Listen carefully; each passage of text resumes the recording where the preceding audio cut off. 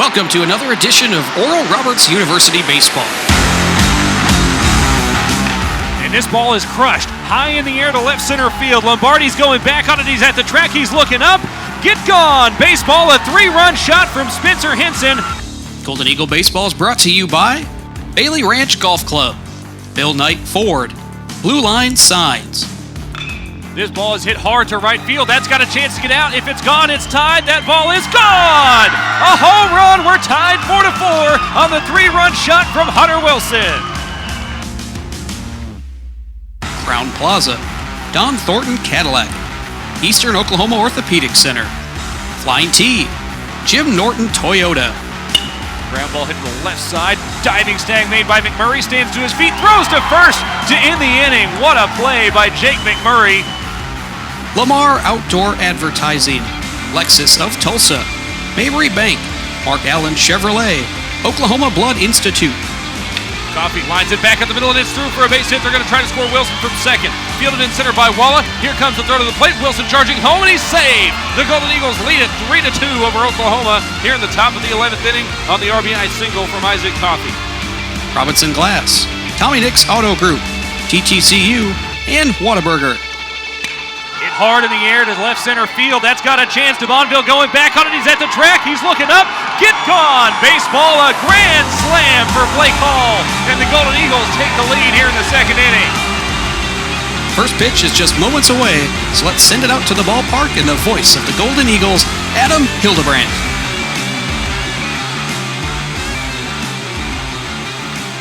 Good afternoon, everyone, and thanks for tuning in to Golden Eagle Baseball here on the ORU Sports Network. Adam Hildebrandt with you as Oral Roberts gets into day 2 of Summit League tournament action. Oral Roberts with a win yesterday, 5-2 over South Dakota State to propel itself into the Summit League tournament semifinals. Omaha got the day off yesterday because of a delay in the schedule that began back on Wednesday night. ORU's opener against South Dakota State was delayed, unable to be played that evening, and so they played yesterday morning instead. Omaha with a 15-9 win in the tournament opener, all the way back on Wednesday afternoon. Got a little interesting late. Western scored 7 runs in the ninth of that game. Western has since been eliminated from tournament contention, but it'll be the Golden Eagles and the Mavericks playing for a spot in the Summit League Championship, and a big leg up because if you can get there without a loss, then you would have to lose twice to drop the championship series. So you have a big chance here to really stake your claim and a big advantage going into tomorrow. Before we get further into this contest, let's take a listen back to the highlights of yesterday's contest.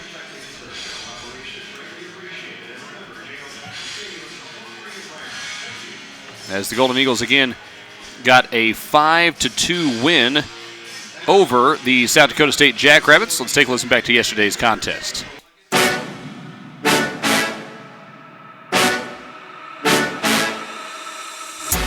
And Henson gives it a ride to left field. That ball is way out of here. The Golden Eagles are on the board 2-1 on Spencer Henson's jack here in the third inning. Sunshine peeking through, a line drive hit to left, pace coming in on it. He lays out and makes the catch in left field. The first pitch of the inning is hit high and deep to left field, and Isaac Coffey has tied this game 2-2. Staring in, getting the sign from Riley Kaiser. Here's the 3-2. Breaking ball drops in the front door for strike 3. Josh McMinn is now in sole possession of 5th all-time on the strikeouts list as a Golden Eagle. Currently 84 degrees here in South Tulsa. Henson puts a charge in another one. This is deep to center field at the wall. It's looking up. It's gone! Spencer Henson with his second home run of the game, and ORU leads it 3-2 here in the top of the 5th inning.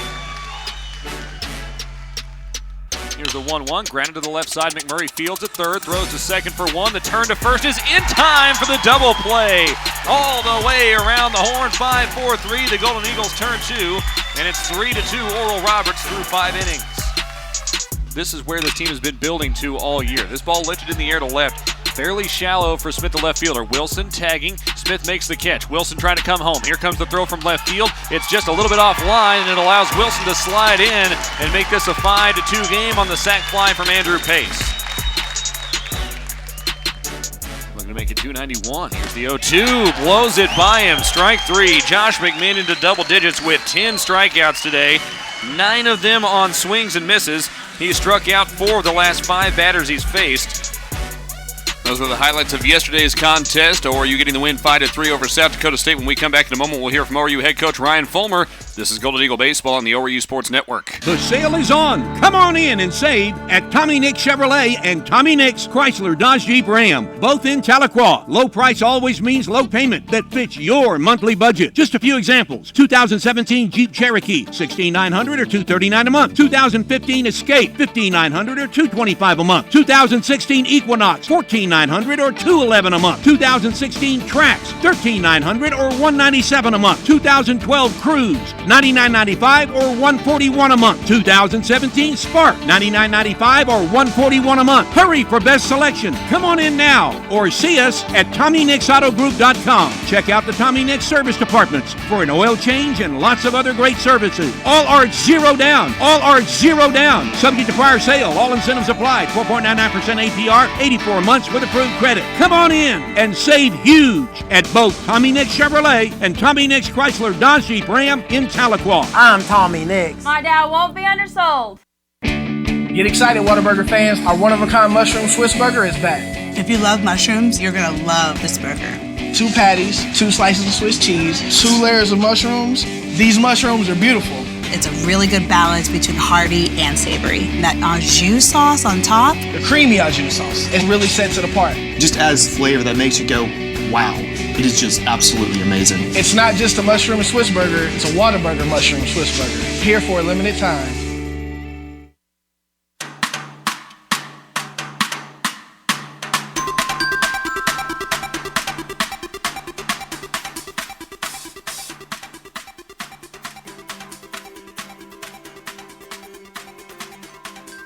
Welcome back to Golden Eagle Countdown. We're joined pregame by ORU head coach Ryan Fulmer. And, Coach, getting ready to take on Omaha, a team that you just played a week ago. How does having played a team so recently, especially in terms of seeing pitchers and things like that, impact today's game?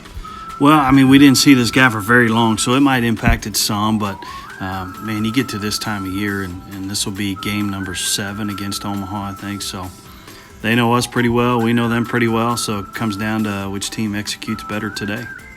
And your team got execution all across the board yesterday. And you mentioned that you felt like the offense really performed well, even if they weren't always getting hits. So let's break that down a little bit more. What did you see in that offense yesterday? We hit a lot of balls hard. I think, the goal when you walk to the plate is to put a good swing on some and hit the ball hard. And I thought we did that a bunch yesterday.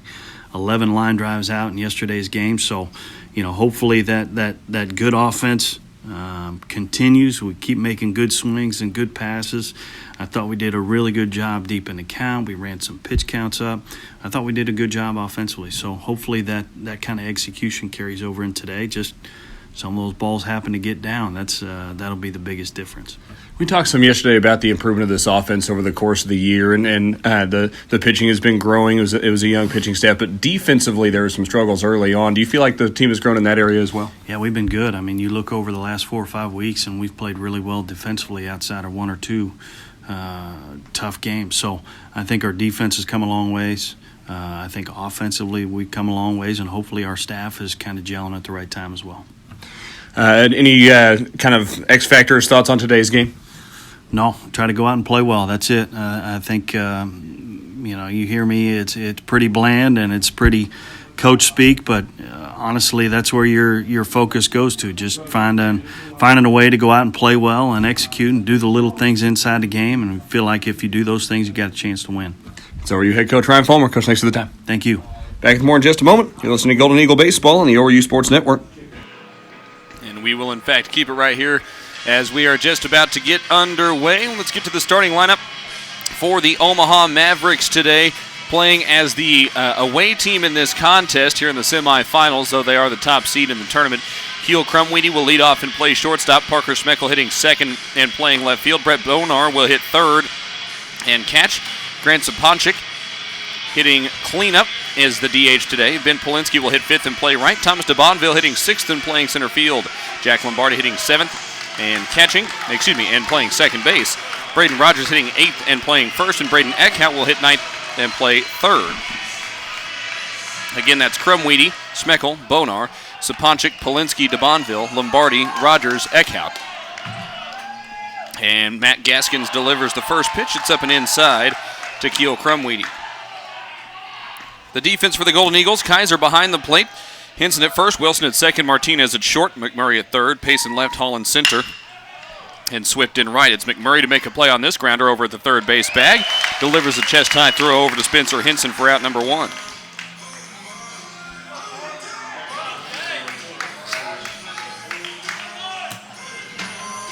This is a matchup that took place just, let's see, today is Friday, so actually a week ago today, as a matter of fact. Not only the teams playing each other, but the starting pitching matchup as well. Or you got a 9-8 win in that contest. Here's a line drive to left off the bat of Parker Smeckel, and we have our first hit of the game. It goes to the Omaha Mavericks.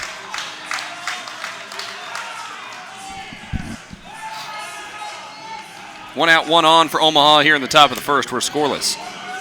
Gaskins went 6 innings, allowed 6 hits, 3 runs, all of them earned, struck out 4 and walked 1. Picking up the win to move to 5-4 on the year. More on his counterpart, Joey Machado, in a little bit, but Machado just returned from an injury. That was his first outing back a week ago. Here's a foul ball over the left side. Brett Bonar falls behind in the count, 0-1 to Gaskins. Matty on the year, a 5.45 ERA, record of 5-4, 14 appearances, all of them starts. He's thrown 2 complete games, 72 and 2/3 innings pitched. He lost one of those complete games, believe it or not. He's allowed 77 hits, 46 runs, 44. The Mern struck out 49 and walked 32. Ball 1 is up and away to Brett Bonar.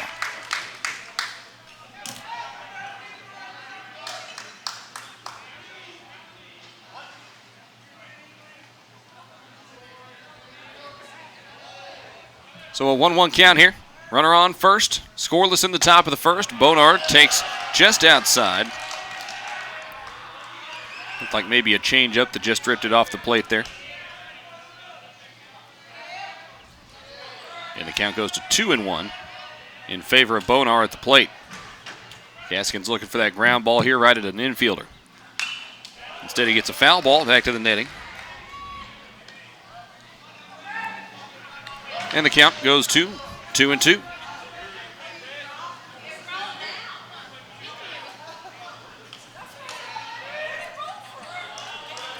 Smeckel still over on first after his single to left. Gaskins from the stretch. A pop foul. Heads up. That came through the netting, hit off of the window there, and then fell down right below me. And hey, little one down and to my right, able to pick up the ball. That'll keep the count at 2-2. That was a crazy ricochet there. And now a swing and a miss on strike 3. Bonar down on strikes. First strikeout of the day for Gaskins. 2 outs. Still that runner over on first.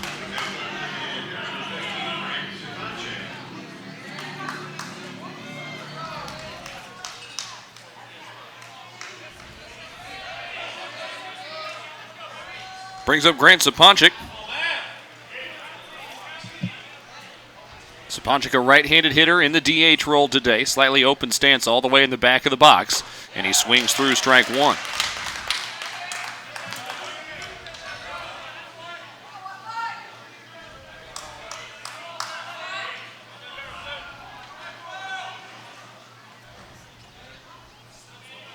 Gaskins got his sign, comes set at the belt. Checks the runner, throws home, a line drive foul. Saponchik was lay on it up the first base side. It actually bounces off the wall and all the way out into right field where Swift will pick it up. Toss it to Jack Rosenberg. Count goes to 0-2.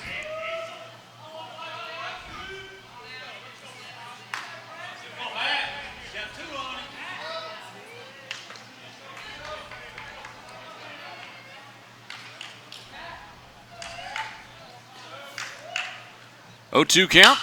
Lifted in the air, right side. Shallow right field. Wilson, the second baseman, back for it, waving off everybody. And he makes the catch for out number 3. So a single for Omaha in the first, but no more. And we're tied 0-0 as we go to the bottom of the first inning. Just 12 pitches for Matt Gaskins in the first. We'll give you the Golden Eagle lineup when we return in a moment. This is Oral Roberts Baseball here on the ORU Sports Network.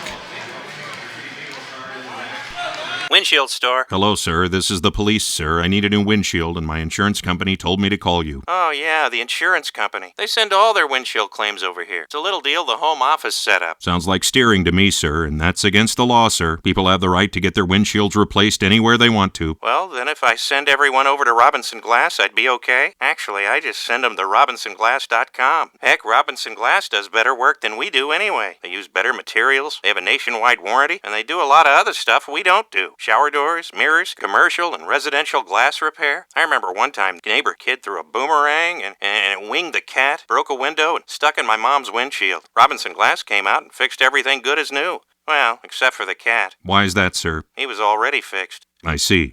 Robinson is all you need to know about glass. Robinson Glass. Sir, I'm afraid I'm going to have to run you in after all. Well, why? For the worst cat joke I ever heard. There's got to be a law against that somewhere.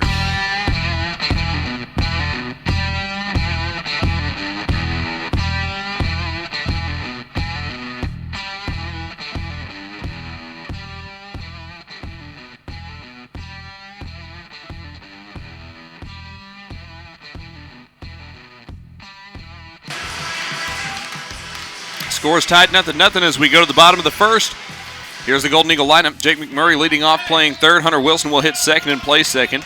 Spencer Henson batting third and playing first. Riley Kaiser catching it in the cleanup spot. Andrew Pace hitting fifth and playing left. Isaac Coffey will DH and hit sixth. Hunter Swift will hit seventh and play right. Blake Hall hitting eighth and playing center field. And Anthony Martinez hitting ninth and playing shortstop. First pitch of the bottom of the first inning is a fastball that's in for a strike to Jake McMurray. So again, that's McMurray, Wilson, Henson, Kaiser, Pace, Coffey, Swift, Hall, Martinez. 0-1 on its way to Jake McMurray. Grounded back up the middle. A two-hopper up to the shoulders of Crumweedy at short. And he throws across to get McMurray for out number one.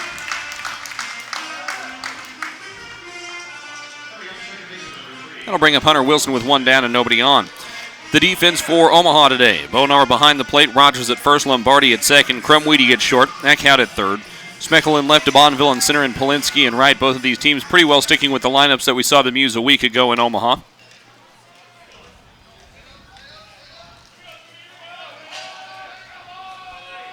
First pitch home to Hunter Wilson. Upper half of the zone. Called a strike on the outside third. Count moves to 0-1. Joey Machado has thrown three pitches. They've all been in the zone. It's a little bit different than last week when he really struggled. This one comes inside, nearly hit Wilson. He just scooted out of the way. Now, I will say this, of the pitches that Machado's had in the zone so far, a lot of them have been elevated. That's going to get dangerous as he works through this lineup. Machado just an inning and a third. Last week allowed 5 hits, 5 runs, all of them earned. No strikeouts, 1 walk. And ball 2 is up high here to Hunter Wilson. It's a 2-1 count as Cowboy works ahead.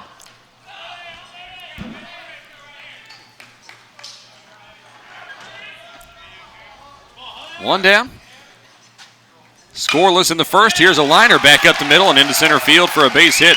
Crumweedy took a hard step at that off the bat there, and I thought he might lay out for it, but elected not to. Hunter Wilson is on with a single ahead of Spencer Henson. Henson had a heck of a day yesterday. 3 for 3 with 2 solo home runs, and he was intentionally walked twice late in that game. We'll see what Omaha elects to do with him here. Every indication right now is that they're going to go ahead and pitch to him, or at least throw pitches. They may pitch around him. Machado comes set. You always like to have a runner on in front of Henson. And you'd like to have 3, obviously, especially considering he hit 2 home runs yesterday. Ball 1 is up and away, and again, an elevated pitch there from Joey Machado. That is playing with fire against a bat like Spencer Henson. Pickoff move behind Wilson over at first. He's back in safely. The hard shift is on defensively for Omaha. Eckhout in a fairly standard spot, maybe hugging the line just a little bit at third. Crumweedy splitting the difference between second and third, and Lombardi over on the shortstop side of the second base bag. Here's the 1-0. Up and in. Henson took a big hack at it anyway and fouls it back out of play. Evens the count at 1-1. I think Henson saw up there, went ahead and cut at it. That one was probably up and out of the zone, so hard to get to. Light wind blowing from right to left today, very similar to yesterday except for not as strong. Here's the 1-1. That one's low and in for a ball.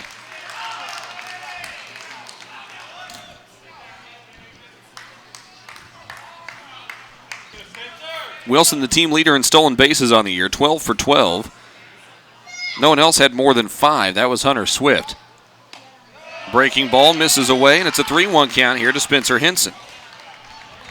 With that said, Wilson hasn't shown any desire to try to take off in front of Spencer Henson here and potentially take the bat out of his hands. 3-1 count, 1 down. The pitch home. Way away on the breaking ball, ball 4, and Henson draws the walk. And that pushes Wilson into scoring position at second base and brings up Riley Kaiser.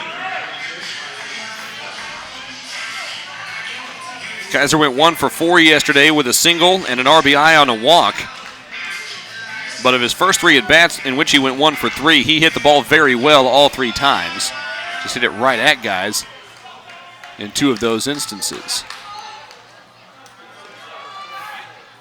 Let's see if Kaiser can come up with a big swing here. He almost took one out right after Henson in the 5th inning yesterday. Runners on first and second, 1 out, scoreless in the bottom of the first. Riley Kaiser trying to change that. He takes a fastball, well located on the outside corner. That is about as well located of a pitch as we've seen from Joey Machado to start this game. Again, just his second start back from injury, in which he missed 3 starts.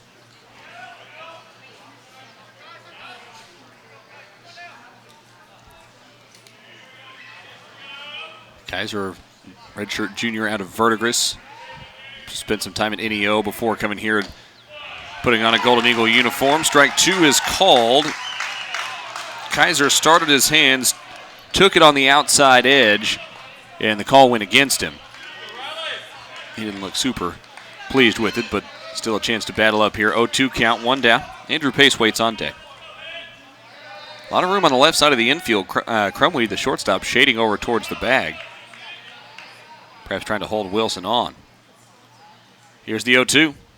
Line through the left side of the infield for a base hit. They're waving Wilson around third as it's fielded by Smeckel. He'll fire home, and the throw is not in time. A head-first dive for Hunter Wilson, and Oral Roberts leads 1-0 here in the bottom of the first inning. An RBI single from Riley Kaiser.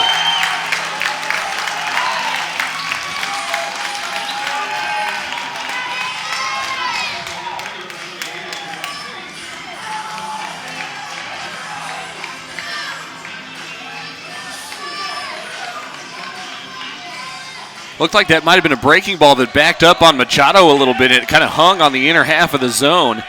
Kaiser able to turn on it and hit it past the diving third baseman Eckhout. 1-0, Oral Roberts, still only 1 out, still 2 on. Henson now at second. Kaiser on first for Andrew Pace. Time is called, and Machado waves his catcher Bonar out to him. That'll be the first mound visit of the day for the Mavericks.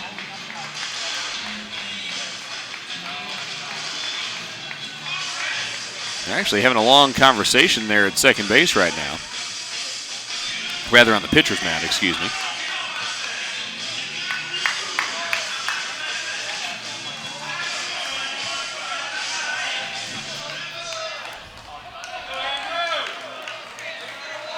One down as we're about ready to get back to action.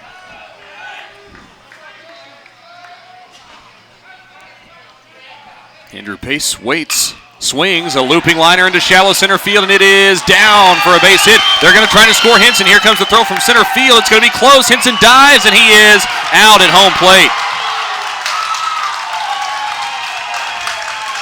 Henson arguing his case at home. The ball beat him there, though, and it's going to be tough to get that call, even if you think you got under the tag.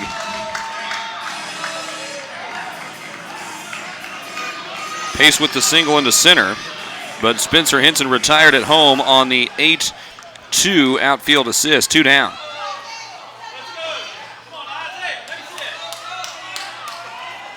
That brings up Isaac Coffey. Hit a home run yesterday, his 6th of the year. He led Summit League freshmen in that category this season. He swings through a curveball for strike one.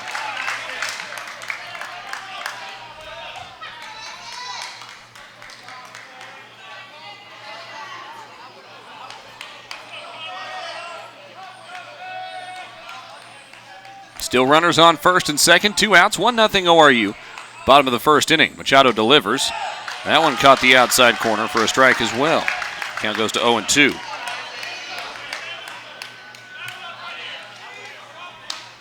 "17 pitches for Joey Machado here in the first inning. It was a 2-strike pitch, an 0-2 pitch for that matter, that Kaiser hit to left for the RBI single a moment ago. He's on second base and can be running on contact with 2 outs. Ball one misses low and in, and that was part of the tough thing about that play for Spencer Henson a moment ago, trying to score from second. He had to hold up briefly to see if DeBonville was going to get to that ball in center field. It hung up in the air just a little bit, and it was DeBonville made it a close enough play in terms of catching it in the air to give himself a chance to throw out Henson at home. There's the 1-2 to Coffey. Fouls it back on a breaking ball. Omaha got 6 innings out of their starter, Peyton Kinney. Mark Ersman did have to throw 57 pitches out of the bullpen in that contest. Jackson Gordon threw just shy of 30, so he's surely available today with the day's rest in between.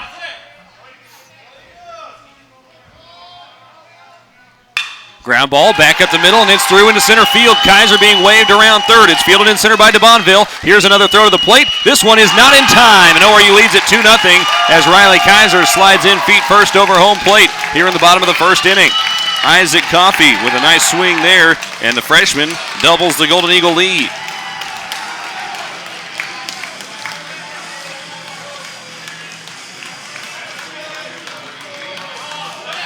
And there again was that difference we just talked about with the ability to go on contact. Not to mention this one was on the ground, so that also makes a difference. But with Kaiser going on contact there, gave him a chance to get all the way around and get home, despite a nice field and another nice throw from DeBonville in center. 2-0 Oral Roberts, and now here's Hunter Swift trying to keep the inning going. Runner still on first and second with 2 outs. 4 hits in the inning for the Golden Eagles. Strike one just catches the outside corner. Our umpire crew today: Mark Hutchison behind the plate, Andre Lanoux at first, Jason Harstick at second, Andrew Fulton at third.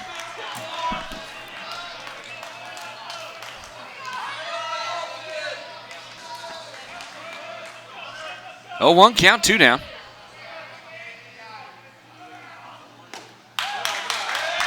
That one just missed off the outside corner, despite the frame job from Bonar behind the plate. Count evens at 1-1. Our umpire crew today going with the black shirts on top of the gray pants, and it's on a day like today where it's going to be sunny and warm all day, that is going to get warm real quickly. Already mid-80s here in South Tulsa. Here's the 1-1. Fouled off over the left side from Hunter Swift, and the count goes to 1-2.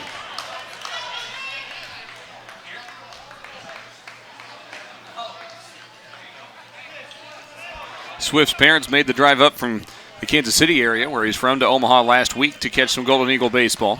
They had a really good contingent there in Omaha last week. We got obviously an even better one here at home for the Summit League tournament. 1-2 count. 2 down. The pitch home is low, and the count evens at 2-2.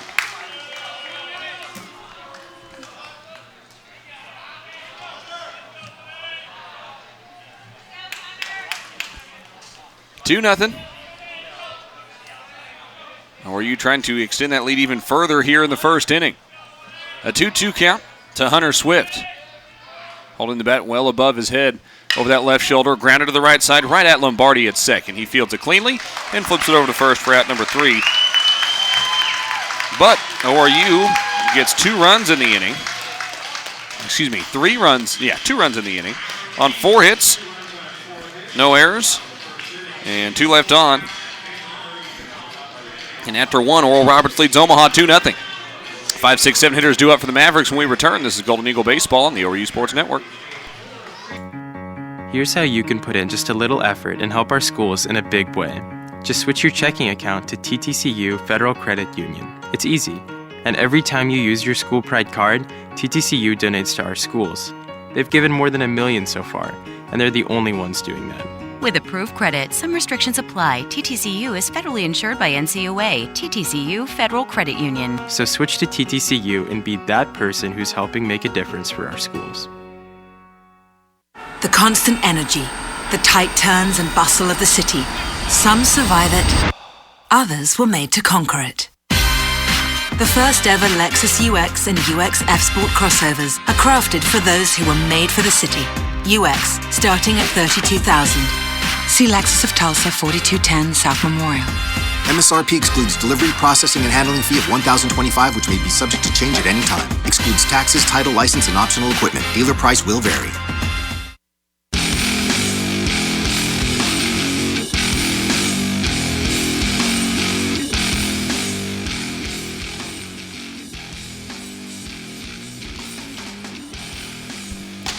The first pitch of the top of the second inning is a fastball that hits the inside corner to Ben Polinsky. Just 12 pitches through the first frame for Matt Gaskins. Now the 0-1 on its way. Lifted foul over the first base side. 0-2 now.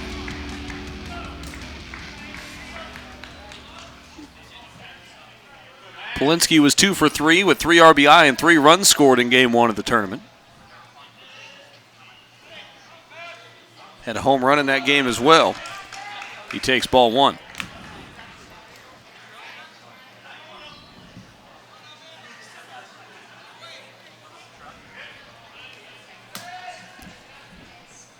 Here's the 1-2. Lifted to left, heading towards foul territory. Pace unable to quite get there. Wow, nice catch off the ricochet, however. It's foul ball. And the count stays at 1-2.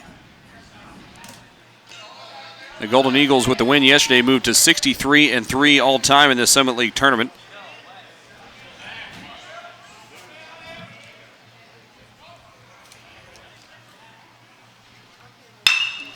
Ground ball hit through the left side. Really kind of a sinking line drive, and Polinsky's on with the leadoff single. He continues to have a hot bat here at the Summit League tournament. 1 on, nobody out for Thomas de Bonville. ORU leads 2-0 as we play here in the top of the second. Omaha joined the league when the Golden Eagles left the league for the Southland Conference. ORU, of course, would return 2 years later. The Golden Eagles all-time. Well, let me take a look here. ORU has, in fact, never played Omaha in a Summit League tournament game. Here's a fly ball lifted to left. Pace is back for it. Looks like he'll have plenty of room. Then he makes the catch for out number 1.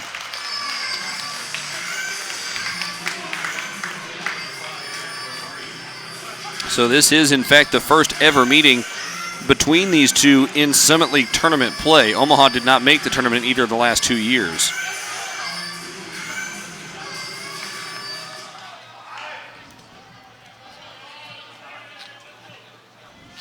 ORU 4-2 against the Mavericks this year. 1 down, 1 on for Jack Lombardi. He fouls one off the end of the bat for strike 1.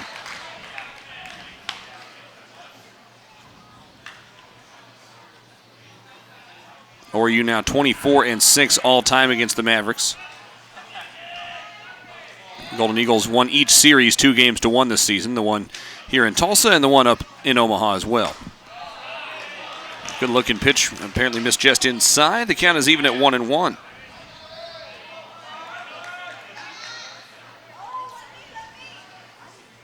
One out, 1 on. Double play within the inning. ORU leading 2-0. Out hitting Omaha 4-2 so far. The Golden Eagles winning yesterday's contest against South Dakota State despite being out hit in that game. It was the 5th such win for the Golden Eagles this season. Here's the 1-1. Heads up line foul off of the seats. Sent a couple of folks ducking out of the way down there. And the count is now 1-2 to Jack Lombardi. Lombardi hit just .250 in Summit League play this year, but that was 14 points better than his overall average. Sophomore out of Park Ridge, Illinois. Takes a fastball. Boy, that looked awfully good, but deemed a ball just off the outside corner. count is even at 2-2, 1 out.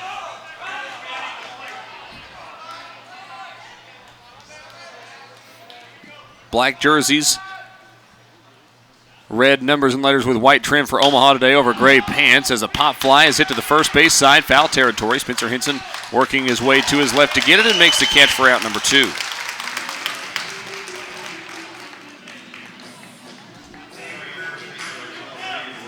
Polinsky still stuck over at first. 2 down now in the inning, and it's Braden Rogers coming to the plate for Omaha. Again, black jersey, gray pants, black hats with the O logo on the front for the Mavericks today. The Golden Eagles with the gold jerseys, white pants, blue hats with the gold brim and the Eagle logo on the front. Oral Roberts 5-3 in this uniform combination this year, 8-4 in this hat.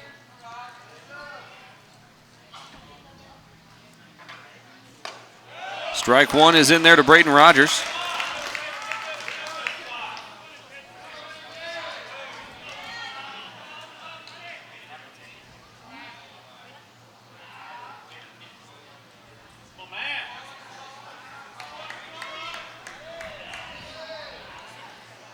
Oh, 1 count. Missed away. And the count is even at 1-1 to Braden Rogers. Rogers hit .267 this season. .278 in Summit League play, so a slight uptick again for him as well. Here's the 1-1. Foul back into the netting. And the count is 1-2. 1 for 4 on Wednesday in the 15-9 win was Rogers, but he scored 3 runs in the contest. Omaha got out to an early lead. They scored multiple runs in the 2nd, 3rd, 4th, and 5th innings of that contest. This ball lifted to right, tailing towards foul territory, and it is indeed foul. It actually looks like it had enough to leave the yard out there in right, but again, foul ground, and so the count will stay at 1-2 to Braden Rogers. The wind blowing kind of in from right, but again, not nearly as hard as yesterday. Currently 85 degrees here in South Tulsa, looking at about 10 to 15 mile an hour winds. Slight chance of showers in the area, but nothing like we saw the other night. Here's the 1-2. Again lifted, foul over the right side, and the count will stay there. Rogers, an Oklahoman, out of Enid.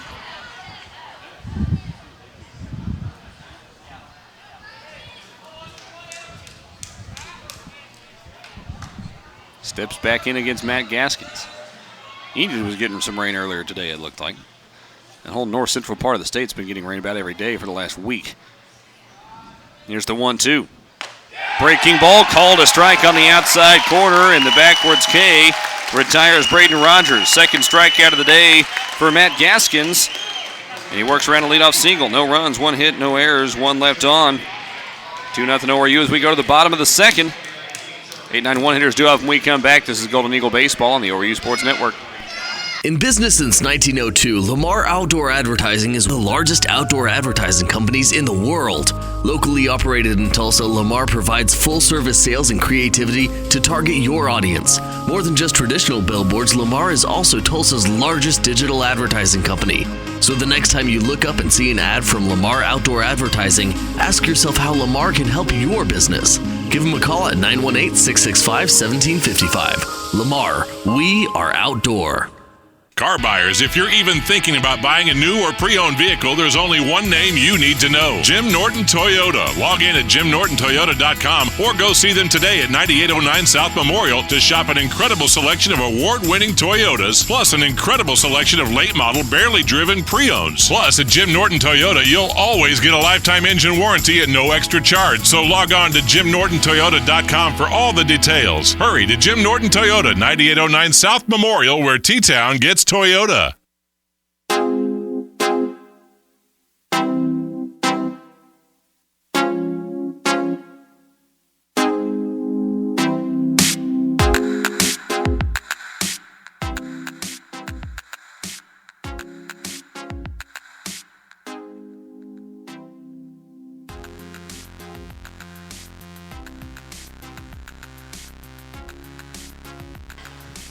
Blake Hall fouls pitch number 1 at the bottom of the second back into the netting for strike 1.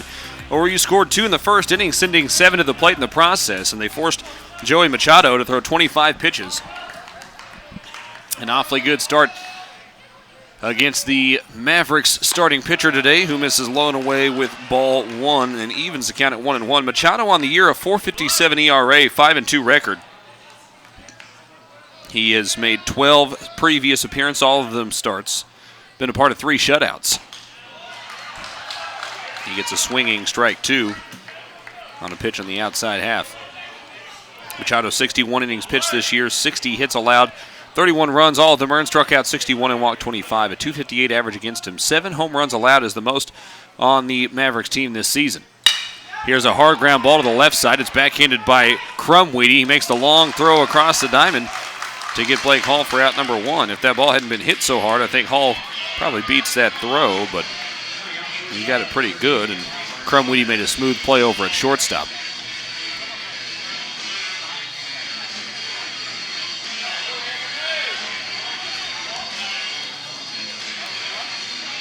Crumweedy, the second team all-league selection for the Mavericks this year, and that defense is certainly part of the reason why. And in fact, the defense as a whole for the Mavericks has been really good as Anthony Martinez swings through strike 1.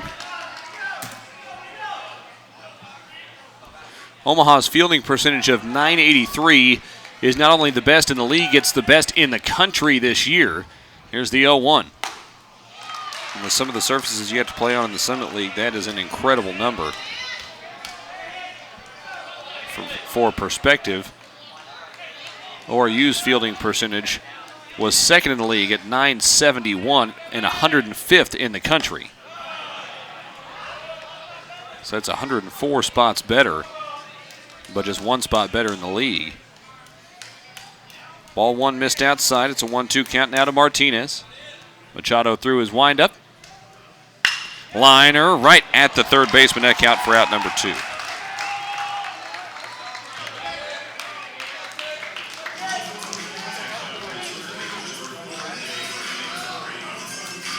Two down now, nobody on for Jake McMurray.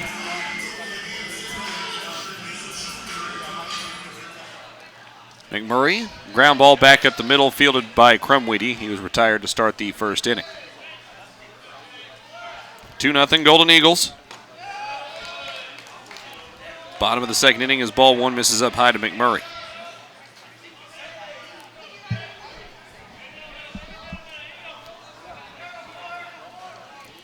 Machado delivers the 1-0.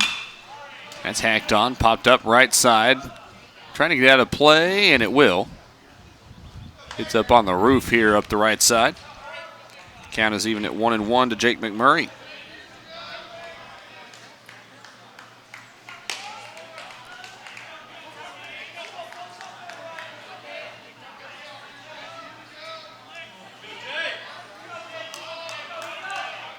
Jake steps back in the right-handed batter's box. White and green bat over his right shoulder. And a strike called on the outside corner. McMurray in clear disagreement. He wasn't demonstrative necessarily, but you could tell he wasn't so pleased with that call. 1-2 count, 2 down. ORU 2 runs on 4 hits in the first inning. And McMurray fouls one back to the backstop. Keeps the count at 1-2. He had a chance at that elevated fastball, just couldn't quite catch up to it. And again, that's been part of Machado's problem. Certainly in the first inning was he left quite a few pitches up in the zone, or he was able to get the bat on him really solid. Came up with 4 hits in that first inning. This one just below the knees, ball 2. McMurray working a nice at bat here. He's seen 5 pitches already.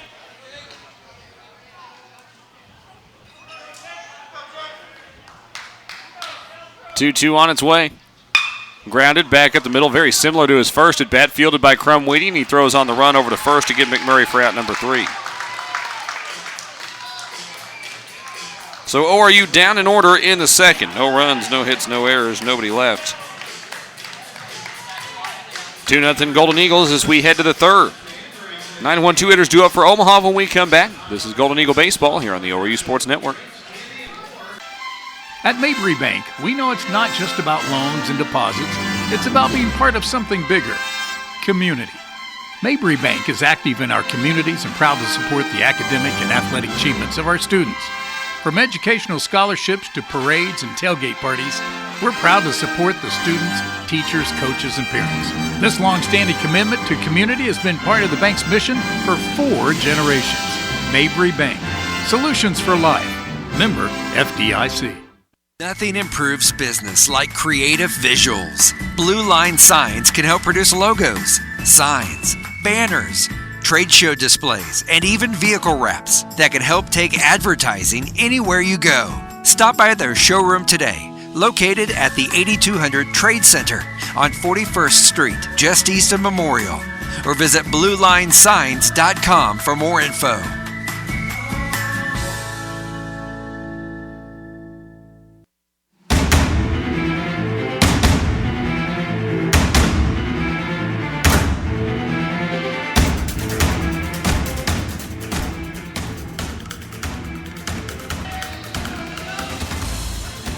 Braden Eckhout will lead off the top of the 3rd inning for the Omaha Mavericks, and he takes ball 1 up and in. Keel Crumweedy, Parker Schmeckel will follow. The 9-1-2 hitters due up.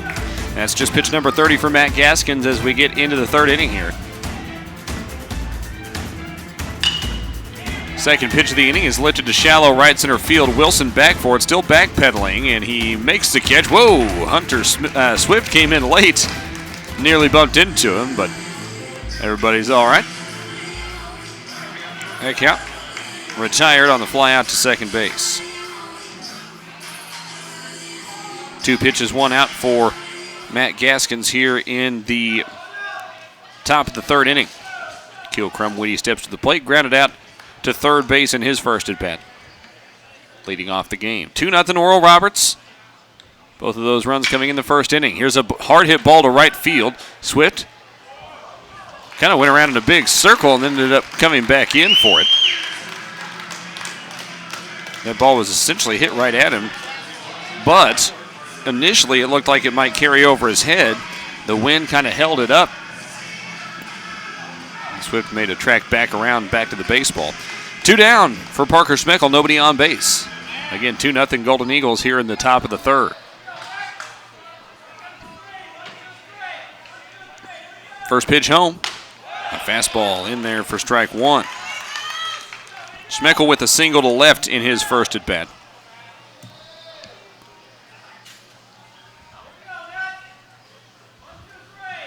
Gaskins working through his windup, working quickly as usual. A liner just past Jake McMurray, who laid out for it at third base. Just couldn't quite get the glove down to it, and it's the second hit of the day for Parker Schmeckel. Schmeckel, a first-team outfielder in the Summit League this year, improving his medal in the tournament so far as well. Here's Brett Bonar. Bonar, a second-team All-Summit League selection.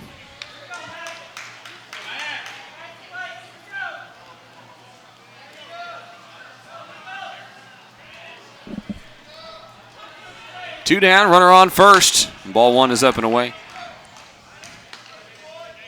2-0 ball game. Oral Roberts leads. That's the 3rd hit of the game for Omaha, but Schmeckel has 2 of them. 1-0 count. Lifted in the air to right. Swift coming in on it. It actually holds up shallow, and the second baseman Wilson back for it again for out number 3. So again, a base runner, but no runs for Omaha in the 3rd inning. They're yet to get a guy past first base. No runs on 1 hit, no errors, 1 left on.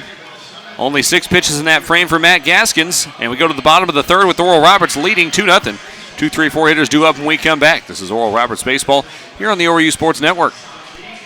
Hello, Oklahoma. I'm Mark Allen Buick GMC. Now, I know you have a lot of questions out there when you're considering buying a vehicle. So go to our website, markallenbuickgmc.com/ask Mark, and let it rip. I'll be happy to answer any question you have. Mark Allen Buick GMC. Let's do business. Hello, Oklahoma. I'm Mark Allen Chevrolet. Now, when it comes to service, we have one of the largest service departments in the state of Oklahoma. Say hello. Hey. And we have 50% off on oil changes for all makes, all models, every day. Come see us. Mark Allen Chevrolet. Let's do business. Strong, bold, fearless. Which best describes you? Give blood with Oklahoma Blood Institute and receive your choice of one of 3 great t-shirts, each with its own encouraging saying. Visit Oklahoma Blood Institute Tulsa on Facebook for blood drive details. Feel good? Give blood with Oklahoma Blood Institute.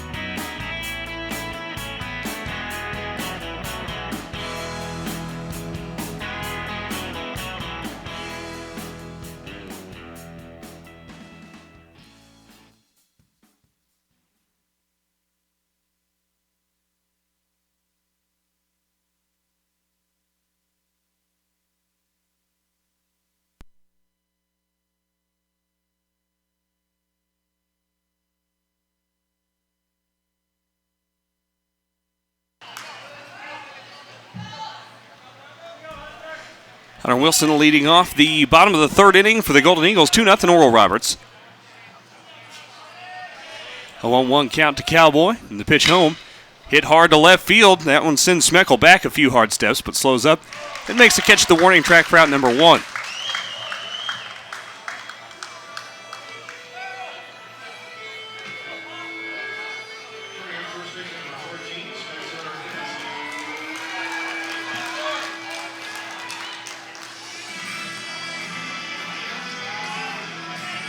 Brings up Spencer Henson with 1 out and nobody on. That's when he took his 2 biggest swings yesterday. 2 solo home runs. Henson takes ball 1 low.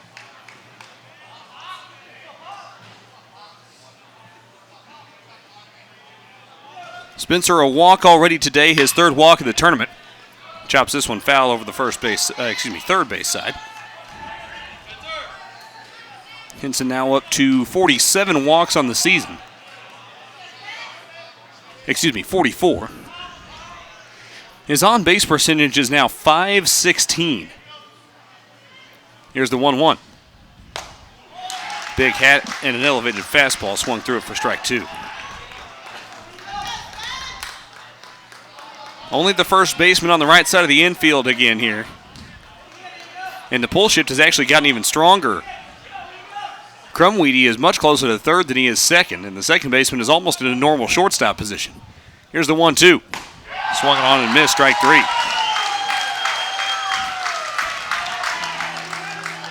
That's just the first strikeout issued by Machado. As we play here in the bottom of the 3rd inning, 2 down, nobody on for Riley Kaiser. Kaiser came through with an RBI single to score the first run of the game back in the 1st inning.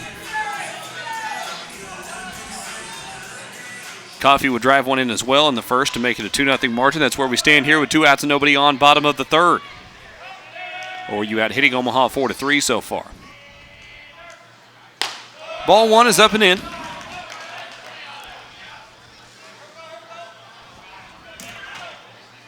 And even if you're not scoring runs, you want to continue to have good, long at-bats against Joey Machado, try to get him out of this game. 1-0 on its way. Lifted in the air to center field. Back and to his left is DeBonville. Starts backpedaling on it just a little bit and makes the catch for out number 3. So ORU down in order for a 2nd consecutive inning. That time Machado needed only 9 pitches to do it. No runs, no hits, no errors, nobody left. 2-0 Oral Roberts as we go to the 4th. 4, 5, 6 hitters due up for Omaha.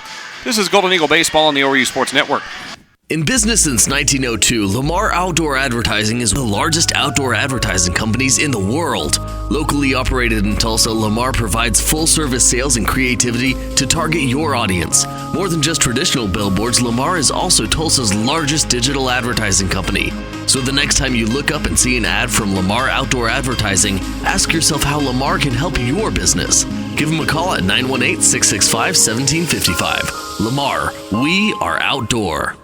The sale is on. Come on in and save at Tommy Nix Chevrolet and Tommy Nix Chrysler Dodge Jeep Ram, both in Tahlequah. Low price always means low payment that fits your monthly budget. Just a few examples. 2017 Jeep Cherokee, $16,900 or $239 a month. 2015 Escape, $15,900 or $225 a month. 2016 Equinox, $14,900 or $211 a month. 2016 Trax, $13,900 or $197 a month. 2012 Cruise, $99.95 or $141 a month. 2017 Spark, $99.95 or $141 a month. Hurry for best selection. Come on in now or see us at TommyNixAutoGroup.com. Check out the Tommy Nix service departments for an oil change and lots of other great services. All are zero down. All are zero down. Subject to prior sale. All incentives applied. 4.99% APR, 84 months with approved credit. Come on in and save huge at both Tommy Nix Chevrolet and Tommy Nix Chrysler Dodge Jeep Ram in Tahlequah. I'm Tommy Nix. My dad won't be undersold.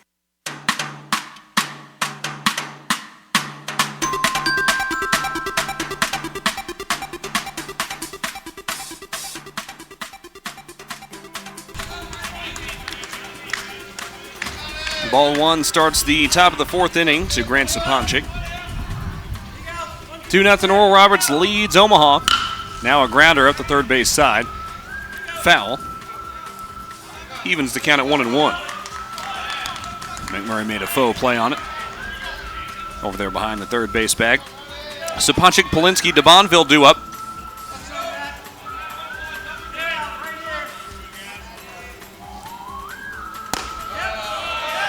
Kaiser frames one, but can't get the call. It's a 2-1 count to Grant Saponchik.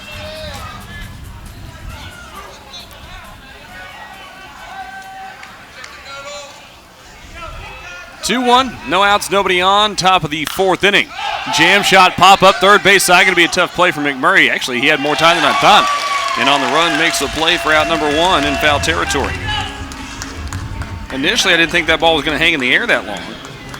McMurray got a good jump on it. And it had just enough elevation to allow him to run underneath it.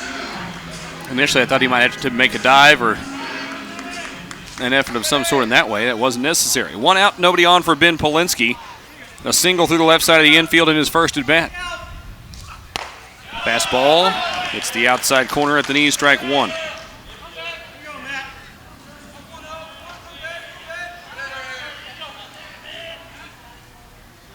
Polinsky, one of the three hits for the Mavericks so far. Swings through, strike two. His elbow guard popped off. Well, that looked really goofy and painful, just the way that swing finished and the elbow guard flying off, but everything appears to be okay. So Polinsky with one of the hits, Smeckel with the other two. Matt Gaskins continues to pitch aggressively and well, for that matter. As ball one misses up high, tried to elevate a fastball, got it maybe a little too much underneath it. I don't think he was trying to hit the zone to begin with, but that one was way up high. 1-2 count, one out.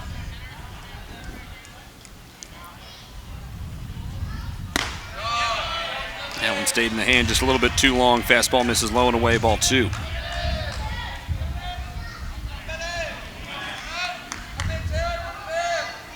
Omaha has had a base runner in every inning so far, including getting the leadoff man on in the second. Here's an appeal down to first on a check swing. He did not go around, according to our third base umpire today.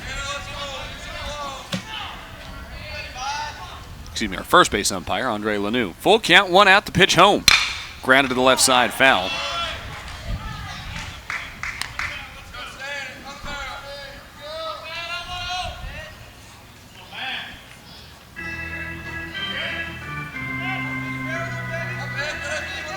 Omaha in its 72nd year of baseball. 105 and 91 all time in the Summit League as ball four is just up and in. That's the first walk issued by Gaskins today.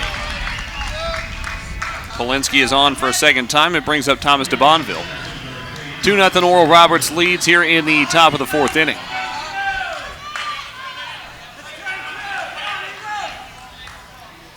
Gaskins will again switch to and work from the stretch. That was the longest at bat of any player against Matt Gaskins today. 7 pitches in that at bat drawn by Ben Polinsky. One out, one on first. Fastball is up high.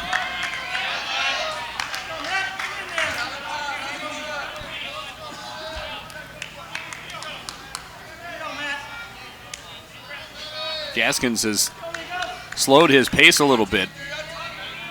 Certainly on the field turf, not to mention the sunny and humid conditions, that will take a lot out of you. It would be important for him to be resting and hydrating between innings. Here's the ball hit hard to right, heading towards the corner as Swift gives chase. It rolls all the way to the wall. Polinsky around second, heading to third.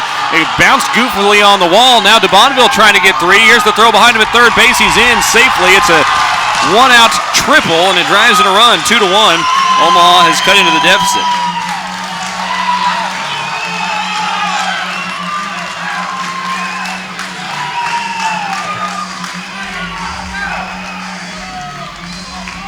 DeBonneville, rightfully so, fired up as he comes into third base. That got the dugout pretty high for Omaha. It's a 2-1 game. Just one out with a runner at third for Omaha. Here's Jack Lombardi.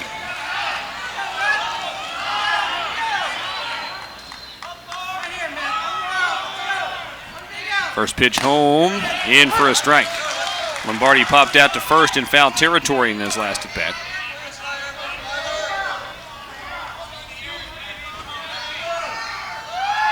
With the tying run at third, that'd be a preferable result here. Infield playing at normal depth. Ball one misses low and away.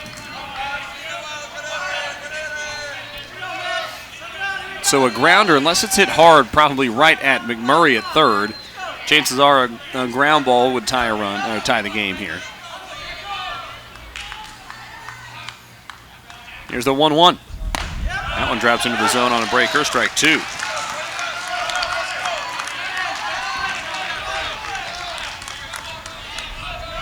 For Thomas DeBonneville,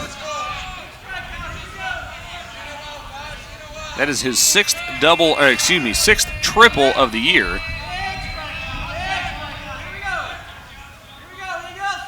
More on that in a moment. Grounder up the third base side, foul. He was already leading the league in 29th in the country in that category, so that'll jump him up even further. Foul ball keeps the count at 1-2 to Lombardi.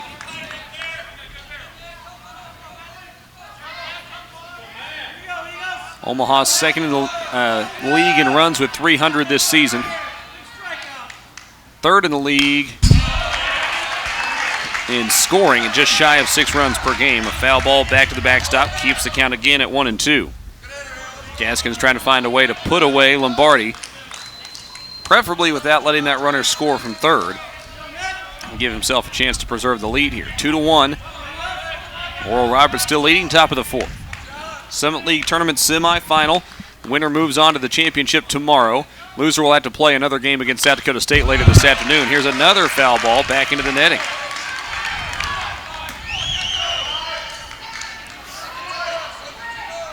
Gaskins had really been pitching to contact and keeping that pitch count low, but he's already thrown 18 pitches in this inning. This is his most strenuous inning of work so far, and he's still only got one out. Here's the 1-2. Oh, good looking pitch on the outside corner. Just couldn't quite get the call. A couple of fresh baseballs run out to our home plate umpire. The count is 2-2. 5 of the 7 pitches in this at bat in the strike zone from Matt Gaskins. Lombardi hasn't put one in play yet. Here's the 2-2. That one is outside for sure, ball 3. He didn't miss by a ton, but that one wasn't quite as close as the pitch before it. Full count now, 1 out. Tying run on third for the Mavericks here in the top of the fourth inning. Matt Gaskins sets at the belt. Exhales, throws home. Here's the ball lifted, foul territory, right side. Spencer Hinson giving a long chase. Does he have room? He does not. That ball hit off the gutter. Hinson ricochets off the wall and jogs back out over to first base. That's a concrete block wall over there, and I'm sure that didn't feel good, but he seems to be okay. Alex Schmidt's out there not only to get the foul ball, but to kind of cover up the hole in the warning track that Henson dug when he went into the wall there. Boy, I really thought that ball was going to get further up the right field line than it did. Nice effort from Henson, but didn't have quite enough room to make the play. Another full count pitch is on its way. This one lifted in foul territory down the left field line, and it is down safely. That is 5 two-strike pitches fouled off by Jack Lombardi in this at-bat. 10 pitches thrown in this at-bat by Matt Gaskins.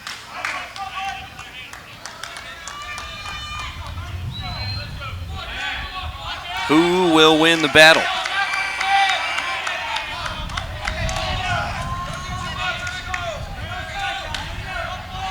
Gaskins again comes set. Misses just inside on a fastball, and Gaskins is visibly upset with the umpire to the point where home plate umpire Mark Hutchison actually came out from behind the plate, and he was upset with Gaskins for arguing. Gaskins disagreeing, my guess would be with a couple of pitches in that at bat. And now here comes Ryan Fulmer out this near end of the dugout.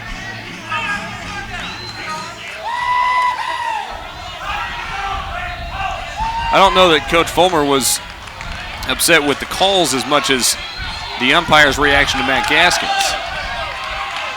Runners on first and third, and a double play would end the inning. Base hit would tie it up. It's 2-1. Oral Roberts leads. Here's Braden Rogers, the senior out of Enid. He hits one hard down the left field line, but well foul. That ball had enough to get out, but he was too far out in front of it, strike one. Rogers struck out looking in his first at bat.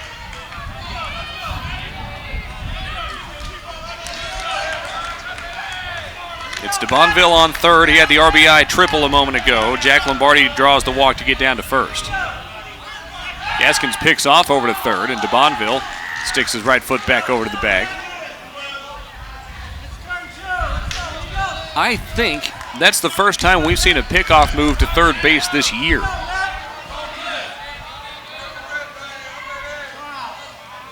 Oh, 1 count. Gaskins throws home. Grounder back up the middle, fielded by Martinez, flips to second for one. The turn to first is in time for the double play.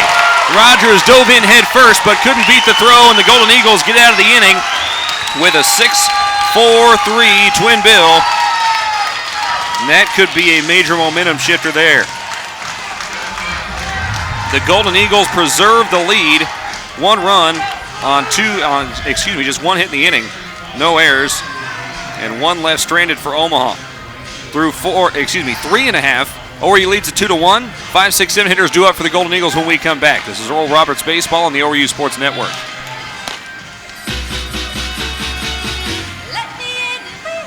This winter is all about decisions, especially when it comes to choosing your new Cadillac SUV, like the 2019 Cadillac XT5. With available features like all-wheel drive with driver modes, go out in style this winter. Way out. The decision is all yours. The stylish and versatile Cadillac XT5. Visit your Tulsa area Cadillac dealer. Looking for a place for your next social or corporate event, team building, tournament fundraiser, or an out-of-this-world birthday event? Call 918-528-7717, 528-7717. And as for group sales, or visit FlyingTGolf.com to let the team at Flying T make your event one for the books. Just call them at 918-528-7717 or online at FlyingTGolf.com. Flying T Golf on the Riverwalk in Jinx.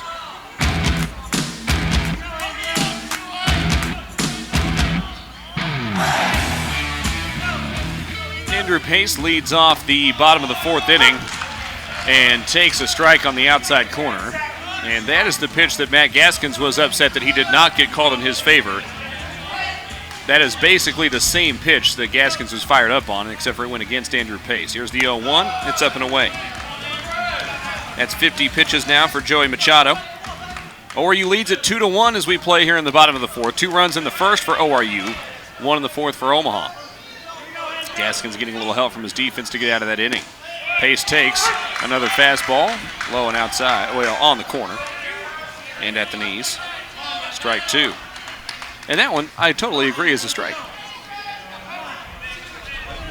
I would actually say that the one that Matt Gaskins was upset about was a strike. Here's the 1-2. That one's in the dirt. Breaking ball that Pace moved his hands on a little bit, but held back. Just now noon here in South Tulsa, or really anywhere in the Central Time Zone, I suppose. This game starting off at 11 o'clock. The loser of this one will take on South Dakota State in a doubleheader later this afternoon. Here's the 2-2 to Andrew Pace. Hit high in the air, center field, tailing back towards dead center. It started out kind of towards right center, and camped underneath it is Thomas DeBonville for out number 1.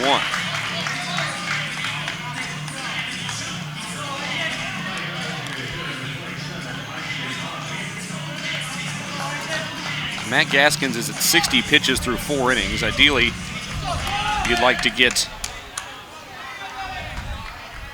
Joey Machado up past that number here in the 4th. Ideally, you'd just like to score a bunch of runs and knock him out of the game that way. As Isaac Coffey checks his swing. Did he go? And the appeal down to first base says yes, he did. So strike 1 to Isaac Coffey, who readjusts his batting gloves and steps back in. Machado threw his windup. Missed inside with a fastball. Machado seems to have settled in a little bit here after that rough first inning in which he faced 7 batters. He left a lot of pitches elevated in that first inning. He's been finding the bottom part of the zone more here in the last 2 or 3.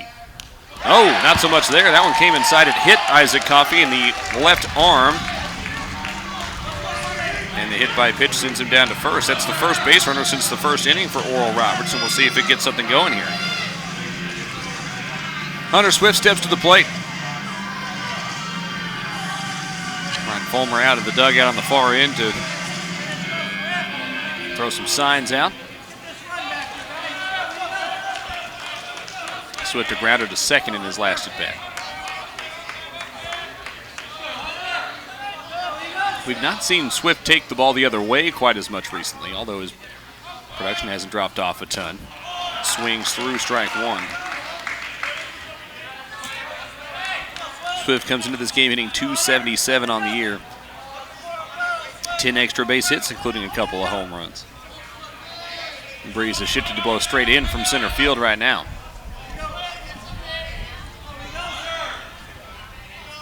Oh, 1 count, 1 down. That one's up and away for a ball. We've reached the point of the year where the grass is green enough in the outfield that it's really pretty tough to tell the difference between the infield turf and the outfield grass at this time of year.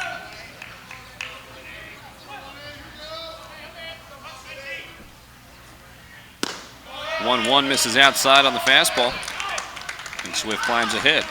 Swift saw 5 pitches in his first at bat. Pitch number 4 coming up next in this one. The Golden Eagles in the gold jerseys today, trying to make yet another appearance in the Summit League Tournament Championship. This one fouled off over the left side, carrying out of play up on top of the outdoor cages over there. Count goes to 2-2 to Hunter Swift. That is now 60 pitches for Joey Machado.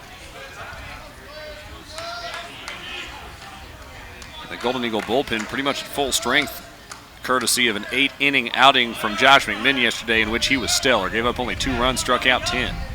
Here's the 2-2. Low and away, ball 3.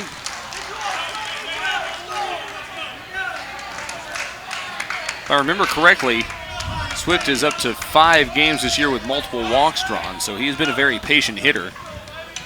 32 walks drawn on the year is 3rd most on the team, behind only Henson and Kaiser. Full count pitch on its way. Isaac Coffey on first, 1 out, 2-1 ORU leads. And a fastball is spoiled over the left side from Hunter Swift. So the Golden Eagles returning the favor a little bit here with some of those long at-bats that we saw from Omaha in the last inning.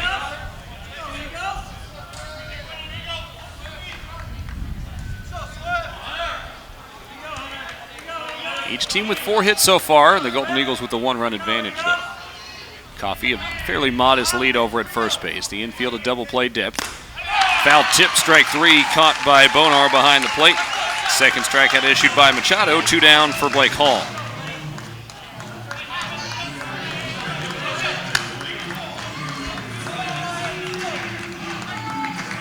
Hall homered last week off of Omaha pitching. What game was that? Let me take a look back here. Hall did indeed hit a home run in game 2 of that series last weekend.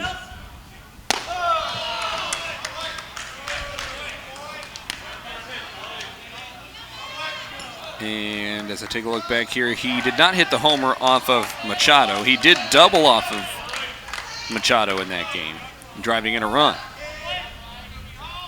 1-0 count to Blake Hall. Swings and fouls this one back into the netting. Count is even at 1-1. Hall a ground out to shortstop in his first at bat on a ball that was fairly well hit on the ground.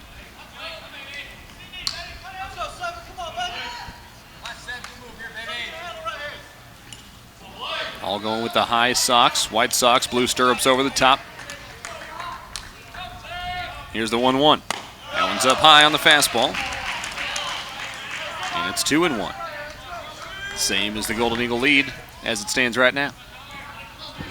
Lots of folks taking shelter, so to speak, underneath the shade of the J.L. Johnson roof today. Another hot one here in South Tulsa. Here's the 2-1 to Hall. Pops up in the air, right side towards the ORU dugout. Will there be space? Bonar is over for it, and in fact it hits off of the roof. Caroms back out towards the pitcher's mound. The foul ball keeps Hall alive in the count. It is 2-2 now. They'll trade baseballs out. After hitting one of those like kind of spiky areas in the roof there, you're going to make sure that ball is slice free, nice and clean and still ready to go. So still a 2-2 count to Blake Hall.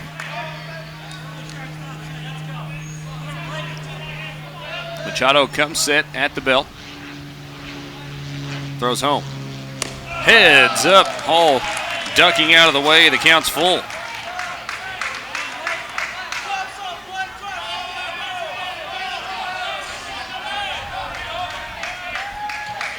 Full count to Blake Hall.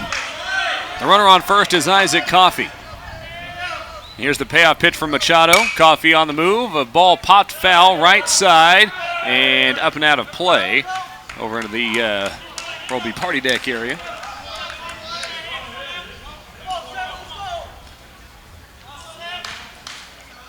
And again, this will be a 7+ pitch at bat on consecutive hitters here.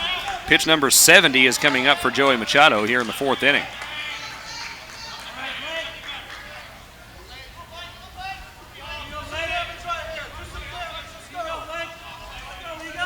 Full count, 2 outs. Again, Coffey will be on the move. Infield playing Hall to pull just a little bit here. Another full count pitch again is foul tipped and caught by Bonar behind the plate. Back-to-back strikeouts in that exact way. However, at least the Golden Eagles forced 14 pitches out of Machado to accomplish that feat. Still no runs on no hits, no errors. 1 stranded for the Golden Eagles in the 4th, and through 4 innings, ORU leads Omaha 2-1. 9-1 2-hitters due up for the Mavs when we come back. This is Golden Eagle Baseball on the ORU Sports Network. I'm traveling a lot, always have a craving for Whataburger. I had to make a connection in Houston, had about an hour. Whataburger just opened at Terminal B. Boom, I need to have a patty melt. The creamy pepper sauce, Monterey Jack cheese, bread's toasted. Grabbed my patty melt, started rushing it back. By the time I got there, the lady was just closing the door. She sees my bag, she goes, sorry, but if you give me your Whataburger, I'll let you on the plane. And I told her, book me on to the next flight. And I was late for work, but it was worth every bite. I don't think anything tops the patty melt at Whataburger. At Mabry Bank, we know it's not just about loans and deposits. It's about being part of something bigger, community. Mabry Bank is active in our communities and proud to support the academic and athletic achievements of our students. From educational scholarships to parades and tailgate parties, we're proud to support the students, teachers, coaches, and parents. This long-standing commitment to community has been part of the bank's mission for 4 generations. Mabry Bank, solutions for life. Member FDIC.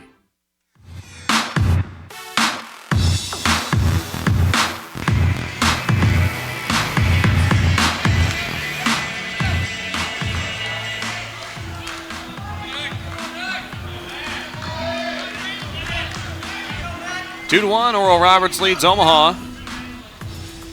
And a ground ball through the left side of the infield starts the top of the 5th inning. Braden Eckhout with the leadoff single.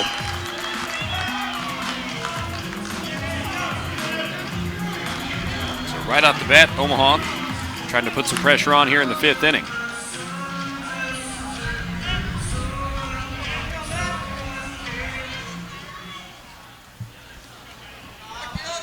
That's the 5th hit of the game for Omaha, and now leading the Golden Eagles in the hit category 5-4. But ORU ahead in the important category, runs 2-1. Here's Keel Crumweedy, 0 for 2 on the day. Strike one is delivered from Matt Gaskins. Gaskins up to 62 pitches. Mark Stearns tuned in from Dallas today to some Golden Eagle baseball. He, like the rest of us, would like this to be a short day for the Golden Eagles. A win means ORU wouldn't play till tomorrow. Pickoff move over to first. Jason Eckhout back diving. Loser of this game has to play again later this afternoon. 0-1 count. No outs, runner on first. That's the tying run over on first base. Squaring to bunt, pulls the bat back, and Crumweedy takes strike two.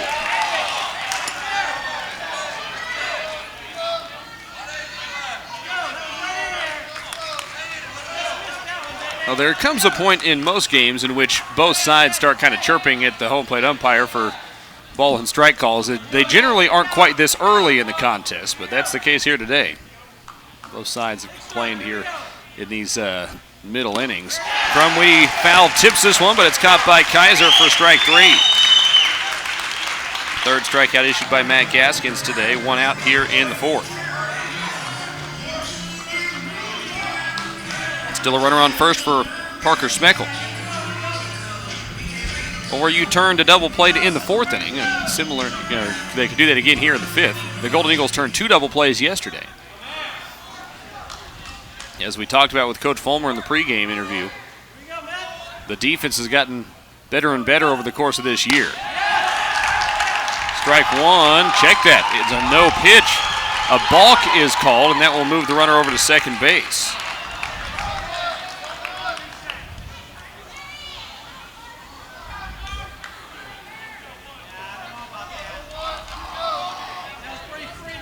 Jason Harstick, the umpire at second base, making the call. My guess would be that Gaskins didn't come to a complete stop when he came set.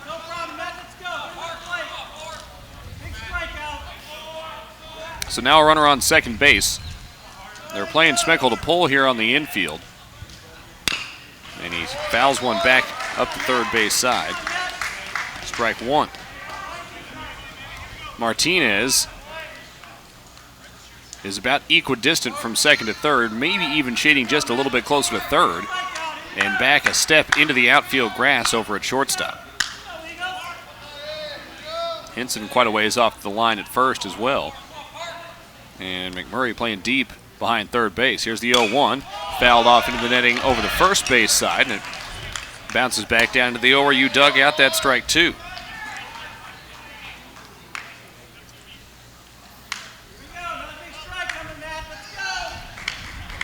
The way Omaha has been improving over the last couple of years here, I could certainly envision a future rivalry growing between these two schools. Omaha, of course, a recent addition to the league, as a foul ball just stays out of the mid of Kaiser. Keeps the count at 0-2.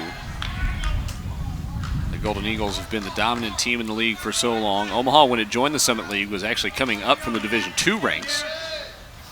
They were a football school at that time. They've since dropped football.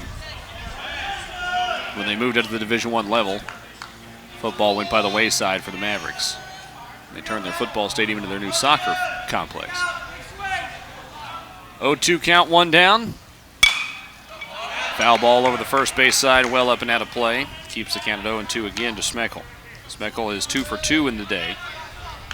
This is as deep into a count as he's worked. He hit the first pitch he saw to left in the first. He hit the second pitch he saw through the left side of the infield in the third inning.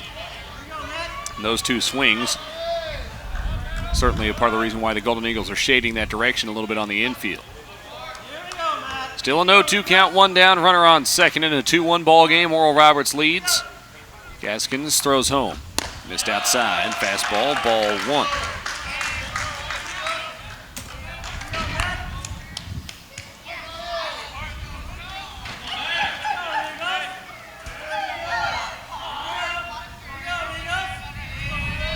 Eckhout had the leadoff single through the left side. Advanced to second on the balk call. Gaskins taking a look at second. Now throws home. Foul tipped and caught by Kaiser. Back-to-back strikeouts issued by Gaskins. 2 down in the inning. 4 strikeouts out of the right arm of Gaskins now today. Brings up Brett Bonar. Bonar 0 for 2 so far. A strikeout and a pop out to second. Now it's Wilson who shades to pull a little bit. The second baseman about 2 steps deep into the right field grass. Hinson well behind the bag at first. Wilson comes in back a little closer to the turf now. 2 down, runner on second. In a 2-1 ball game, ORU leads. This ball hit in the air to shallow center field. Martinez and Wilson both back for it. It's Martinez that appears to have it tracked and makes the catch for out number 3. So the leadoff man gets on, but Oral Roberts able to work around it courtesy of a couple of Matt Gaskins strikeouts and a pop-up to shallow center. No runs on 1 hit, no errors, 1 left. As Omaha has still had at least 1 runner on in every inning, but has only scored 1 time. It's 2-1 Golden Eagles through 4 1/2. Due up in the bottom of the 5th, the 9-1-2 spots. Martinez, McMurray, Wilson. This is Golden Eagle Baseball on the ORU Sports Network. Nothing improves business like creative visuals. Blue Line Signs can help produce logos, signs, banners, trade show displays, and even vehicle wraps that can help take advertising anywhere you go. Stop by their showroom today, located at the 8200 Trade Center on 41st Street, just east of Memorial, or visit BlueLineSigns.com for more info.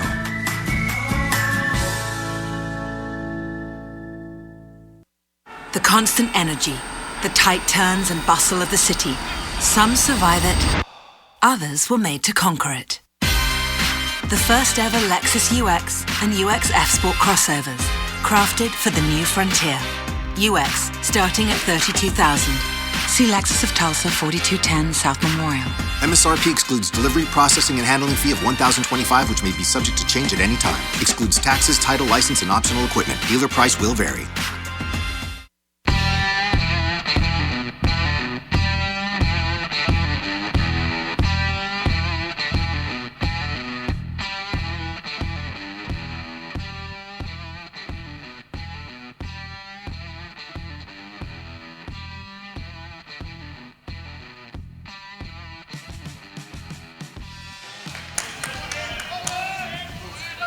Anthony Martinez leads off the bottom of the 5th inning for Oral Roberts, leading 2-1. Being out hit by Omaha right now, 5-4. Ball 1 misses inside. Joey Machado did not allow a run in the 4th inning and faced only 4 batters, but it took him 22 pitches to get through that frame. Here's a ball smoked but foul up the left field line. Martinez around on it a little early. 1-1 count, 1 down. Excuse me, nobody out. Nobody on. Martinez with a line out to third in his first at bat, so he's put the barrel on the ball once today already. Hits this one hard down the left field line. Will Smeckel have room? He will not. That ball's off the bottom of the wall. Martinez heading towards second base, and he's in with a sliding double to lead off the bottom of the 5th inning. Angels in the outfield flying wave for Martinez over there on second base. He's on for the first time today, and that's a great way to start the bottom of the 5th inning as we now turn it back over to the top of the lineup and Jake McMurray.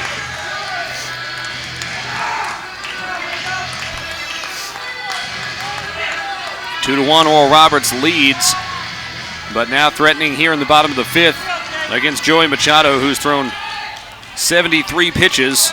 Here's Jake McMurray, 0 for 2, couple of groundouts to shortstop. We'll see if they put the bunt on here. Let's try to get him over to third for Hunter Wilson. McMurray did square to bunt, but he pulls it back. Ball 1 is away.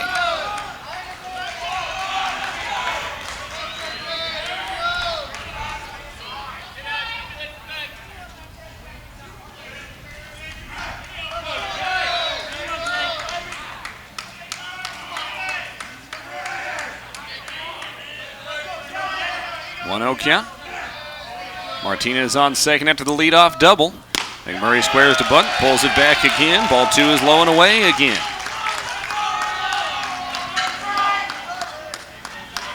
The third baseman, Eckhout, playing in. He's about 3 steps inside of the bag. Playing quite close to the line over there at third. 2-0 count now to McMurray. Machado looks at second, throws home. No bunt on this time. Strike one is in there.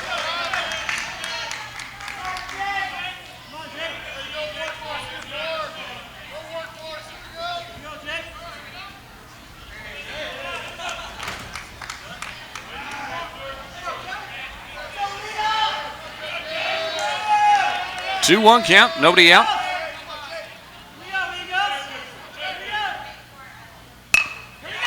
Grounder on the bunt, back to second. Now the throw down to first is just in time. Machado barely made that play.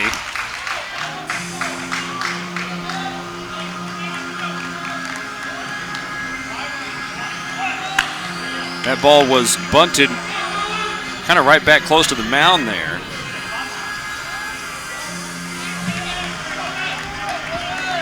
And Machado turned and looked towards third.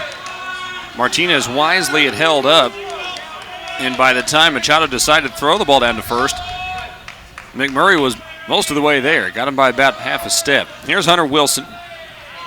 1 for 2 with a single today. Again, he's hitting the ball very well the opposite field right now. This time he pulls towards right center. On the sprint to Bonville, makes the catch on the run. Martinez tags and will head to third. He's in safely on the slide, well ahead of the throw. 2 down and a runner on third for Spencer Henson.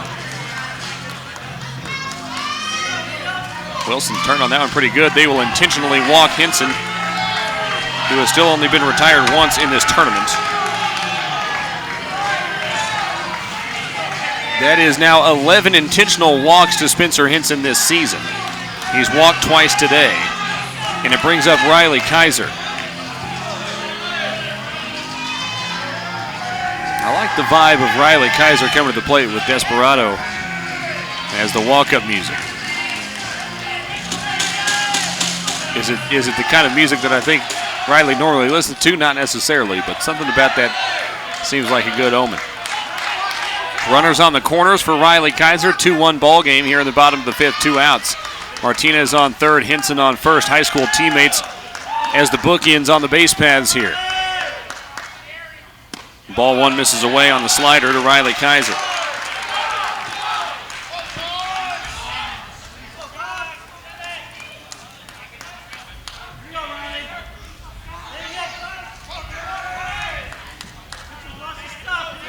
Or are you trying to score for the first time since the first inning? Riley Kaiser takes inside on the fastball, ball 2. So Riley well ahead in the count here. That should give him a chance to really settle in. An RBI single for Riley back in the first inning to open the scoring for the Golden Eagles today. So he's already come through and driven in a run today. We'll see if he can improve on that day. Here's the 2-0. Just drops into the zone on the outside half. 2-1 count now to Riley.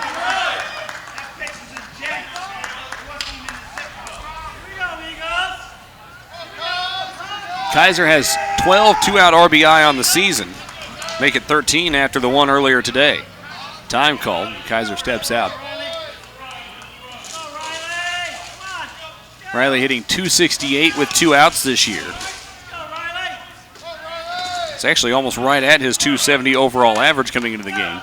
Keep in mind, a .270 average overall means that Riley's been hitting north of 300 for about the last 6 weeks here. He fouls one back, nearly hit our microphone. Strike 2. Big Derry struggled to start the season, and he was having good at-bats, and really he was hitting the ball pretty hard, but he was hitting it right at guys a lot. Able to finally knock down that wall about 6 weeks ago and really started hitting the ball well. Really more like 2 months ago now, I suppose, because he hit it around 350 over the course of the month of April. 2-2 count to Kaiser. Inside on the fastball, that's ball 3. The count's full, and that means Spencer Henson can be on the move here.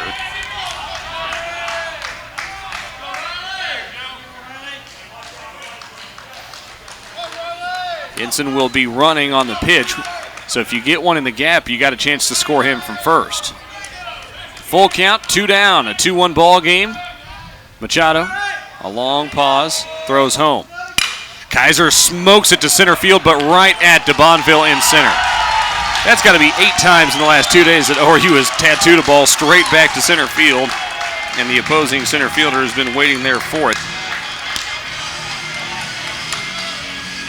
No runs on 1 hit, no errors, 2 left.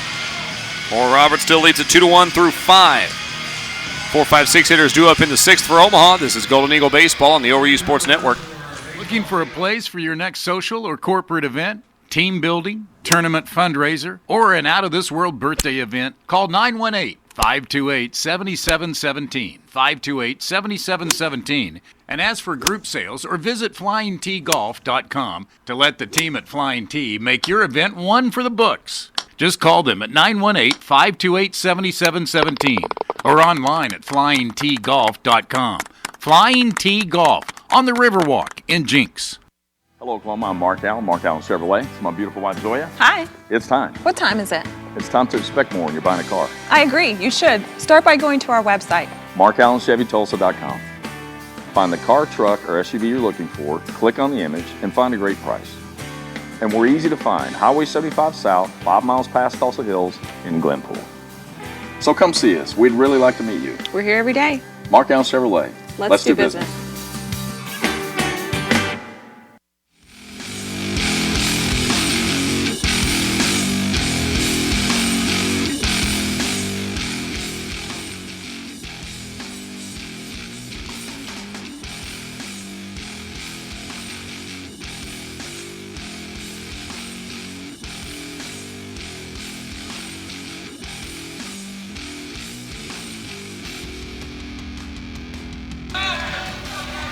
Grant Saponchik will lead off the top of the 6th inning for Omaha. The Golden Eagles lead it 2-1, and Saponchik swings through a breaking ball for strike 1.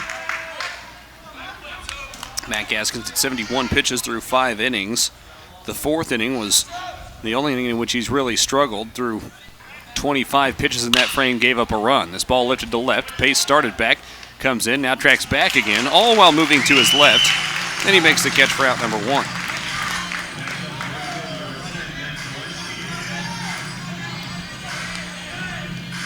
Gaskins a week ago against Omaha, when 6 innings allowed 6 hits, 3 runs, all of them earned, striking out 4. In the series at home against the Mavericks, Gaskins took a loss but pitched a complete game. 9 innings, allowing 11 hits, only 4 runs, all of them earned, struck out 3 in that one. Didn't get much help from the offense that day, unfortunately. But Gaskins has been pretty good against Omaha all year. Strike 1 evens the count at 1-1 to Ben Polinsky. Polinsky has 4 brothers. 3 of them played at Omaha. 1 of them is currently playing at Nebraska. Polinsky's dad played at Omaha as well, as ball 2 is low and away. So the Polinsky family has a long track record and history with Omaha baseball, and really with the state of Nebraska baseball as a whole. Here's the 2-1. Low and away for ball 3.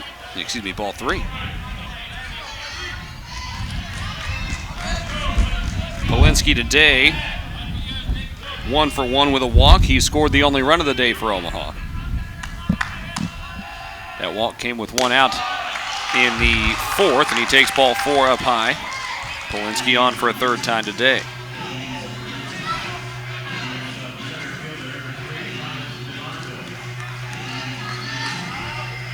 Brings up Thomas DeBonville. 1 for 2 with that RBI triple in the 4th inning. Smoked that one up the right field line. Went all the way around to 3rd, but with only 1 out, the Golden Eagles were able to strand him there for the rest of the inning. 2-1 ball game. ORU leads, 1 out, 1 on. Gaskins from the belt, grounded to the left side, fielded by Martinez, flips to second for 1. The turn to first is not in time for the double play. The call is that Spencer Henson's foot came off the bag. Henson made quite the stretch to try to get out to that ball. He was able to catch it, and the throw, I think, did beat the runner, but apparently with that stretch just came off the bag still. Polinsky out on the 6'4 fielder's choice.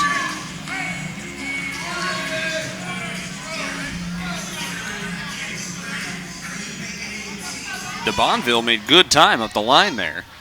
And that was initially hit. I thought they were going to be able to get him, and they would have gotten him, and just not quite able to keep the foot on the bag over there. Throw pulled him off just enough. Pickoff move behind DeBonville. He's back in safely on the dive. DeBonville has stolen 10 bases on 14 attempts this year. Those 10 steals second most on the team behind only Max Gamm, who's not playing in this game. 2-1, Golden Eagles still lead it. Fastball in there for strike one to start this at bat to Jack Lombardi. I don't remember seeing Gamm much last week, except for maybe one appearance.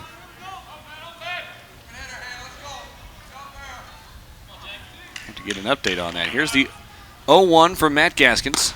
Swung on and missed, strike two. Lombardi is 0 for 1 with a walk today, and then was rolled up into double play. He did draw that walk on 11 pitches back in the fourth inning. 0-2 count, 2 down. Gaskins a quick pickoff move back over to first, and again DeBonville in, this time standing up. This has been kind of par for the course today for Omaha. They've had a base runner in every inning. 2 down, 0-2 count. The pitch to Lombardi. Low and away. Kaiser blocked it well in the dirt. Count goes to 1-2.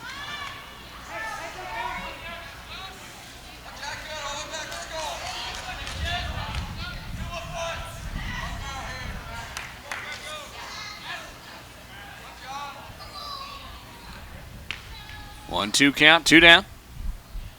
Gaskins peeks over at first. Peeks again, now throws home. Liner through the right side of the infield for a base hit. Swift scoops it up in right. Brings it back in. That'll keep DeBonville at second base. The single keeps the inning alive, though, for Braden Rogers. The nice thing about being able to keep DeBonville at second, though, is you take away some chicanery that can happen with guys on first and third and trying the double steal to get him home and some things like that. So that reduces that pressure quite a bit, and you can focus on the batter a little bit more at the plate. Time is called, and Evan Porter wants to talk to the next hitter, Braden Rogers. Rogers is 0 for 2, a strikeout, and then he grounded into a double play to end the fourth.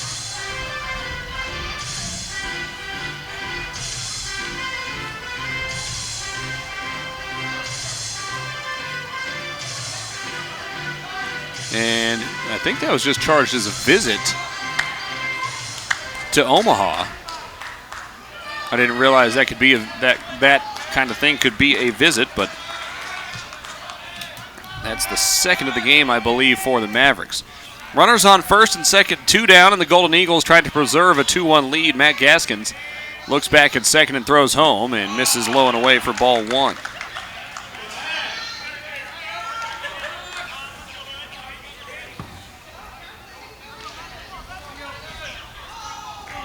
Again, Rogers 0 for 2 on the day. 267 hitter on the year. He's driven in 27 runs coming into the contest. 1-0 count. Here's the pitch home. Slider slid a little too far. Ball 2.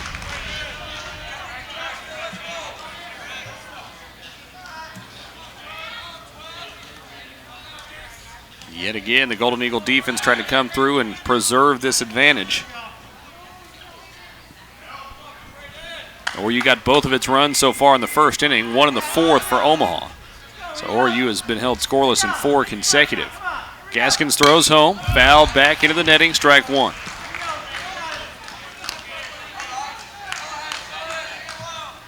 Sun shining through again here at J.L. Johnson Stadium. There is no place to hide from it out there on the field.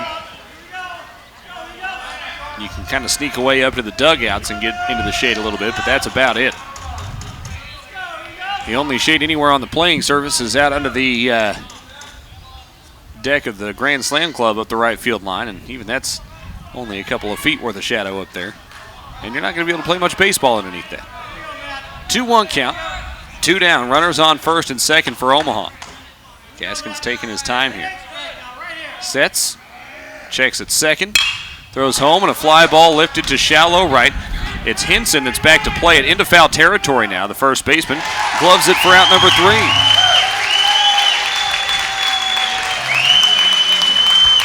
So again, Gaskin's able to get out of runners on base. No runs on 1 hit. No errors, 2 left. And ORU leads Omaha 2-1 as we go to the bottom of the 6th.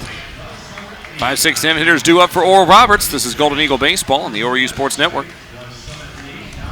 At Bill Knight Ford, we love supporting one of Tulsa's favorite teams, the ORU Golden Eagles. And we love being Tulsa's Ford dealer, giving our customers everything they deserve and more, like offering a great selection of the best new Ford lineup, including Escapes, Explorers, Expeditions, and F-150s. So come see us at Bill Knight Ford Tulsa today or BillKnightFord.com, home of the Knight Advantage, and help assure support for the ORU Golden Eagles all season long. Redesigned, revived, and refreshed, Crown Plaza Tulsa is proud to support the Golden Eagles, an official sponsor of Oral Roberts Athletics. Crown Plaza Tulsa has discounts available for teams, families, and affiliates of ORU. And renovations are now complete, so they invite you to check out the new look guest rooms and atrium. The Crown Plaza Tulsa has fresh specials weekly and is located right across from the Mabee Center. Call 918-492-5000 for more information. Crown Plaza Tulsa, the new concept for full service.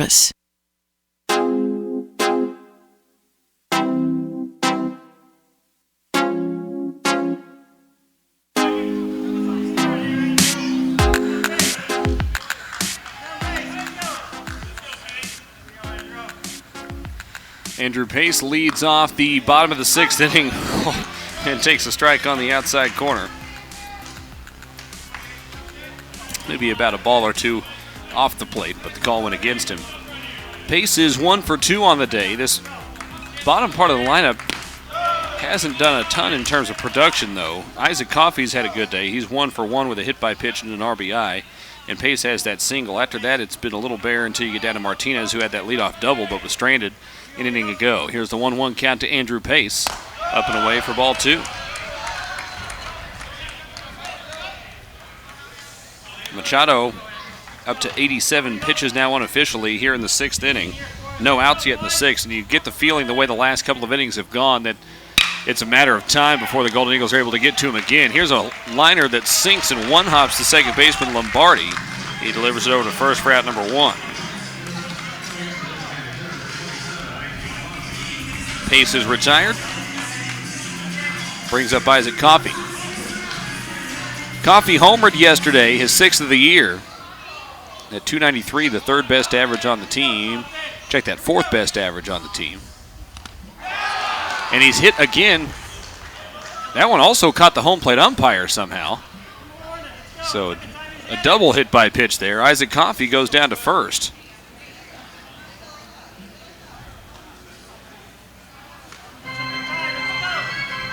And our home plate umpire, Mark Hutchison, actually heads all the way out to the pitcher's mound trying to recover from that one. I'm not sure exactly where it got him, but that's never fun. And that one was a little, I'm sure, unexpected because of where, you don't expect it to ricochet off of a batter and come and get you. Hutchison back behind home plate and appears, for the most part, to be ready to go.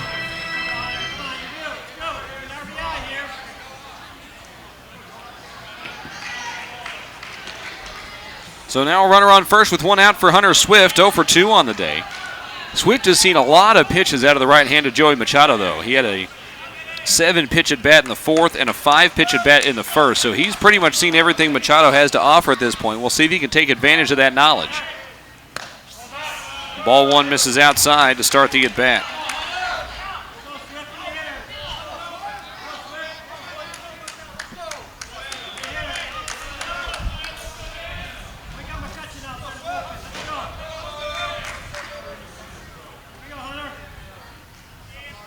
(1-0). It's the outside corner for a strike. Evens the count at 1-1. Machado up into the 90 pitch zone now. 91 unofficially.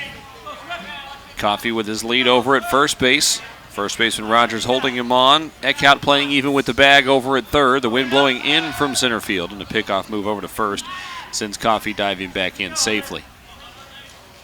ORU being out hit 6-5 at this juncture, but leading 2-1 with a runner on and one out here in the bottom of the sixth. It has been a closely played contest so far. The 1-1 is too low. Ball 2. For ORU in Omaha this year,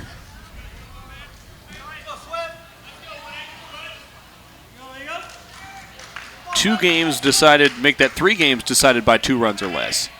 ORU has won both of the 1-run decisions in this series this year. The 2-run decision taken by Omaha, as strike 2 is called to Hunter Swift, excuse me.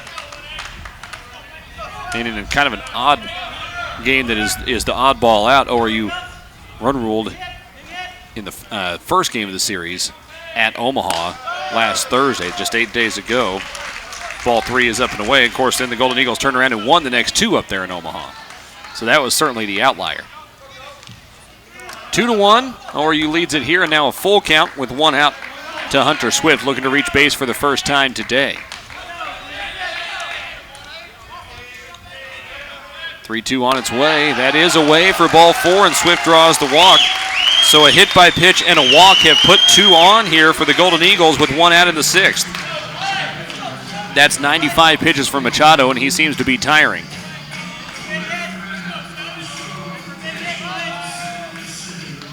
Machado is a sophomore out of Omaha. Went to Creighton Prep.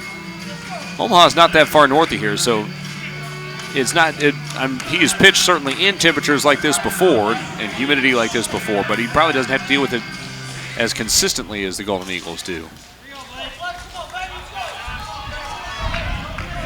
Here's Blake Hall, 0 for 2 on the day, and here's a big chance for him to put a stamp on this game and really make a mark.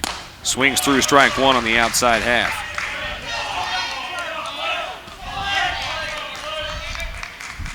Blake can find a way to come up with a base hit that could really get the wheels turning here in the bottom of the 6th inning for the Golden Eagles. 2-1, the Oral Roberts lead. Trying to expand on that. Runners on first and second with only 1 out. Here's the 0-1. Hall kind of caps it to the right side. It bounces off the hand of the first baseman. This is going to be a tough play, and they can't make it. Hall is safe at first. Rogers tried to barehand that over at first. It bounced out of his hand and spun away from him. There was no one there to cover the bag, and Hall ends up safe at first on the infield single. And the bases are now loaded for Anthony Martinez. That's not exactly the way Blake Hall drew it up, but he'll take it. A cap shot deluxe that had a ton of English on it and just bounced out of the barehand attempt of Rogers over at first. I think Rogers initially thought that was going to, in fact, bounce to his glove side, which would be his left hand, and it actually bounced back the other way, and so he just tried to reach out and barehand it with limited time to react. A goofy play, but the bases are loaded with only 1 out for Anthony Martinez, who is lined out to third and doubled off the left field wall in this game. Evan Porter out for a mound visit, and now we'll head back over to the dugout. 3rd visit of the day for Omaha.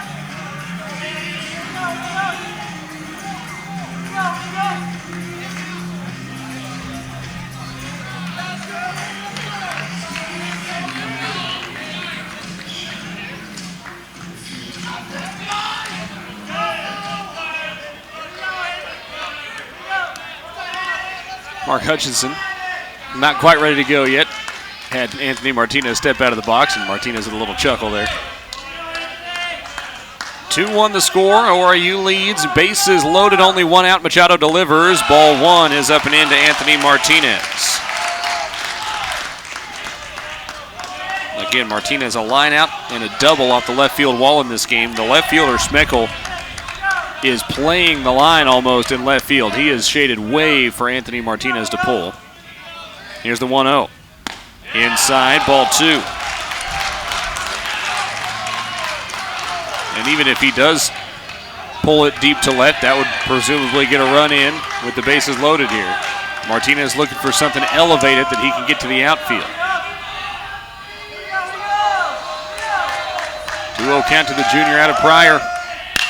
Hits it high in the air to left field, tailing foul. That's strike one. And that is 100 pitches now for Joey Machado.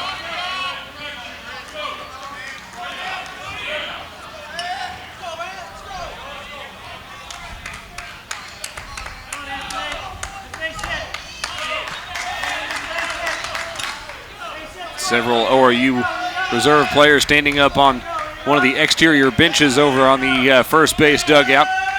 Golden Eagles trying to get some life in that first base side. Here's the 2-1 to Martinez. Lifted in the air on the infield, foul territory, and the catcher Bonar snags it for out number 2. 2 down. That's a big out for Joey Machado in this Omaha defense. A big chance there for the Golden Eagles. Still certainly with a chance with 2 outs here, but now you need a base hit to bring in a run. Here's Jake McMurray, 0 for 3, 3 groundouts. Machado's gotten the better of him so far today. When these two teams met at Omaha and Machado started that game, McMurray was 0 for 1 with a walk against him. A walk would score a run here. 2 down. Here's the first pitch home. Grounded to the left side. At 2 hops the third baseman, who steps on the bag ahead of Hunter Swift for out number 3. And Omaha gets out of the jam.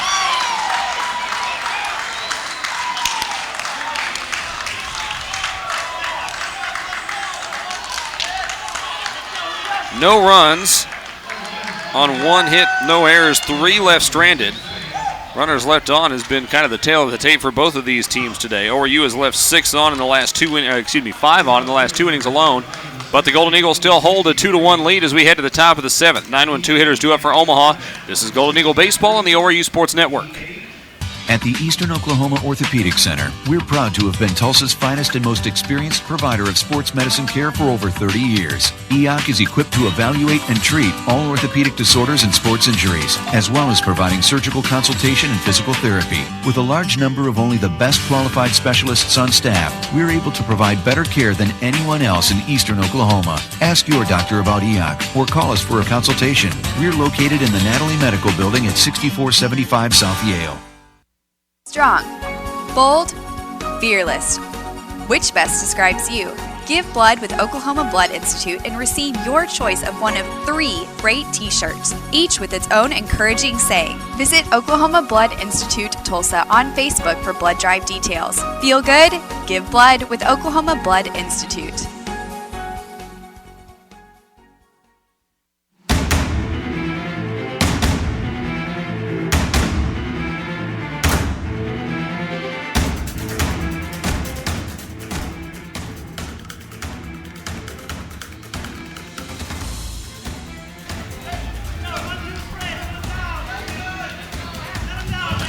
Two-1 the score. Matt Gaskins back to the mound to work the 7th inning. And his first pitch home is line to the left side. Martinez knocks it down, steps up, throws across the diamond. It's not quite in time to get the runner. That was a heck of an effort from Anthony Martinez. Just couldn't quite make the play in time. Even to knock down that ball was a pretty good effort, much less to get up and try to make a throw over there. It's a single for Braden Eckhout to lead off the 7th inning.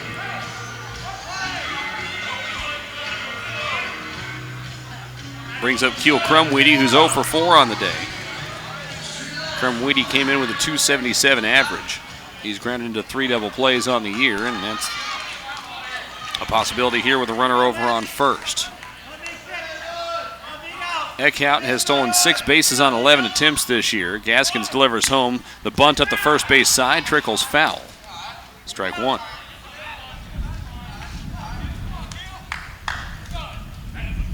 .87 pitches through 6 innings for Matt Gaskins today.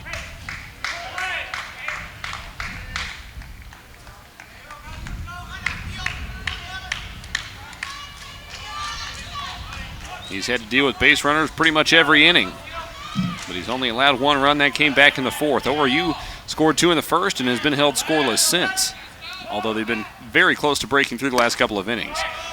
Elevated pitch here. Crumweedy had shown bunt, pulls it back for ball 1.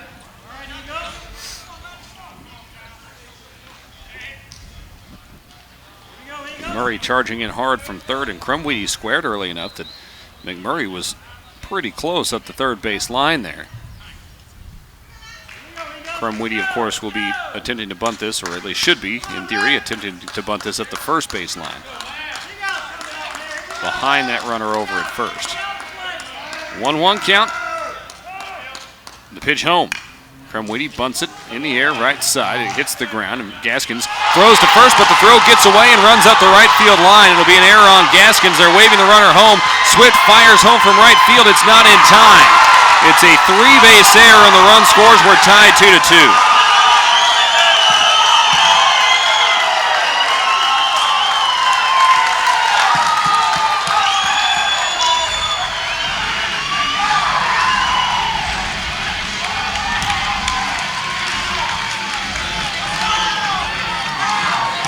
Still no outs in the inning. And now Crumweedy all the way over on third after the error. He had to sacrifice as well, so that doesn't go against him. The infield will come in, and Riley Kaiser will go out and gather the infield a little bit here.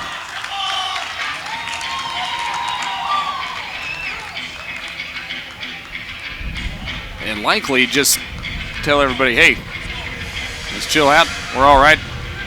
Worst case scenario here, if you can give up just the one more run and keep this a one-run ball game, then you're in good shape going forward, especially as close as you've been to breaking through offensively.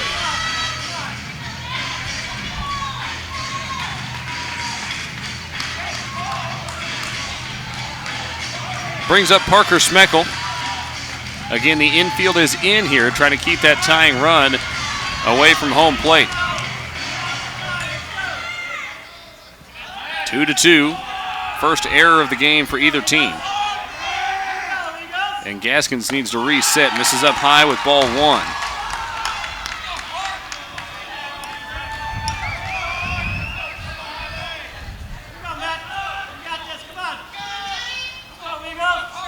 Looks like a couple of guys are throwing, if not already warm out there in the ORU bullpen, a lefty and a righty. This ball lifted in the air to left. Pace standing underneath it. We may have a play at the plate on the tag. Pace makes the catch. There's the tag at third. Here comes the throw to the plate, and it is not quite in time. The sacrifice fly puts Omaha on top, 3-2.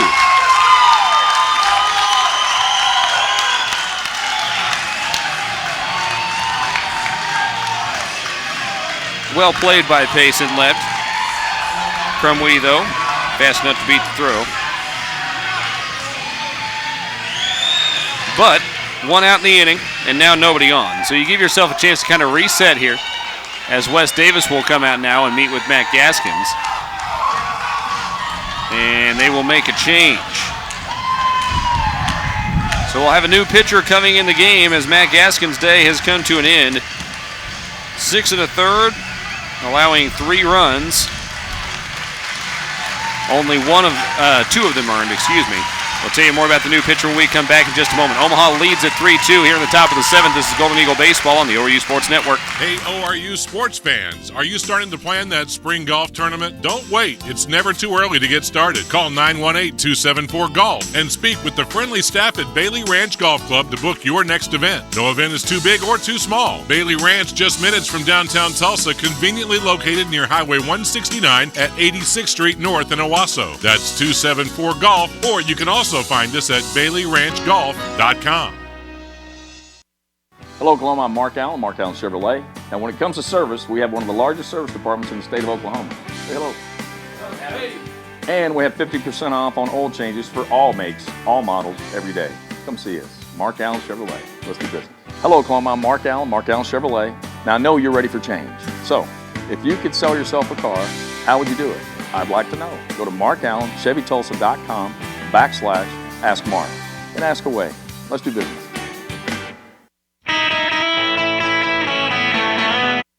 The sale is on. Come on in and save at Tommy Nix Chevrolet and Tommy Nix Chrysler Dodge Jeep Ram, both in Tahlequah. Low price always means low payment that fits your monthly budget. Just a few examples. 2017 Jeep Cherokee, $1,6900 or $239 a month. 2015 Escape, $1,500 or $225 a month. 2016 Equinox, $1,4900 or $211 a month. 2016 Trax, $1,3900 or $197 a month. 2012 Cruise, $99.95 or $141 a month. 2017 Spark, $99.95 or $141 a month. Hurry for best selection. Come on in now or see us at TommyNixAutoGroup.com. Check out the Tommy Nix service departments for an oil change and lots of other great services. All are zero down. All are zero down. Subject to prior sale. All incentives applied. 4.99% APR, 84 months with approved credit. Come on in and save huge at both Tommy Nix Chevrolet and Tommy Nix Chrysler Dodge Jeep Ram in Tahlequah. I'm Tommy Nix. My dad won't be undersold.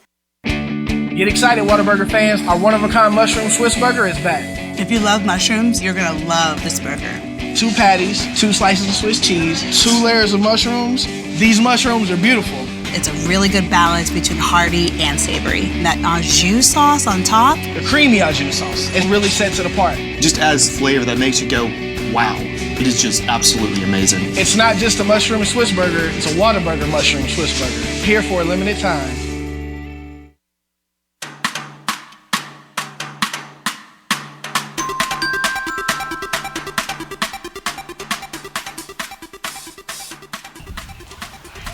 Trevor McCutcheon begins his outing as a bunt up the third base side, and a throw out over at first base retires Brett Bonar, who is barking with the first base umpire, and also possibly with Spencer Henson. I'm not entirely sure of who he's talking to. Either way, he's out on a nice play by Jake McMurray as Trevor McCutcheon's outing gets underway. 2 down now in the inning. 1 pitch, 1 out for Trevor McCutcheon. The lefty reliever for the Golden Eagles this year, .345 ERA, record of 1-1 in 13 appearances.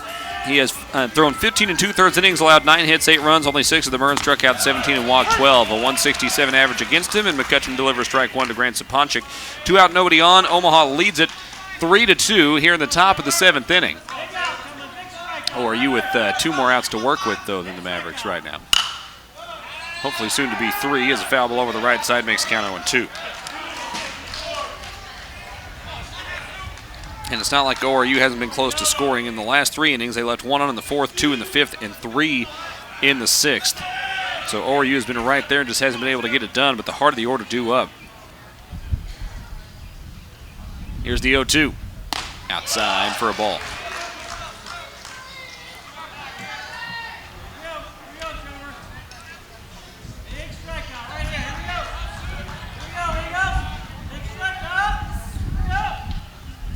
One, 2 count, 2 down, nobody on. Breaking ball, hit back up the middle. Wilson backhands it, sliding behind the second base bag. Stands up, throws to first for the out. Hunter Wilson, a fantastic play behind the bag at second base for the 4-3 put away. That ends the inning here in the 7th. 2 runs on just 1 hit, 1 error. Nobody left on. And ORU trails 3-2 now as we go to the bottom of the 7th. Wilson, Henson, Kaiser due up. This is Golden Eagle Baseball on the ORU Sports Network.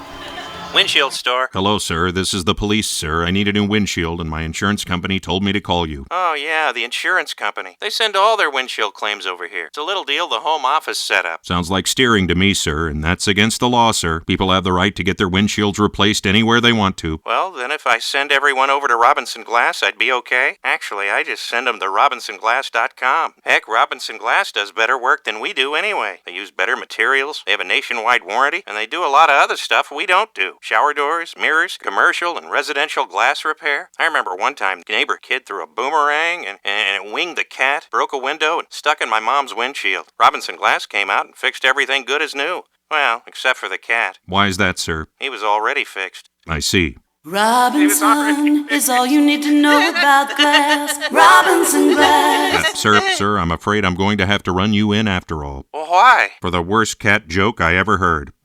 There's got to be a law against that somewhere.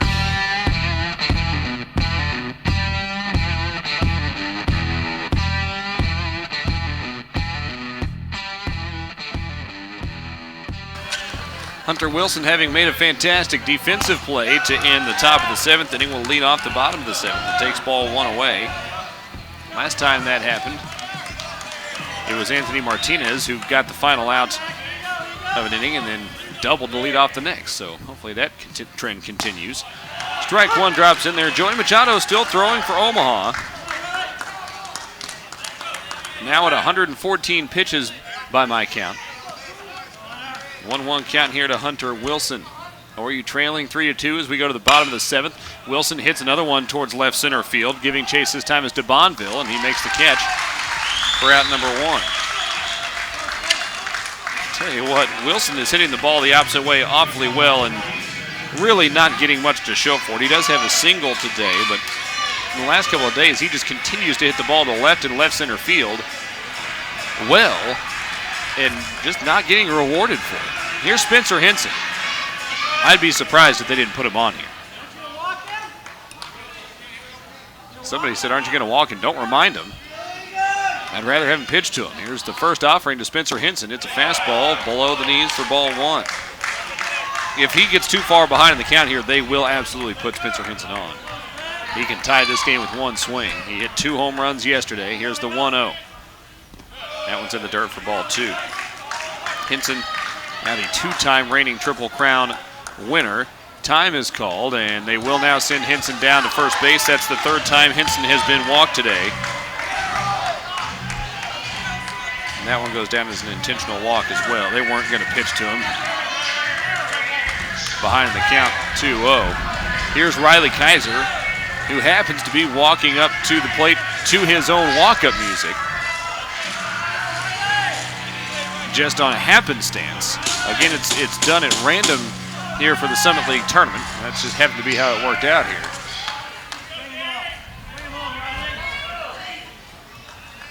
Kaiser will hit with Henson on first and 1 out.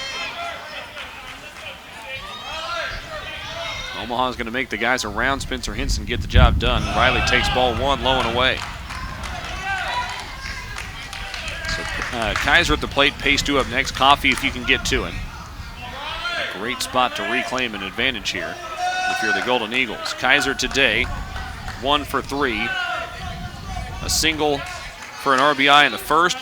Most recently, a line out straight to the center fielder on a ball that was squared up pretty good. Here's the 1-0. Kaiser takes that one. Just low for ball 2. Machado missing, but missing low as opposed to early in the game in which he was missing up high.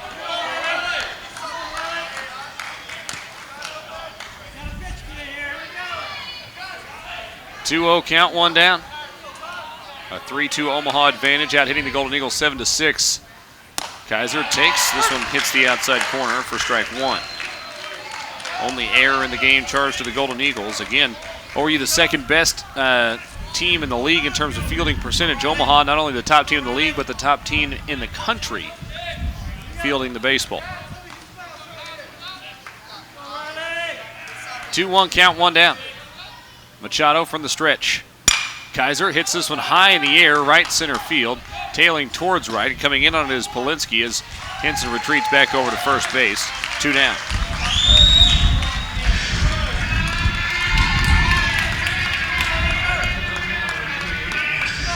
Brings up Andrew Pace.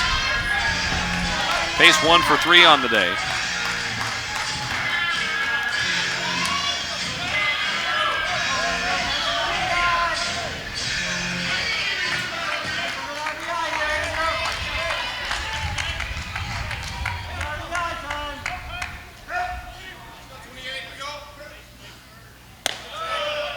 Fastball up and away for ball 1 to Andrew Pace.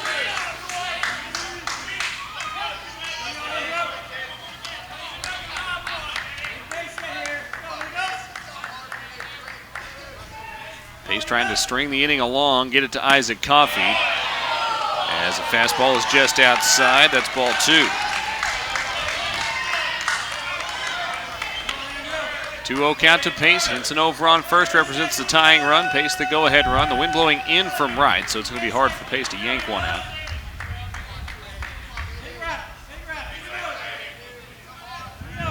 One for 3 with a single to center field today. Pace takes this one in the dirt. The ball trapped underneath the catcher. Hinson trying to get to second, and he is out at second base.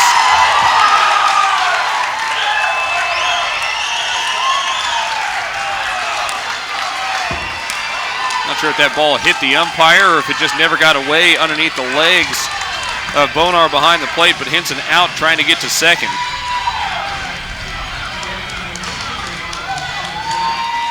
And that ends the frame. No runs, no hits, no errors, nobody left on base. And ORU trails 3-2 as we go to the 8th. 5, 6, 7 hitters due up for Omaha. This is Golden Eagle Baseball on the ORU Sports Network. Here's how you can put in just a little effort and help our schools in a big way. Just switch your checking account to TTCU Federal Credit Union. It's easy. And every time you use your School Pride card, TTCU donates to our schools. They've given more than $1 million so far, and they're the only ones doing that. With approved credit, some restrictions apply. TTCU is federally insured by NCUA. TTCU Federal Credit Union. So switch to TTCU and be that person who's helping make a difference for our schools. The constant energy, the tight turns and bustle of the city. Some survive it, others were made to conquer it. The first ever Lexus UX and UX F-Sport crossovers are crafted for those who were made for the city. UX, starting at $32,000. See Lexus of Tulsa, 4210 South Memorial. MSRP excludes delivery, processing, and handling fee of $1,025, which may be subject to change at any time. Excludes taxes, title, license, and optional equipment. Dealer price will vary.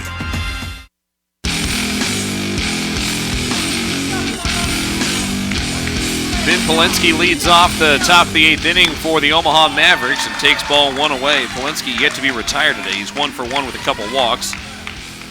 Scored a run in the 4th.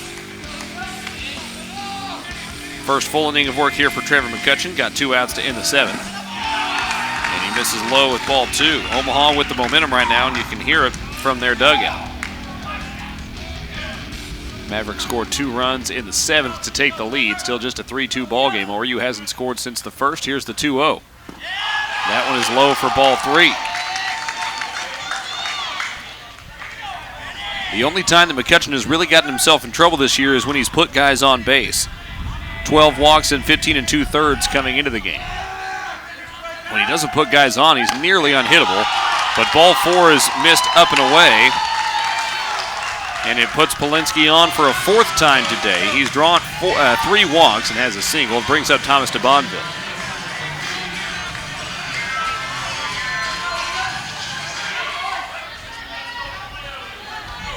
DeBonville with an RBI triple back in the 4th.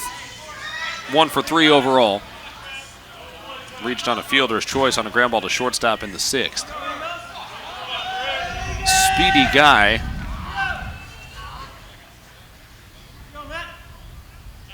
McCutcheon picks off over to first and back in safely as Polinsky. DeBonville listed at 6'1", 180. He looks even a little taller than that and a little lankier than that, but he gets moving.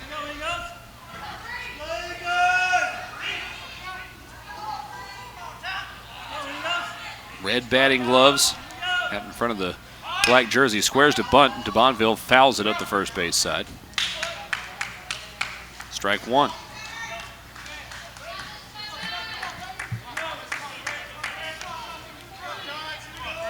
So Omaha refusing to pitch to Spencer Hinson today for the most part has worked out.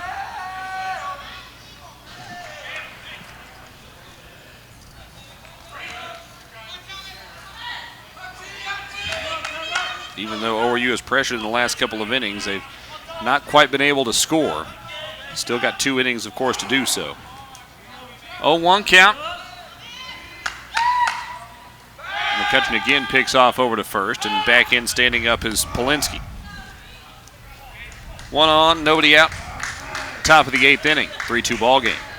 Winner moves on to the championship game, which will be played tomorrow afternoon, and if necessary, a game would follow. The loser has to stick around and play South Dakota State this afternoon. Here's the 0-1. DeBonville showed bunt, pulled it back. Count is even at 1-1. Trey Wolf has been on and off of warming up out there in right field for some time now and appears ready to go if necessary.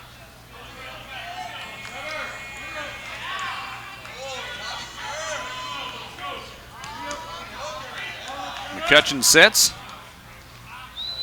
Pitches home, bunted back up the middle. McCutcheon fields. He'll throw to second, and it's in time to get the runner at second base. Not by much, but enough to get Polinsky. And McCutcheon able to get the lead runner, taking away the sac bunt from Thomas de Bonville. He reaches on the fielder's choice.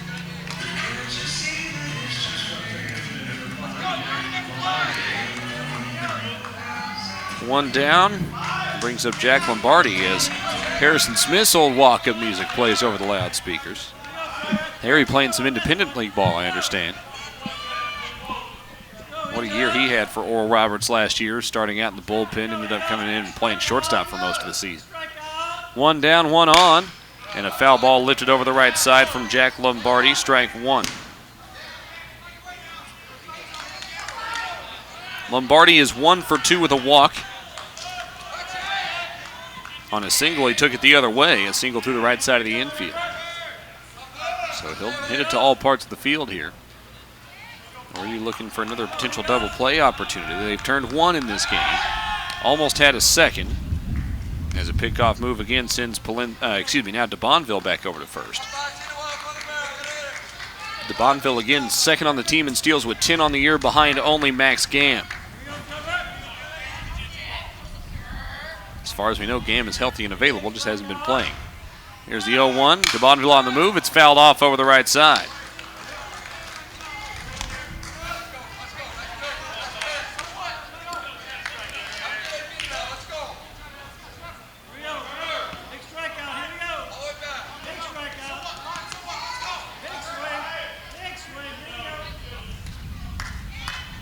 So now an 0-2 count. I don't know if we'll see de Bonville on the move on an 0-2. One down, a one-run lead for the Mavericks. Another pickoff move over behind de Bonville, and he's back in without a tag.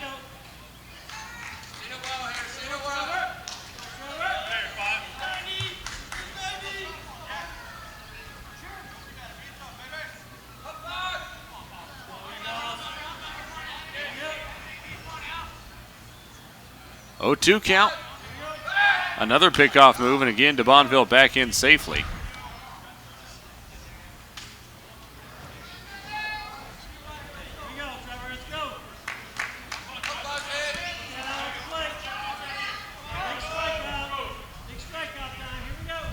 Now a quick move pickoff over to first, and McCutcheon trying a few different ways to kind of throw de Bonville off over there. That time, as he was coming set, just stepped off the back of the rubber with that left foot and threw over a little more quickly, trying to catch him off guard. Here's the 0-2 now for McCutcheon. Breaking ball blocked by Kaiser in the dirt, ball one, as Lombardi wouldn't offer at it.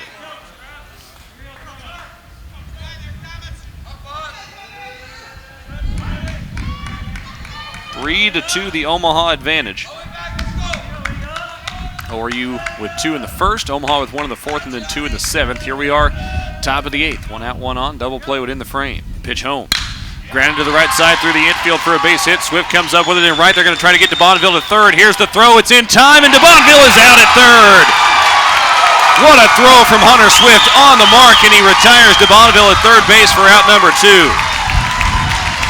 Beautifully placed by Hunter Swift. McMurray had plenty of time to catch and tag. 2 down in the inning.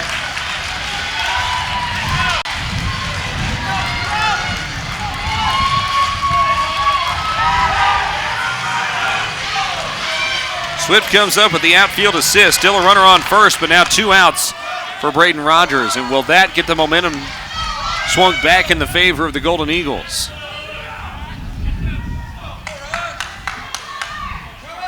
De Bonville is really quick, but seeing where Swift was in right, I thought that was a bit of a bold venture to try to get third, as strike one is delivered to Rogers, and Swift made him pay for it. 0-1 count. Rogers today is 0 for 3.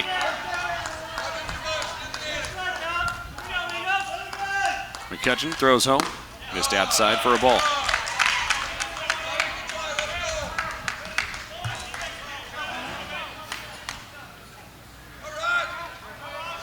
Rogers, let's see. Enid's a 6A school. Rogers and McCutcheon very well could have been high school opponents. Certainly would have been in school at the same time. As ball 2 misses away. Just a matter of whether or not Enid and Owasso's paths happen to cross over the course of their times there. 2-1 count, 2 down.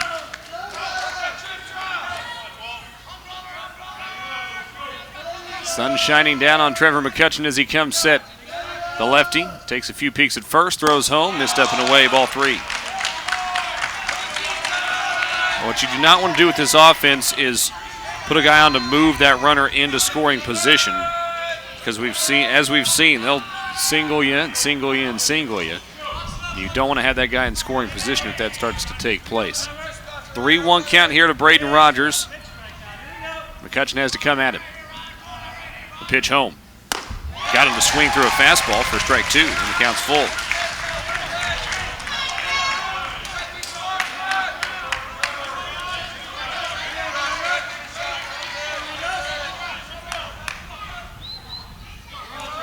McCutcheon looking for one more pitch to get out of the inning. Full count, 2 down. McCutcheon sets. Here's the 3-2. Way outside, ball 4.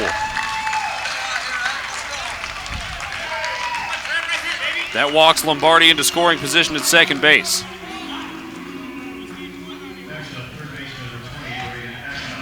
Brings up Braden Eckhout. Eckhout is 2 for 3. A ground ball single and a line drive single through the left side of the infield. Wes Davis is out of the dugout. The question is, will he make a change, or is this just a discussion? Wolf throwing 1 or 2 more warm-up pitches out there over the right field wall. Davis speaking with McCutcheon on the mound right now.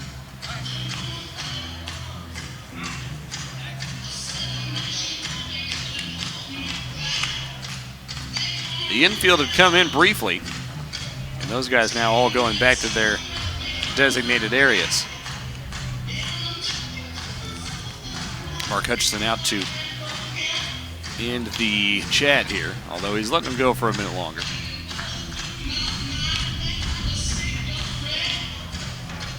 Now Davis has wrapped things up, and he'll head back to the dugout. Several South Dakota State Jackrabbits have entered the facility.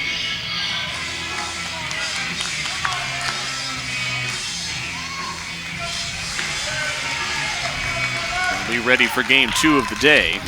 This is officially game 4 of the tournament.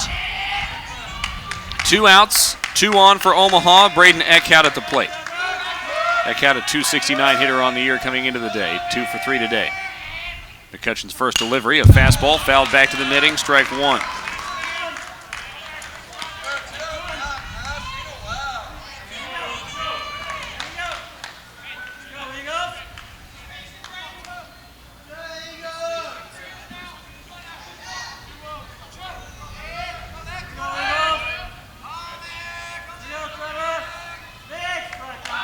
Count, 2 down. A 3-2 ball game. Omaha leads, top of the 8th. Ball 1 misses up and away. The count is even.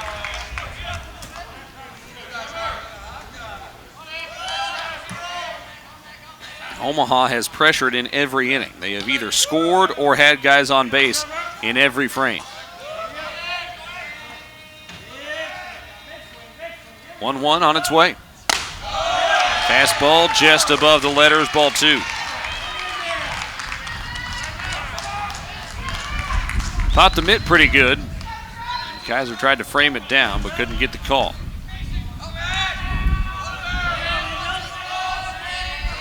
Outfield playing fairly deep in left and center. Swift maybe a step or 2 in and right. Here's the 2-1. Hit to right field. Swift going back for it towards the corner. He's on the run, shy of the warning track, and he makes the catch for out number 3. A decent run there for Hunter Swift, but he's able to glove it to end the Omaha threat in the 8th. No runs on 1 hit. No errors. 2 left on. And ORU Back to the bats to the bottom of the 8th, trailing 3-2. 5, 6, 7 hitters due up. This is Golden Eagle Baseball on the ORU Sports Network. In business since 1902, Lamar Outdoor Advertising is one of the largest outdoor advertising companies in the world. Locally operated in Tulsa, Lamar provides full-service sales and creativity to target your audience. More than just traditional billboards, Lamar is also Tulsa's largest digital advertising company. So the next time you look up and see an ad from Lamar Outdoor Advertising, ask yourself how Lamar can help your business. Give them a call at 918-665-1755. Lamar, we are outdoor. Car buyers, if you're even thinking about buying a new or pre-owned vehicle, there's only one name you need to know. Jim Norton Toyota. Log in at jimnortontoyota.com or go see them today at 9809 South Memorial to shop an incredible selection of award-winning Toyotas, plus an incredible selection of late-model, barely driven pre-owns. Plus, at Jim Norton Toyota, you'll always get a lifetime engine warranty at no extra charge. So log on to jimnortontoyota.com for all the details. Hurry to Jim Norton Toyota, 9809 South Memorial, where T-Town gets Toyota.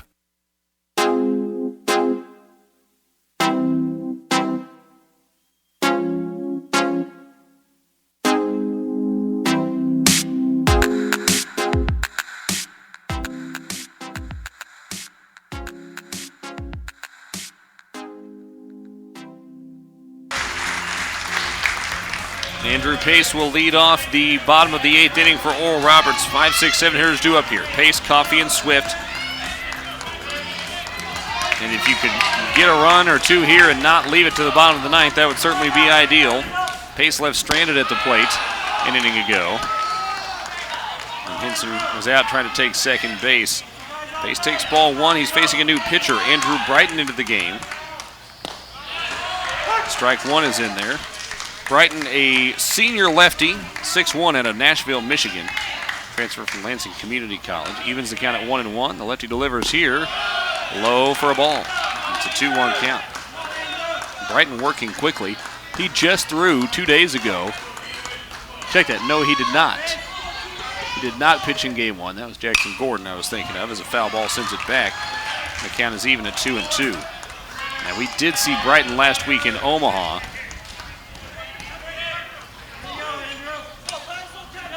Take a look at which game that was. Brighton delivers the 2-2. Pace chops it to the right side. Scooped up by the second baseman Lombardi. 1 down.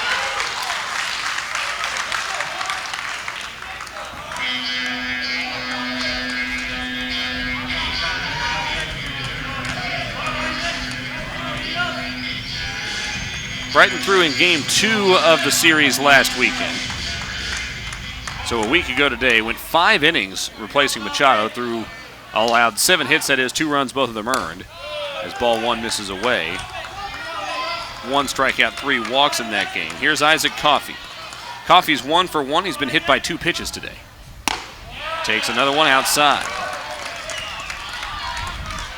2-0 count to Coffey. Swift waits on deck, then Hall, then Martinez. 3-2. Omaha leads. Bottom of the 8th, 1 out. Coffey, a big hack on 1. He was late. Fouls it back, strike 1. This would be a great time for home run number 7 for Isaac Coffey. Coffey has driven in 30 runs on the year. He led the freshman in the league in home runs, RBI, and slugging. Sits one to center here, but DeBonneville underneath it for out number 2.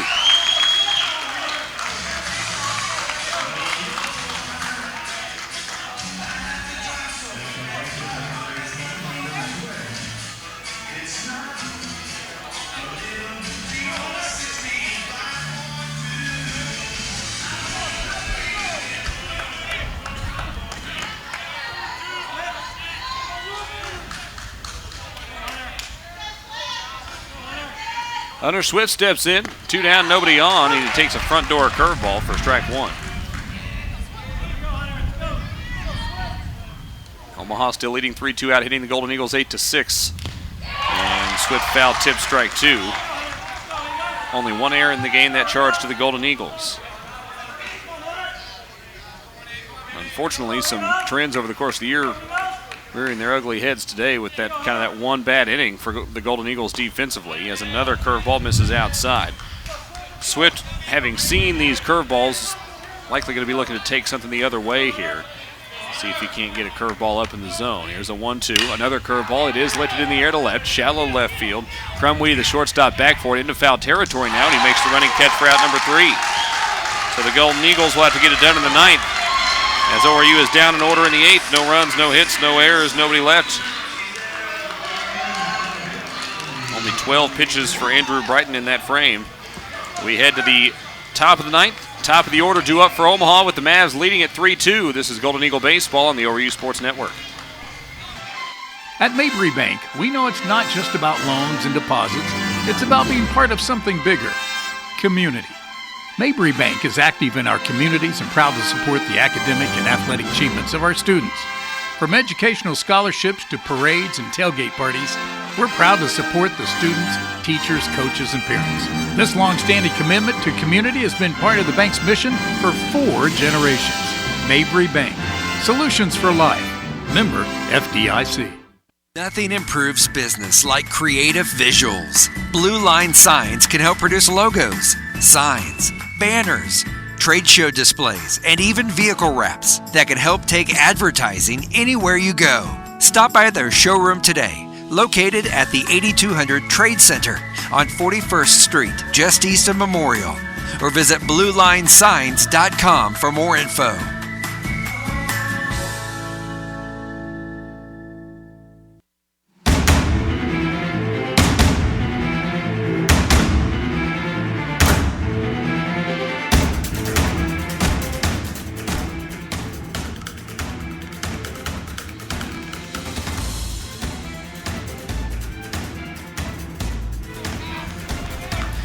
Top 3 hitters due up for Omaha as we go to the 9th inning. The Mavericks leading at 3-2. Crumweedy, Schmeckel, Bonar to the plate.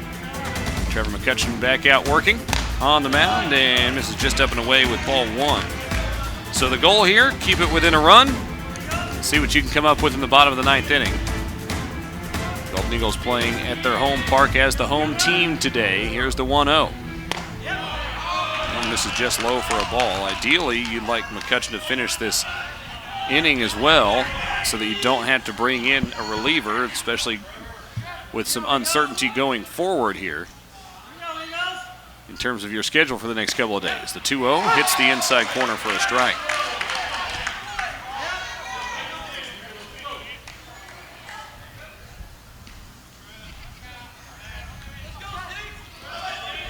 (3-2) the score. ORU scored 2 in the first inning as a foul ball evens the count at 2-2. And has been held scoreless since. Credit Joey Machado for settling in and finishing 7 innings. He faced 7 batters through 25 pitches in the first inning, and it looked like it was going to be a good day for the Golden Eagle offense, but they've been stymied since then. We'll see if they can find that again in the 9th. Got to get there first. 2-2 count to Keel Crumweedy. Here's the delivery. Outside for a ball, and the count is full.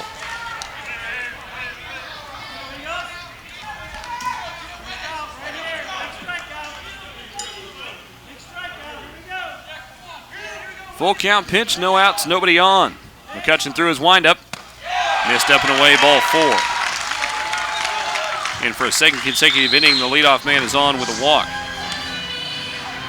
Or you got some good defense to avoid that affecting the scoreboard in the last inning.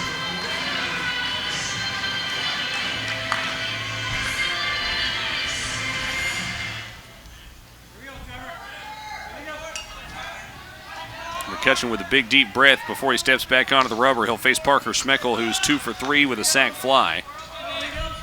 That sacrifice fly in the 7th gave Omaha this 3-2 lead. First pitch home. This is low and away, ball 1.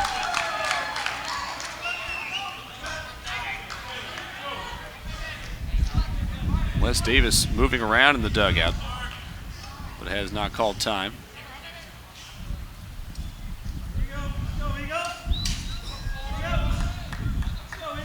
1-0 count. Kickoff move over to first, and the ball is thrown into right field. That'll move the runner at least a second.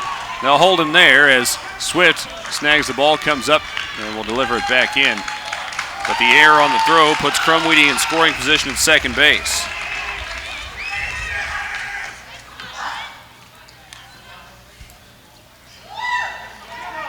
It's 2 errors in the game, both on Golden Eagle pitchers.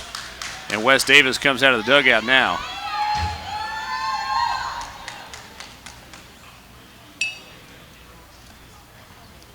Question still remains, will it be a change or no?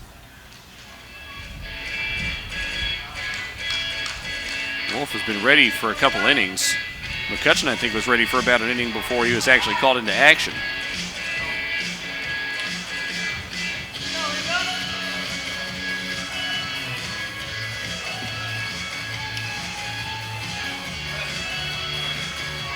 Long conversation out there on the mound right now with the infielders. And now there will be a pitching change.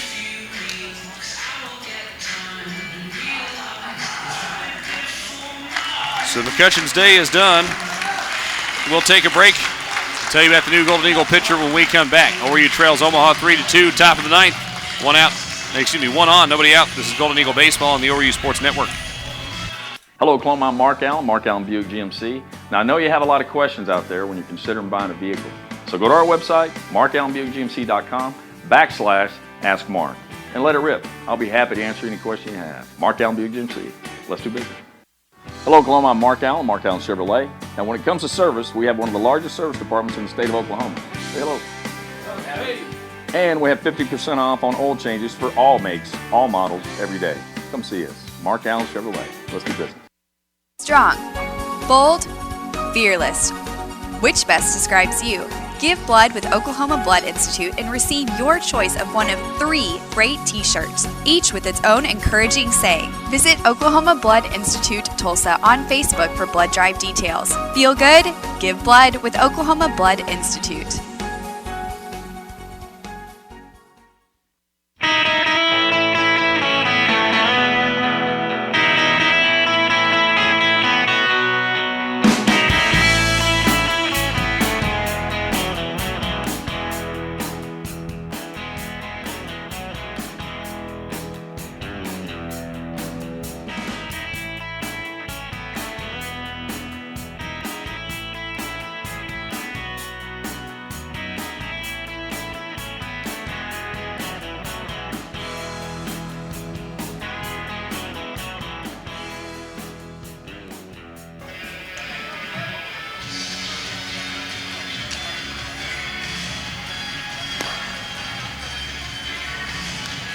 Trey Wolf into the game on the mound for Oral Roberts in a 3-2 contest. Omaha with the runner on second and nobody out here in the top of the ninth.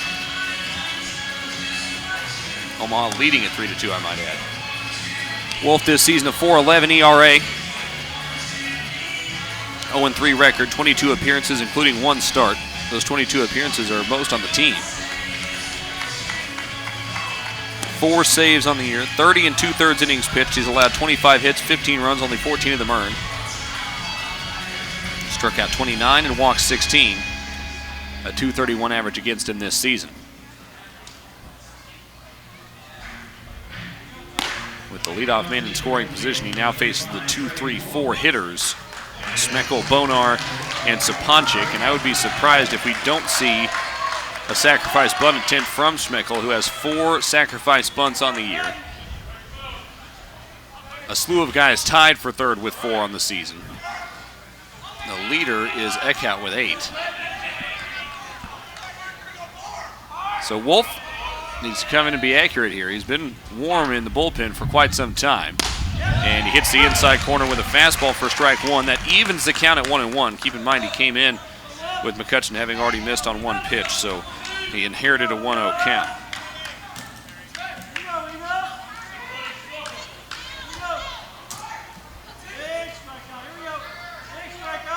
It's now a 1-1 count.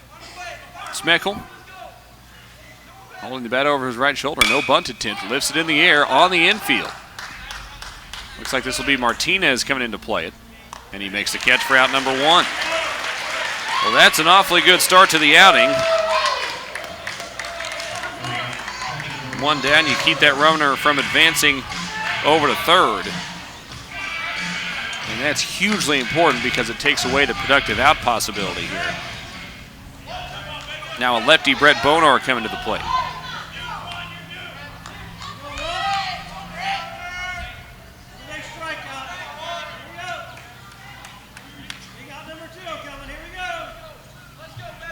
One down. Fastball gets the outside corner for a strike.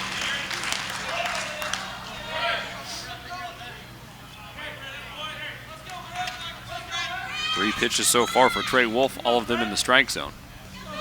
As Bonard calls time and kind of regathers himself here in the left-handed batter's box.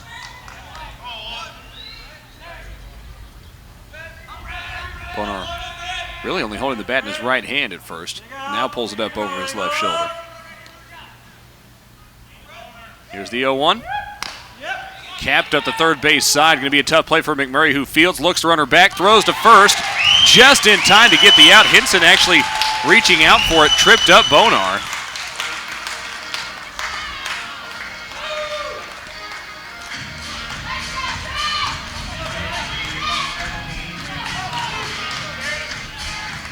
Two down in the inning. That's a very calm play from Jake McMurray, a cap shot over to third base. And he actually looked the runner back to second before making that throw over it. It nearly cost him the out, but he was able to stay composed and make the play. Two down. Still a runner on second for Grant Saponchik.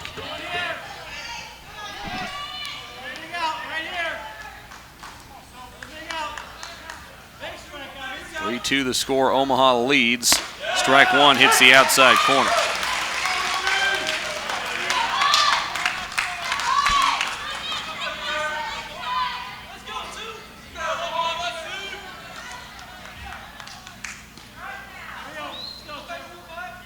One count, two down. The Golden Eagles trying to keep this a one-run lead, give themselves a chance to tie it with one swing in the ninth. Jam shot, foul ball, first base side. Hinson giving chase, couldn't quite get there. But it is strike two. Looks like Josh McMinn, yesterday's starter, had to get it up the first base side there. 0-2 count to Saponchik. Wolf trying to end the Omaha threat here in the ninth.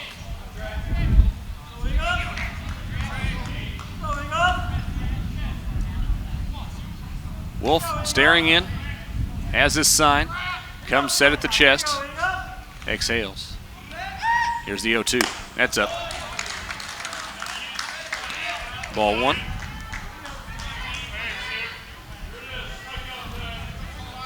Pretty incredible for a true freshman this year. Most appearances on the team. He came up with some big saves early in the season, now pitching in his first postseason tournament at the college level. Time called as Saponchik steps out of the box. Grant Saponchik 0 for 4 on the day. Two infield flyouts, a fly out to left and a ground out to second base on a nice play by Hunter Wilson to end the seventh inning. 1-2. Here's the pitch home. Breaking ball, popped in the air, shallow right field. Wilson is back for it. Swift coming in. It's Wilson that will make the catch for out number 3. So Trey Wolf comes in and shuts down the threat, but the Golden Eagles still need a run to keep the game alive in the ninth, or 2 to win it. No runs on no hits, 1 error, 1 left on. 2 up for the Golden Eagles in the bottom of the ninth. The 8-9-1 spots: Hall, Martinez, McMurray. This is Golden Eagle Baseball on the ORU Sports Network. In business since 1902, Lamar Outdoor Advertising is one of the largest outdoor advertising companies in the world. Locally operated in Tulsa, Lamar provides full-service sales and creativity to target your audience. More than just traditional billboards, Lamar is also Tulsa's largest digital advertising company. So the next time you look up and see an ad from Lamar Outdoor Advertising, ask yourself how Lamar can help your business. Give them a call at 918-665-1755. Lamar, we are outdoor. The sale is on. Come on in and save at Tommy Nick Chevrolet and Tommy Nick's Chrysler Dodge Jeep Ram, both in Tahlequah. Low price always means low payment that fits your monthly budget. Just a few examples: 2017 Jeep Cherokee, $1,6900 or $239 a month. 2015 Escape, $1,5900 or $225 a month. 2016 Equinox, $1,4900 or $211 a month. 2016 Trax, $1,3900 or $197 a month. 2012 Cruise, $99.95 or $141 a month. Ram 2017 Spark, $99.95 or $141 a month. Hurry for best selection. Come on in now or see us at TommyNixAutoGroup.com. Check out the Tommy Nix service departments for an oil change and lots of other great services. All are zero down. All are zero down. Subject to prior sale. All incentives applied. 4.99% APR, 84 months with approved credit. Come on in and save huge at both Tommy Nix Chevrolet and Tommy Nix Chrysler Dodge Jeep Ram in Tahlequah. I'm Tommy Nix. My dad won't be undersold.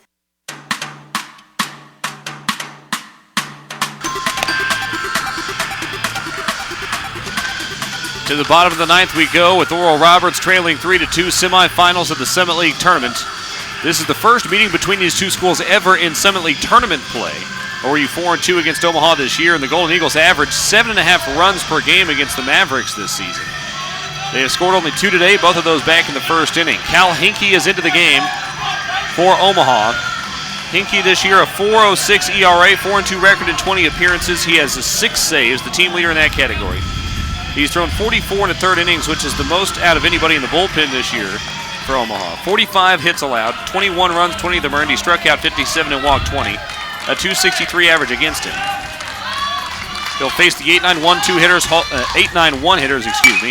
and Hall hits it off Hinkie. Hinkie behind the bag to field it, throws to first. Safe at first is Blake Hall, and the leadoff man is on. Drilled that one off of the body of Hinkie. Hinkie couldn't quite make the play, and Blake Hall leads off with an infield single. So the tying run is on for the Golden Eagles here in the ninth. And that'll bring up Anthony Martinez, and I would say there's a pretty good chance we'll see Martinez try to lay down a sac bunt here. Martinez this season has 5 sacrifice bunts. That is the most on the team. Last time we saw Cal Hinkie against the Golden Eagles was Saturday of last week. He threw an inning and 2/3, allowed 4 hits, 2 runs, both of them earned, struck out 2 and walked 1. Hall over on first base. Hall has swiped 3 bags this year on 5 attempts. Martinez squares to bunt, pulls it back, ball 1 is up high.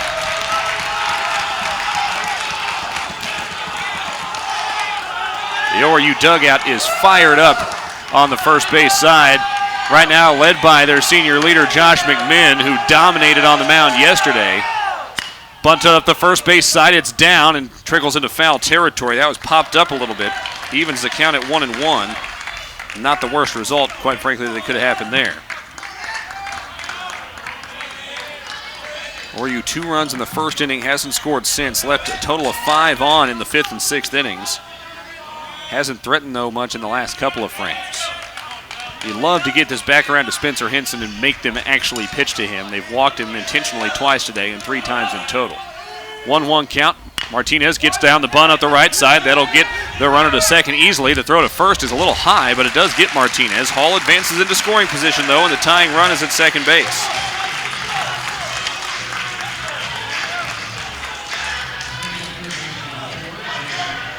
One down, it brings up Jake McMurray.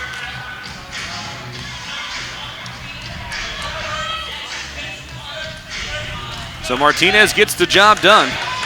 He's had a really good day in the 9th spot today. A double, now a sac bunt, and a line out to third all the way back in the 2nd inning. That was very well hit also. Omaha has just been charged for its 4th visit of the game. They're down to 2 left, although we are here in the 9th inning. So here's McMurray. McMurray is 0 for 4. This would be a great time to turn that around. He's got room on the left side of the infield with the third baseman Eckhout hugging the line, and the shortstop Krubweedy holding the runner Blake Hall at second base. That's the tying run at second in a 3-2 ball game. Bottom of the 9th, first pitch drops into the zone for a strike to Jake McMurray. Good take on the first pitch. You don't want to swing at a breaking ball, generally speaking.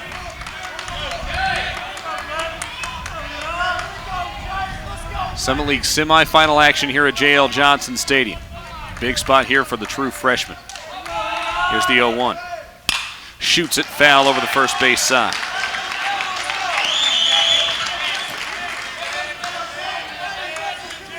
McMurray won a high school state championship on this very field with Bishop Kelly just a little over a calendar year ago. So it's not as though he hasn't had big at-bats and pressure situations on this field. He just hasn't done it at this level. Trying to come through for his team here. 0-2 count against him. Got to find a way to battle up. Here's the 0-2. That one's up, ball one.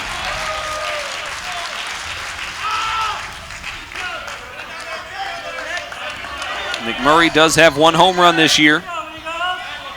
A light breeze blowing in from center right now, but shifting from center to really in from right, which will help the ball to left just a little bit. Here's the 1-2. Inner half, fouled back by McMurray. Stays alive in the at-bat. The count goes to 1-2. Hunter Wilson is on deck. Spencer Henson would follow if the Golden Eagles can get to it. Jake McMurray can take a lot of pressure off here, though, with a base hit. Again, that left side of the infield is open. Even with a guy with a lot of range in Crumweedy at shortstop. Here's the 1-2 again. That one's up and away, ball two.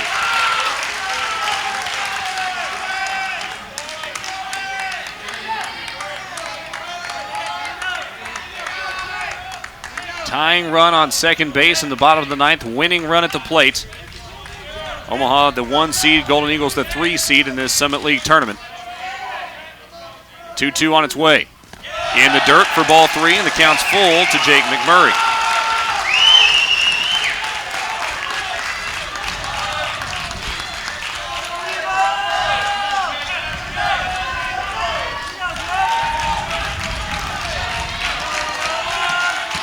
Golden Eagle dugout fired up on this first base side. Pitching coach Wes Davis out here on the near end as well. 3-2 count to Jake McMurray. 1 out, runner on second. Here's the full count pitch. Fouled off by McMurray. Reached down for it. Was barely able to get a piece, but he stays alive. And the count will remain full. This is a Golden Eagle group that has played under quite a bit of pressure this year, as a young group that's done a lot of growing over the course of the season. And it has been a grind. But these are the times that you look forward to. These are those memorable moments that you put yourself in a position to have. And right now the true freshman can create a big one. 3-2 count, 1 down, the pitch home. Grounded, back up the middle. Crumweedy fields it at short. He'll throw to first. That's out number 2. Hall, moves over to third on the play.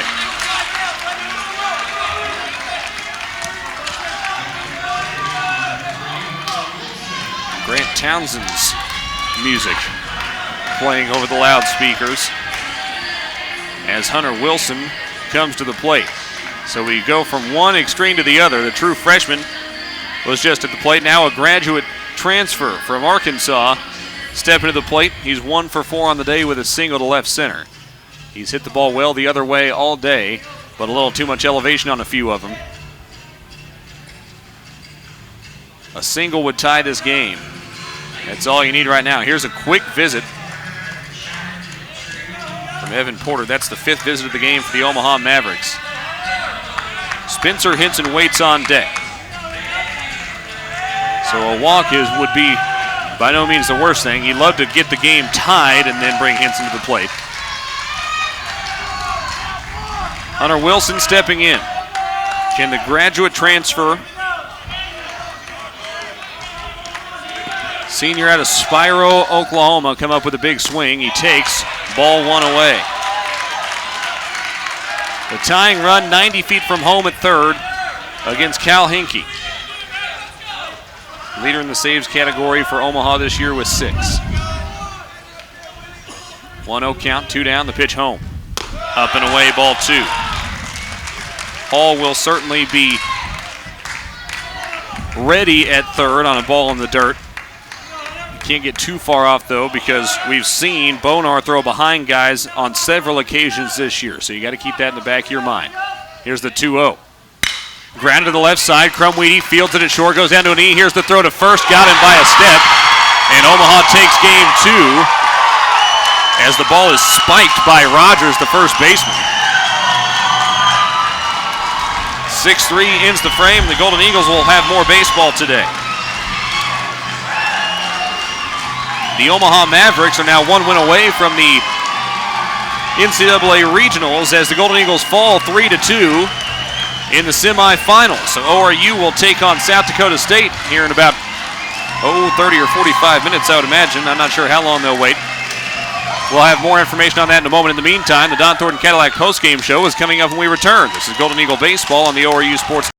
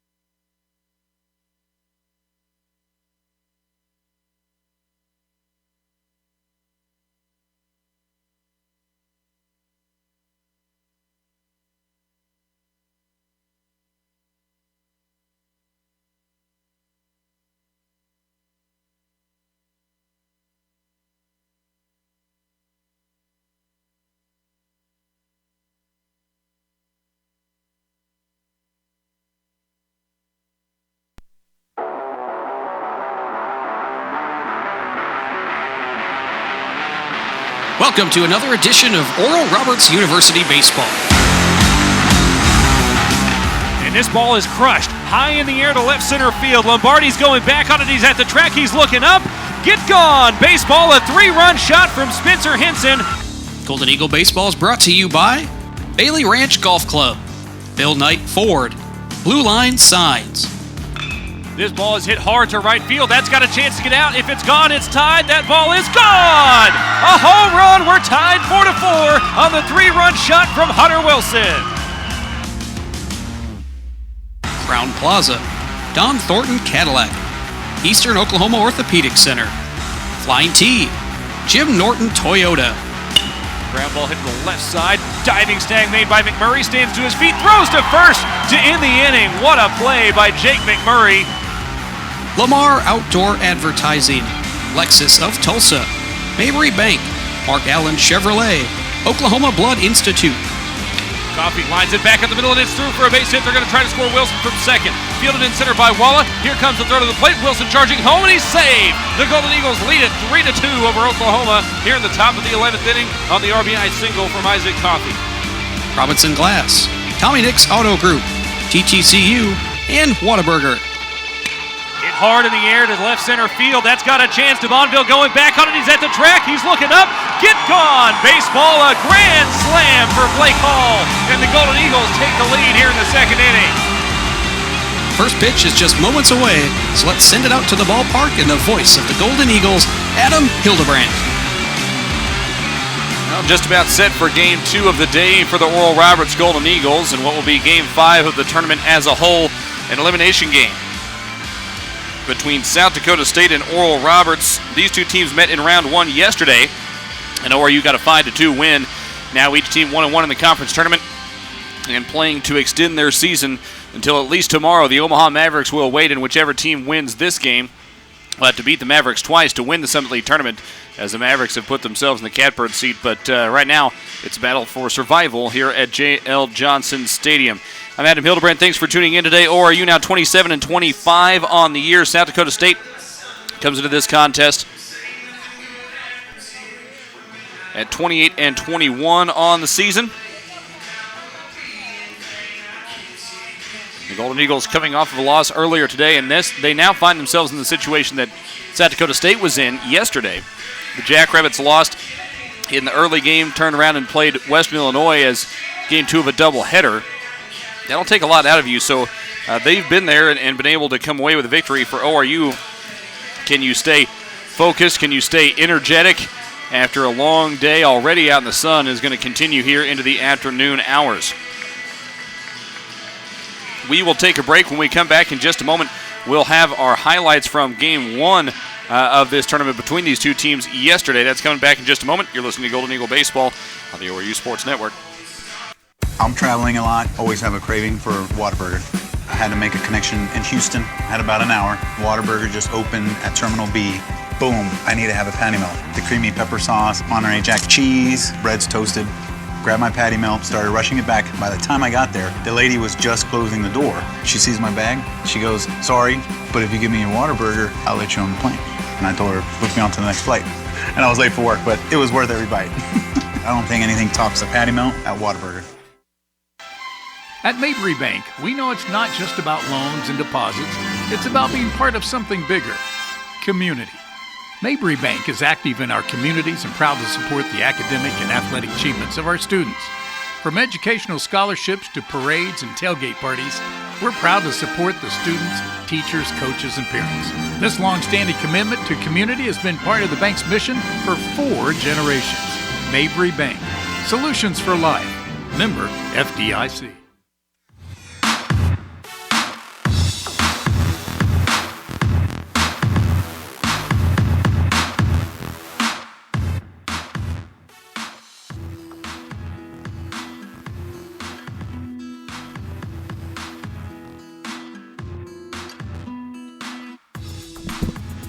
Oral Roberts and South Dakota State baseball coming your way shortly. In the meantime, let's take a listen back to the highlights from yesterday's contest.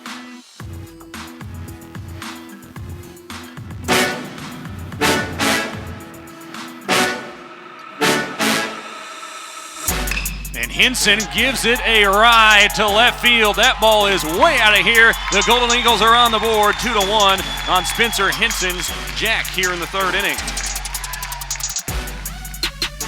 Sunshine peeking through, a line drive hit to left, Pace coming in on it. He lays out and makes the catch in left field. The first pitch of the inning is hit high and deep to left field, and Isaac Coffey has tied this game 2-2. Staring in, getting the sign from Riley Kaiser. Here's the 3-2. Breaking ball drops in the front door for strike 3. Josh McMinn is now in sole possession of 5th all-time on the strikeouts list as a Golden Eagle. Currently 84 degrees here in South Tulsa. Henson puts a charge in another one. This is deep to center field. At the wall, it's looking up. It's gone! Spencer Henson with his 2nd home run of the game, and ORU leads it 3-2 here in the top of the 5th inning. Here's the 1-1, grounded to the left side. McMurray fields at 3rd, throws to 2nd for 1. The turn to 1st is in time for the double play. All the way around the horn, 5-4-3. The Golden Eagles turn 2, and it's 3-2 Oral Roberts through 5 innings. This is where the team has been building to all year. This ball lifted in the air to left. Fairly shallow for Smith, the left fielder. Wilson tagging. Smith makes the catch. Wilson trying to come home. Here comes the throw from left field. It's just a little bit offline, and it allows Wilson to slide in and make this a 5-2 game on the sac fly from Andrew Pace. Looking to make it 291. Here's the 0-2. Blows it by him. Strike 3. Josh McMinn into double digits with 10 strikeouts today. 9 of them on swings and misses. He struck out 4 of the last 5 batters he's faced. Those were the highlights of yesterday's contest as Oral Roberts took down South Dakota State 5-2 in the opening games of the tournament for both of those teams. ORU will be hoping to duplicate those responses. South Dakota State looking to turn the tables when we return in just a few moments. We'll have the starting lineups for you when we come back as well. This is Golden Eagle Baseball here on the ORU Sports Network. Nothing improves business like creative visuals. Blue Line Signs can help produce logos, signs, banners, trade show displays, and even vehicle wraps that can help take advertising anywhere you go.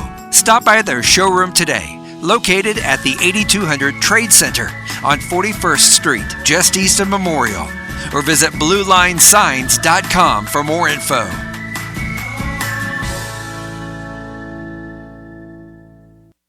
The constant energy, the tight turns and bustle of the city. Some survive it, Others were made to conquer it. The first ever Lexus UX and UX F-Sport crossovers, crafted for the new frontier. UX, starting at $32,000. See Lexus of Tulsa, 4210 South Memorial.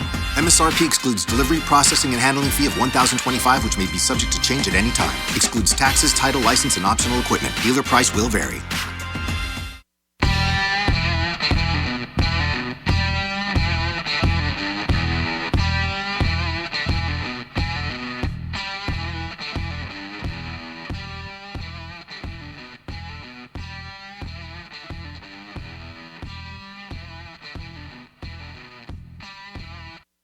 Looking for a place for your next social or corporate event, team building, tournament fundraiser, or an out-of-this-world birthday event? Call 918-528-7717, 528-7717, and ask for group sales or visit flyingtgolf.com to let the team at Flying T make your event one for the books. Just call them at 918-528-7717 or online at flyingtgolf.com.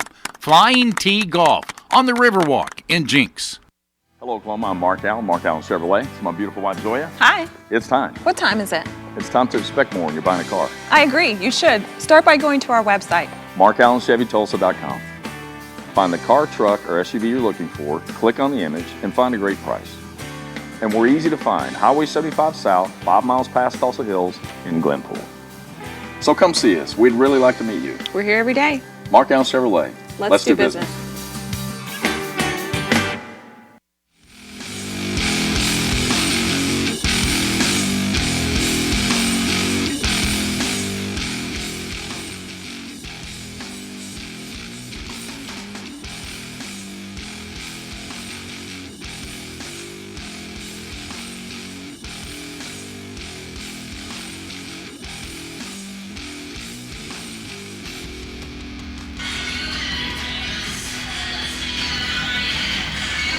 South Dakota State will apparently be the home team for this final matchup. We'd been told otherwise initially, but it will be South Dakota State as the home team for this elimination game. Friday afternoon baseball here at J.L. Johnson Stadium. So with that in mind, let's get to the Golden Eagle lineup. Jake McMurray will lead off and play third base. Hunter Wilson will hit second and play second. Spencer Henson batting third, when people will pitch to him, and playing first. Riley Kaiser hitting cleanup and catching in this contest. Andrew Pace hitting fifth and playing left. Isaac Coffey will DH and pitch in this one and hit sixth. Hunter Swift hitting seventh and playing right. Blake Hall hitting eighth and playing center field. And Anthony Martinez playing shortstop and hitting ninth. So the same lineup. The only change for the Golden Eagles is Coffey will both DH and pitch in this one. Again, that's McMurray, Wilson, Henson, Kaiser, Pace, Coffey, Swift, Hall, Martinez. We'll give you the South Dakota State defense in just a moment. Jake McMurray stands in waiting for the first pitch from Ryan Fromm and takes strike one. McDonald behind the plate, Beasley at first, so a couple of changes here. Ira at second, Steiger at short, Cranbeck at third, Smith in left, Badger in center, Brown in right. Yesterday when these two teams played, Ira played third base instead of second as ball one misses away. And the count is even at 1-1. Cranbeck inserted into the lineup for this game. A shout out and a big thanks to Debbie Gimlin for bringing some ice cream sandwiches up to the booth here. That was a necessary treat on a hot day. As strike two hits the outside corner, so a big thank you to her. And the folks down there taking care of us with the Golden Eagle Club and the Grand Slam Club today. 1-2 count, pitch on its way outside for a ball. Ryan Fromm, the starter today for South Dakota State, an ERA of 4.3, 6-4 record, 15 appearances, 14 of them starts. He's thrown 69 innings, allowed 70 hits, 46 runs, 33 of them earned. As a ground ball is hit back up the middle, backhanded on a slide at second base. The throw over to first is in time to get McMurray for out number one. Nice play by Ira there. One down. Brings up Hunter Wilson. Wilson hitting .307. One of only two players hitting above 300 on the ORU roster right now. That .279 team average still led the league.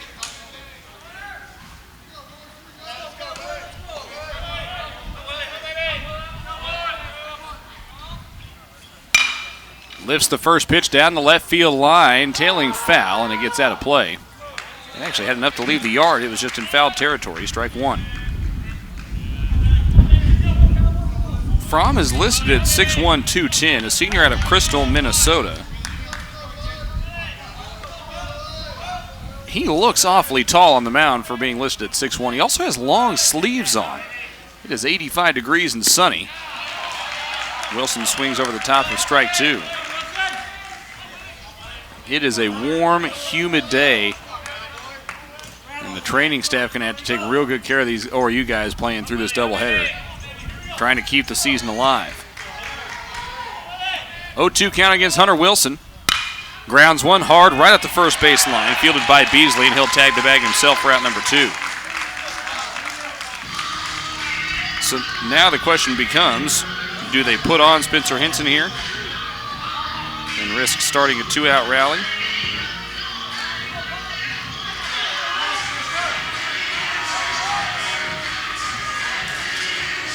Or will they actually pitch to him?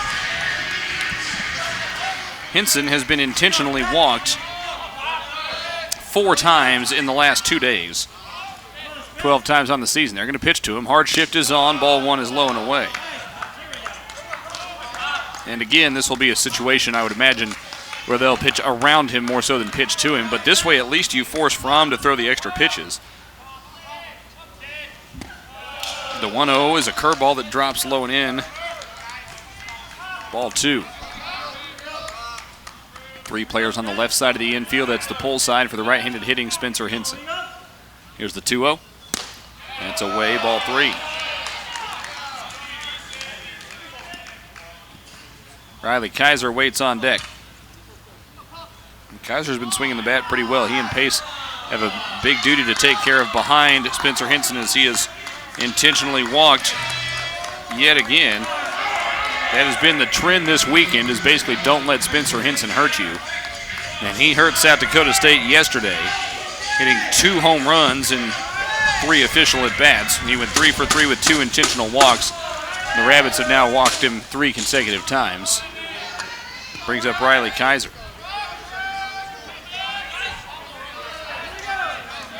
That's now 48 walks this season for Spencer Hinson. Kaiser takes strike 1 on the outside corner.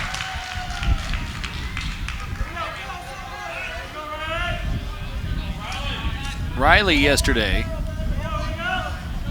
went 1 for 4 with an RBI in the contest against South Dakota State.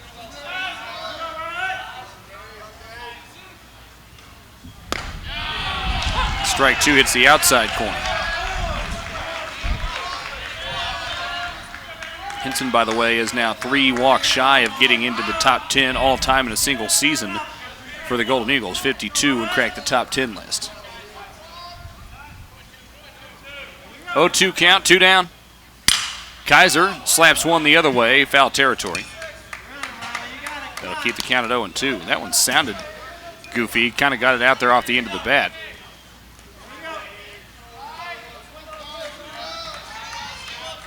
Elimination baseball here on a Friday afternoon at J.L. Johnson Stadium. Winner of this game will have to beat Omaha twice tomorrow to advance to the regionals. So Omaha certainly sitting in the catbird seat at this point. The 0-2 is up high for a ball.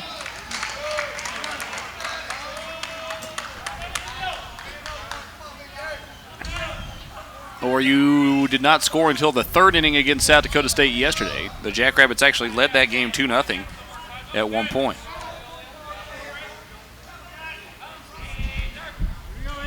1-2 count, 2 down. Runner on first, ground ball hit to the right side. Scooped up by the second baseman, Ira, and he flips over to first for out number 3. 3 ground outs in the inning for the Golden Eagles, sandwiched around a walk from Spencer Hinson. And ORU scoreless on on no hits in the first. We head to the bottom of the first, tied 0-0. We'll give you the South Dakota State lineup when we come back. This is Golden Eagle Baseball on the ORU Sports Network. At Bill Knight Ford, we love supporting one of Tulsa's favorite teams, the ORU Golden Eagles. And we love being Tulsa's Ford dealer, giving our customers everything they deserve and more, like offering a great selection of the best new Ford lineup, including Escapes, Explorers, Expeditions, and F-150s. So come see us at Bill Knight Ford Tulsa today, or BillKnightFord.com, home of the Knight Advantage, and help assure support for the ORU Golden Eagles all season long. Redesigned, revived, and refreshed, Crowne Plaza Tulsa is proud to support the Golden Eagles, an official sponsor of Oral Roberts Athletics. Crowne Plaza Tulsa has discounts available for teams, families, and affiliates of ORU. And renovations are now complete, so they invite you to check out the new look guest rooms and atrium. The Crowne Plaza Tulsa has fresh specials weekly and is located right across from the Mabee Center. Call 918-492-5000 for more information. Crowne Plaza Tulsa, the new concept for full service.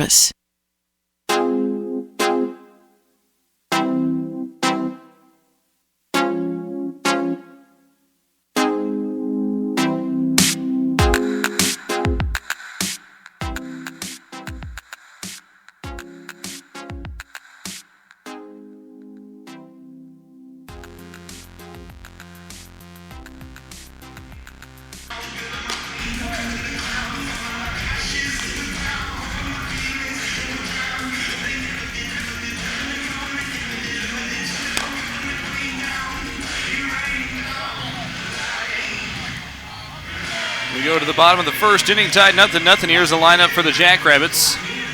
Drew Beasley leading off and playing first base. Nick Smith will hit second and play left field. Gus Steiger hitting third and playing shortstop. Josh Falk, the DH, will back clean up. Braden Brown hitting fifth and playing right. Ryan McDonald hitting sixth and catching. Matthew Cranbeck will hit seventh and play third. Luke Ira hitting eighth and playing second base. And Landon Badger hitting ninth and playing center field. A foul tip, strike one, starts the inning. Again, that's Beasley, Smith, Steiger, Falk, Brown, McDonald, Cranbeck, Ira, Badger. This one popped foul over the right side behind home plate. Strike two. The defense for the Golden Eagles, Kaiser behind the plate, Hinson at first, Wilson at second, Martinez at short, McMurray at third, Pace in left, Holland center, and Swift in right.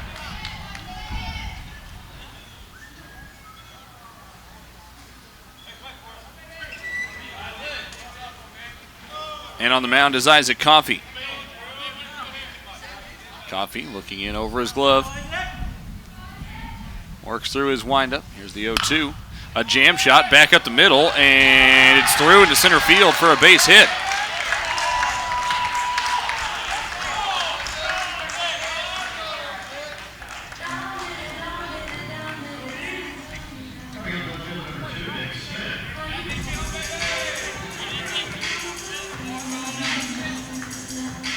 Martinez was shaded over to third a little bit. That was kind of weird from this perspective. It almost looked like Coffey had a chance to perhaps reach out and grab it. Didn't reach out for it, I think, because he didn't want to interfere with the potential play behind him, but because Martinez was shading over, he really had no chance to get to that ball. This one's in the dirt, gets away from Kaiser. He'll fire to second, and it's not in time on the wild pitch. Beasley advances to second base. Not an ideal start here. Ball one is low.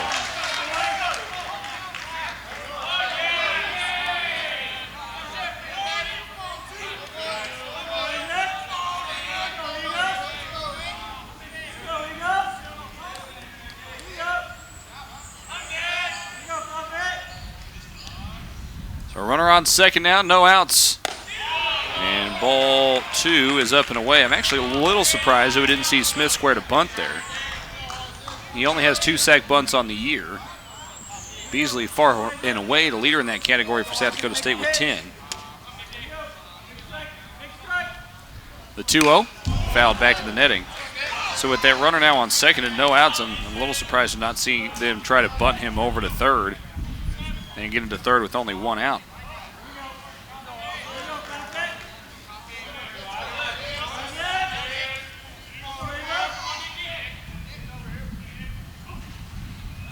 Two 2-1 count. Coffey delivers. Smith did show bunt late there, but he takes ball 3 low. ORU dugout a little quiet right now. Need to get some energy up in here. Again, this is going to be a grind of a day. You got to find a way to fight through it. Here's the 3-1. Lifted in the air to left. Pace giving chase towards the corner. Comes over into foul territory on the warning track and makes the catch near the foul territory wall. A few hard steps from the runner at second, but Beasley retreats back to the bag as Pace delivers the ball back in, 1 down. That's a big out.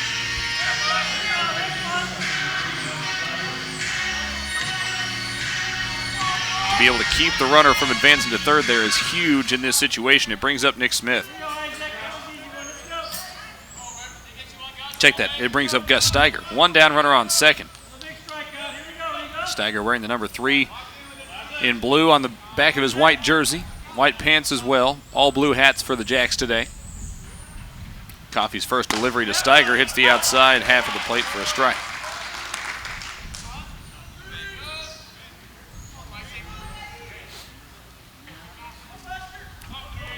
Jacks written across the front of the jersey in cursive script as well. For ORU, same as the first game. Gold jerseys, white pants, blue hats with the gold bill, and the Eagle logo on the front. A high bouncer over to shortstop Martinez Fields. Long throw to get Steiger, and he's safe at first base. Here comes Ryan Fulmer on almost a sprint out of the dugout. No way! Come on, head out there, Blue. Come on, get it right. Head out there, help him. Help him out. Help him out. Help him out. Ryan Fulmer still out there speaking with the first base umpire, but not getting anywhere with it. Terry Helgett behind the plate today. Jason Harstick at first, Andrew Fulton at second, Mark Hutchison at third.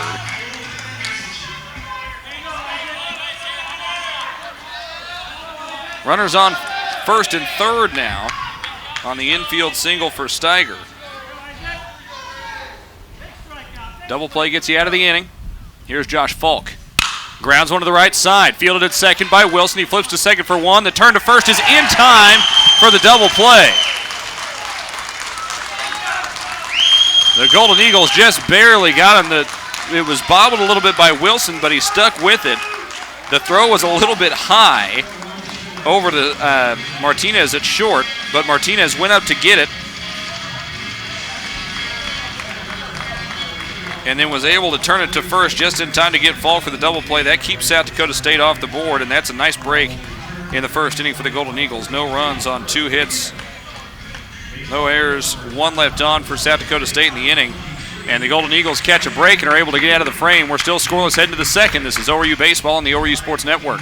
At the Eastern Oklahoma Orthopedic Center, we're proud to have been Tulsa's finest and most experienced provider of sports medicine care for over 30 years. EOC is equipped to evaluate and treat all orthopedic disorders and sports injuries, as well as providing surgical consultation and physical therapy. With a large number of only the best qualified specialists on staff, we're able to provide better care than anyone else in Eastern Oklahoma. Ask your doctor about EOC or call us for a consultation. We're located in the Natalie Medical Building at 6475 South Yale. Strong, bold, fearless. Which best describes you? Give blood with Oklahoma Blood Institute and receive your choice of one of 3 great t-shirts, each with its own encouraging saying. Visit Oklahoma Blood Institute Tulsa on Facebook for blood drive details. Feel good? Give blood with Oklahoma Blood Institute.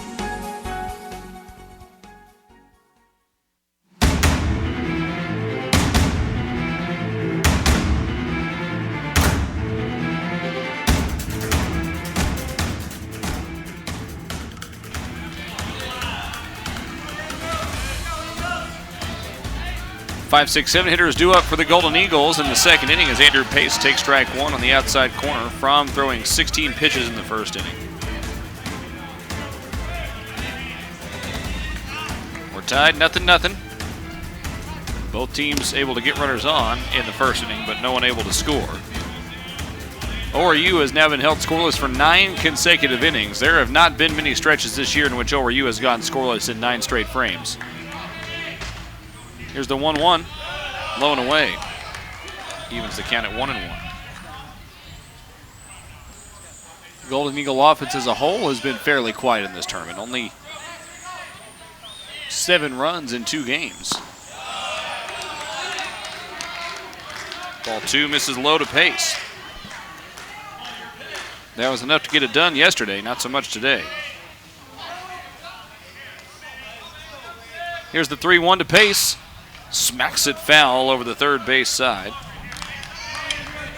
I've got that as a 2-2 count unless I missed a pitch in there somewhere.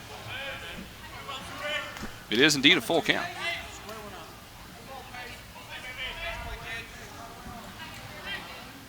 Three-2 to Andrew Pace. just misses. Pace draws the leadoff walk.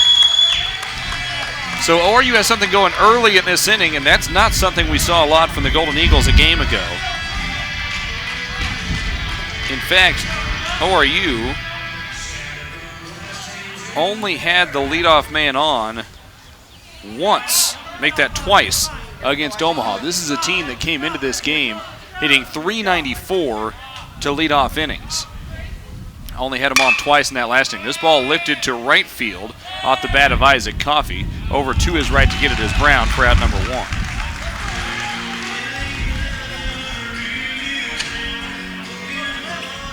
That brings up Hunter Swift.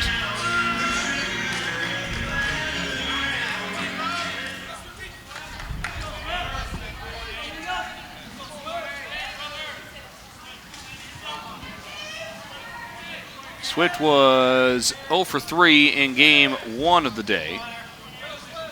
Hitting just .211 so far in the tournament.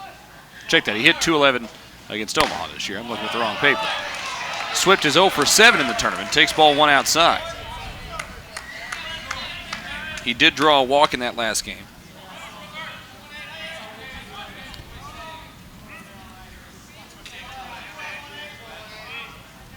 One 0 count, 1 down.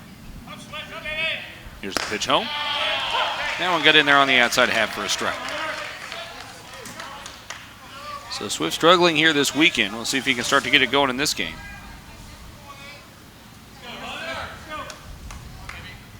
The lefty climbs back into the batter's box. 1-1 count, 1 down.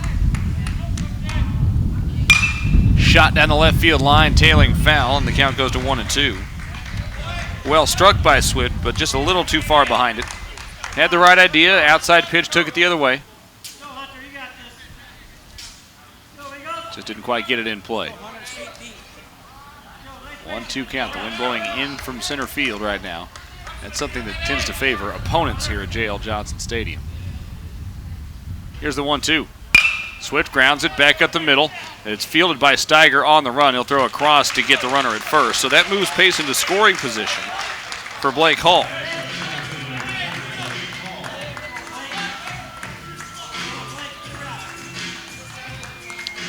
Hall led off the 9th a game ago against Omaha with a hard hit ball that bounced off the body of the pitcher for Omaha, Cal Hinkie.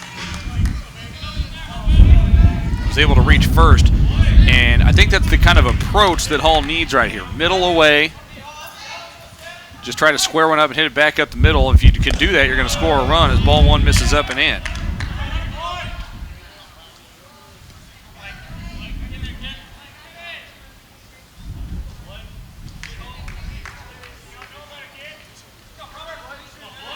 All right, Fromm comes set, delivers home, drops that one into the zone for a strike.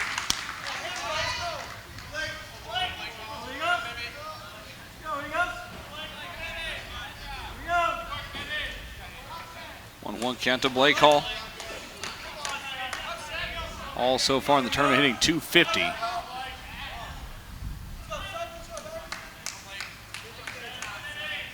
Both of those hits coming just a game ago.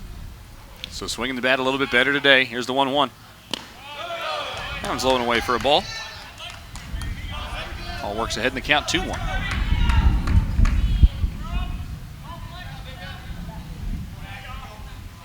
ORU as a team hitting just .219 so far in this tournament. Opponents hitting .246. Large part of the reason they've split so far. Hall swings over the top of a curveball. It was in the dirt. Strike 2.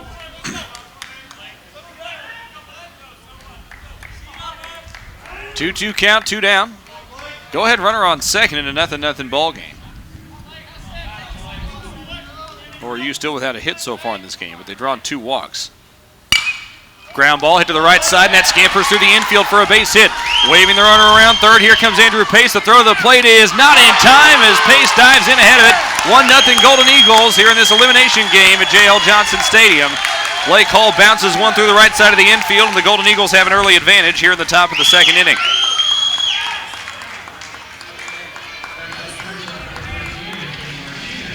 It's not the best contact Hall's ever made, but sometimes you need a couple of breaks like that to go your way early to start to take some of the pressure off. Put it in the right spot, and ORU leads it 1-0 on the Golden Eagles' first hit of the day. ORU's been out hit in both games so far in this tournament, and are currently being out hit 2-1, but now leading on the scoreboard. Now here's Anthony Martinez, and he takes ball one up high.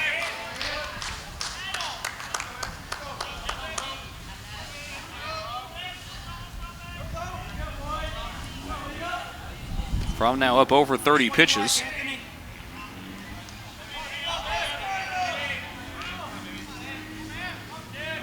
Here's the 1-0. Lifted straight back out of play. Evens the count at 1-1. Martinez a double off the left field wall earlier today in game 1 against Omaha. This is his first year as a Golden Eagle, and hitting .239. .286 though in the tournament so far, 2 for 7 with that double. Slices this one down the right field line, foul. Up on top of the Grand Slam Club, 1-2.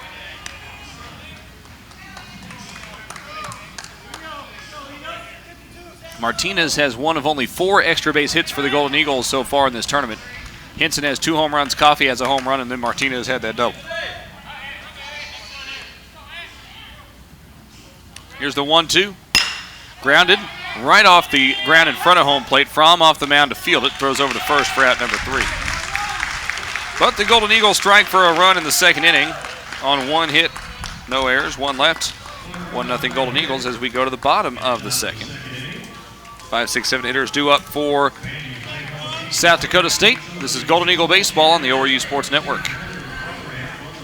Hey, ORU sports fans, are you starting to plan that spring golf tournament? Don't wait. It's never too early to get started. Call 918-274-GOLF and speak with the friendly staff at Bailey Ranch Golf Club to book your next event. No event is too big or too small. Bailey Ranch, just minutes from downtown Tulsa, conveniently located near Highway 169 at 86th Street North in Owasso. That's 274-GOLF, or you can also find us at BaileyRanchGolf.com. Hello, Oklahoma. I'm Mark Allen, Mark Allen Chevrolet. Now, when it comes to service, we have one of the largest service departments in the state of Oklahoma. Say hello. And we have 50% off on oil changes for all makes, all models, every day. Come see us. Mark Allen Chevrolet. Let's do business. Hello, Oklahoma. I'm Mark Allen Chevrolet. Now, I know you're ready for change. So, if you could sell yourself a car, how would you do it? I'd like to know. Go to markallenchevytulsa.com/Ask Mark and ask away. Let's do business.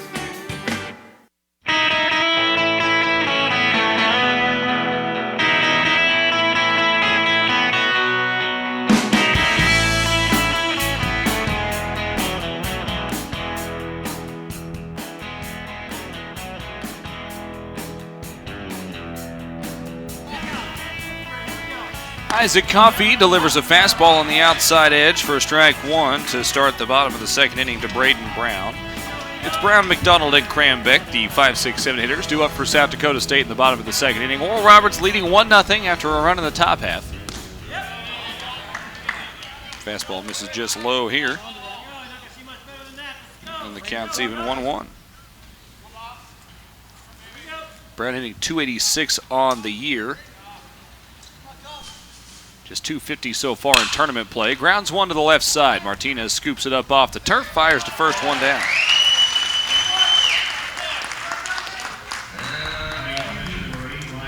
.63 put out starts the inning. Here's Ryan McDonald.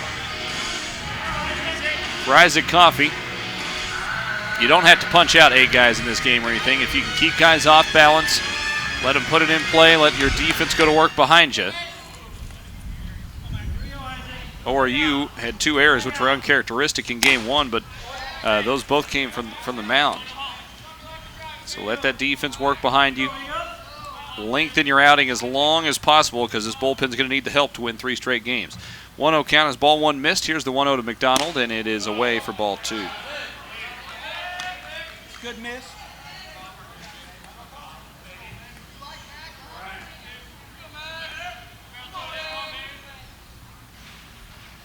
2-0 on its way.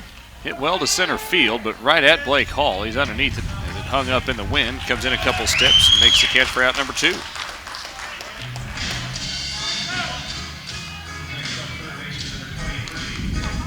So now 2 down, nobody on for Matthew Cranbeck. He did not hit in the game yesterday, a .255 hitter this season.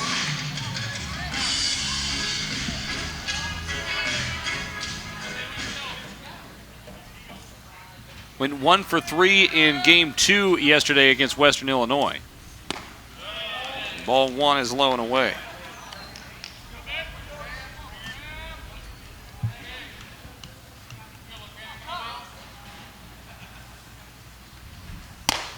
Isaac Coffey hits the outside corner with a fastball. He did not get to pitch 2 weeks ago in that series at Omaha, or at South Dakota State, excuse me, because the last game of that series was in fact rained out. 1-1, misses outside. And then in the home series against the Jackrabbits, Coffey went 5 1/3, allowing 8 runs, 6 hits all. The Maroons struck out 3 and walked 1 in a game ORU lost 9-8. As a foul ball back to the backstop makes the count 2-2 here.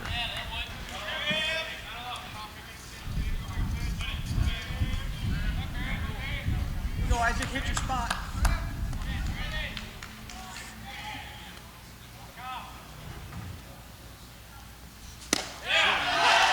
Coffey hits the outside corner with strike 3.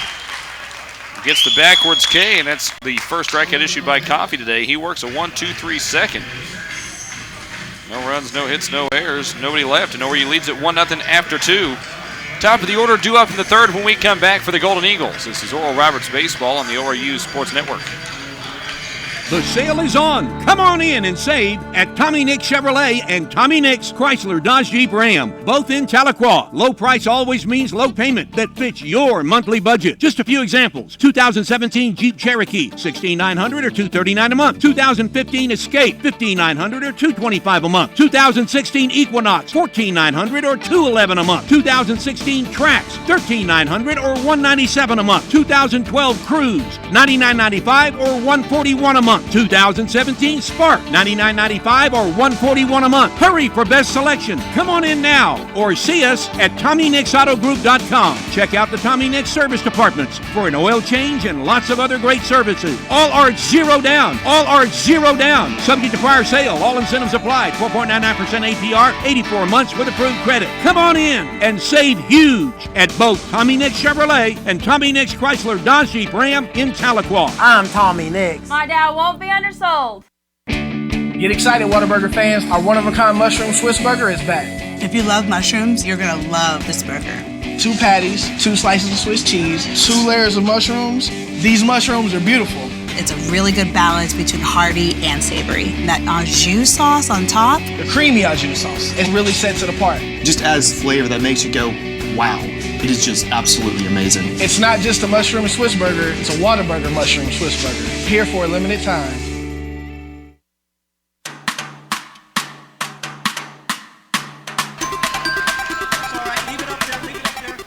Strike 1 starts the bottom of the top of the third inning to Jake McMurray. Ground out to second earlier today. And now strike 2 is in at the letters. 36 pitches for Ryan Fromm through 2 innings. McMurray has struggled 0 for 8 so far in this tournament. Looking to break through here in game 3.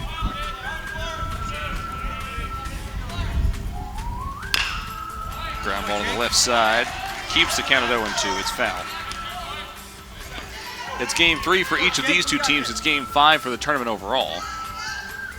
South Dakota State defeating Western in an elimination game yesterday to keep their conference title hopes alive and advance to this game today. ORU falling in a close contest 3-2 to Omaha to fall into this elimination game. As ball 1 misses low and away.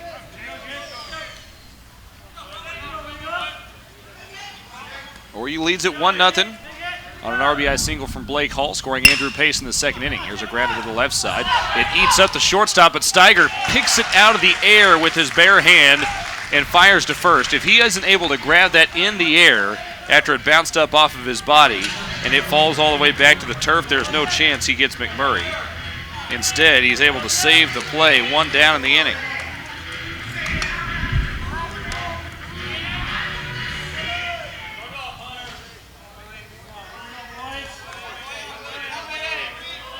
Brings up Hunter Wilson, one out, nobody on. Lines one to right field, and it is down for a base hit. First pitch swinging for Hunter Wilson, singles into right. And the Golden Eagles have a base runner on in front of Spencer Henson. This is ideal because now you kind of you don't force South Dakota State to pitch to him here, but you make him think a lot harder about intentionally walking Spencer, because a walk would move a run into scoring position. They threw 3 pitches to him in the first at bat. All were out of the zone, and then they intentionally walked him. So Henson will hit here with Wilson on in front of him. Caps one over the right side. It's scooped up at first by Beasley. He'll step on the bag. Wilson safe at second, 2 down.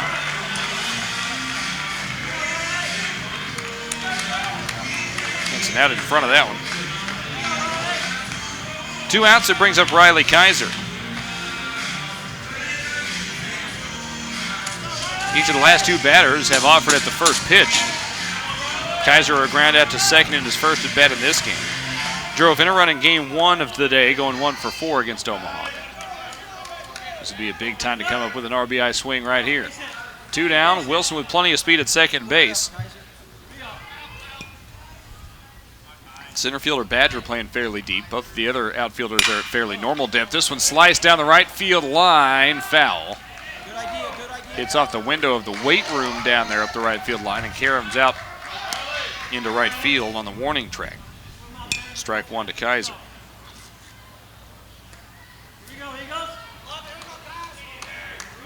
Ryan Fromm will be averaging at least 15 pitches an inning when this inning wraps up.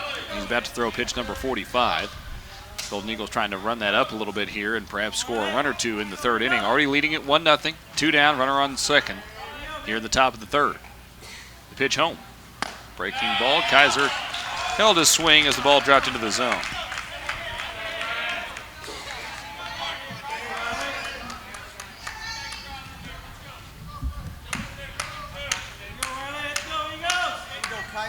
Oh, 0-2 count to Riley Kaiser. It was an 0-2 that Riley pulled through the left side for a base hit and an RBI in the first inning in game 1 of the day. Fouls this one off over the right side, out of play.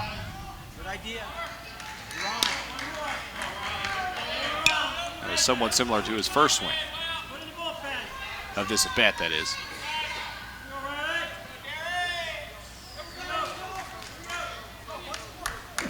Big Dairy at the plate. I'm told the cattle paddle made its way out again today. That's that kind of spirit stick kind of thing they brought they used to work cattle with. Here's the 0-2 to Kaiser again. Hits this one towards right center field, and it is down in the gap for a base hit. That could be extra bases as Wilson will score easily. Kaiser heading to second. It's a stand-up RBI double, and the Golden Eagles lead at 2-0 here in the 3rd.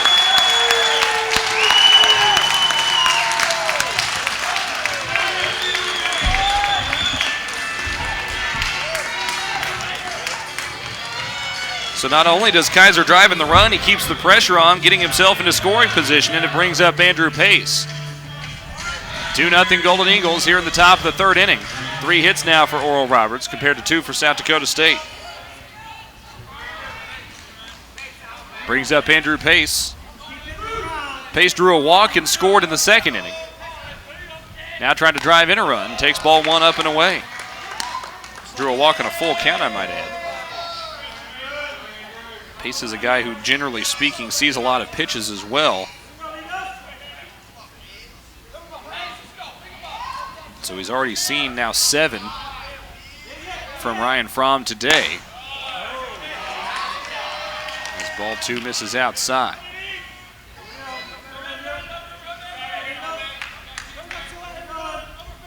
Fromm pitched in game 2 of the series here in Tulsa.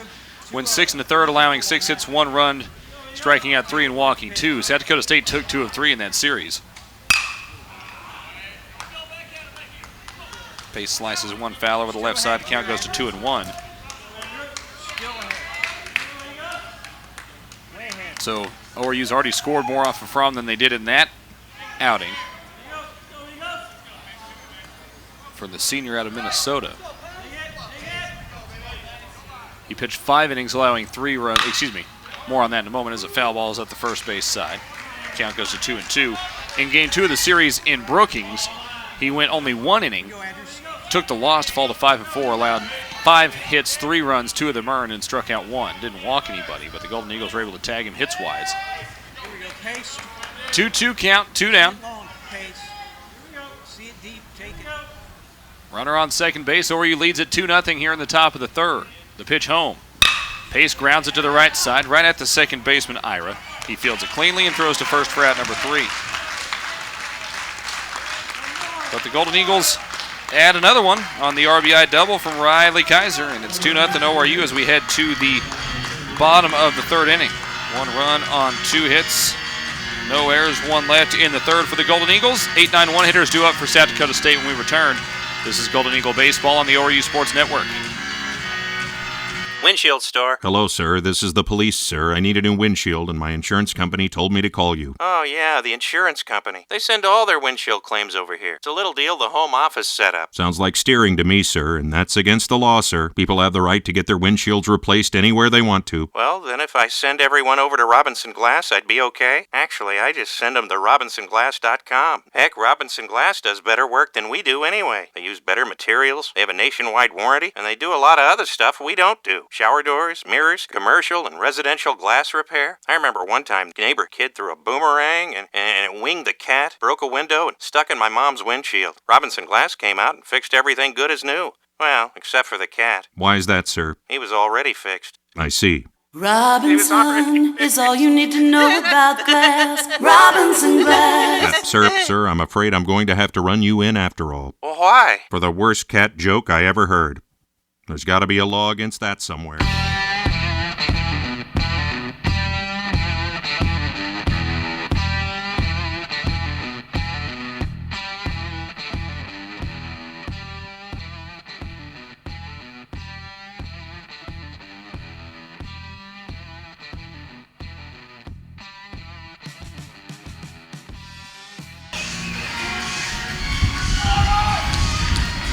Two 2-0 Oral Roberts as we head to the bottom of the third inning. Ira, Badger, Beasley due up for South Dakota State in this frame. Ira settles into the right-handed batter's box and takes strike 1. Isaac Coffey has been working ahead in counts.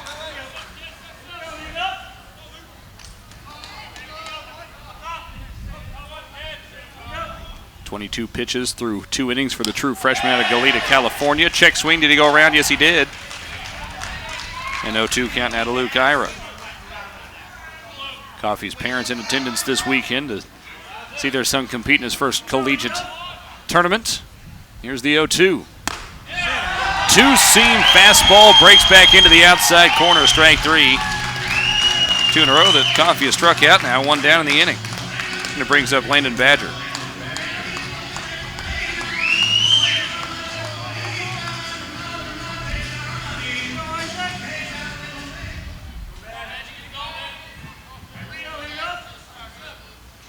Yesterday, it was 3 consecutive left-handed batters in the 8, 9, and 1 spots for South Dakota State. That's a strike. He's on the plate.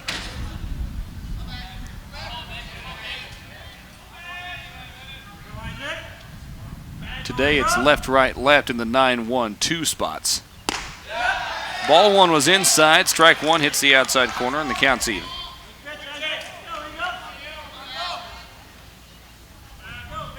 Coffey already back up on the rubber. As his sign, here's the 1-1. Big swing and a miss on a ball on the outside third. Strike 2. Looked like another 2-seam fastball that just ran away from the left-handed Badger. South Dakota State threatened in the first. The Golden Eagles got a double play to keep a run off the board. That's a foul ball off the hands of Badger. Keeps the count at 1-2. And then Coffey delivered a 1-2-3 second inning. Now a 1-2 count here to Landon Badger with 1 out and nobody on in the third. Swing and a miss on an elevated fastball. 3 consecutive strikeouts from Isaac Coffey, 2 down.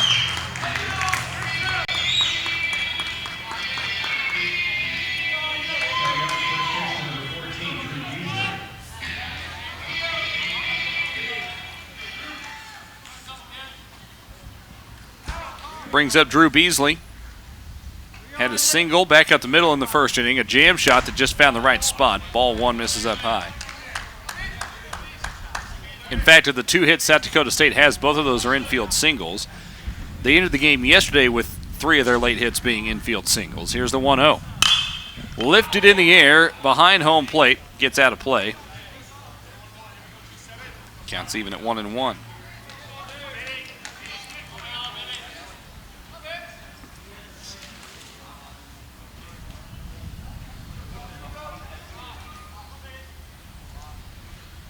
Two down, nobody on in a 2-0 ball game. Oral Roberts leads. Fastball is up high. Elimination game here in the Summit League tournament. In fact, they're pretty much all elimination games from here on in.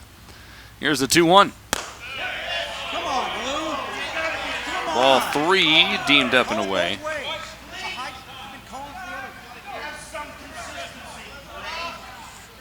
A little bit of discontent with that one. I didn't have a big problem with that one. Here's the 3-1.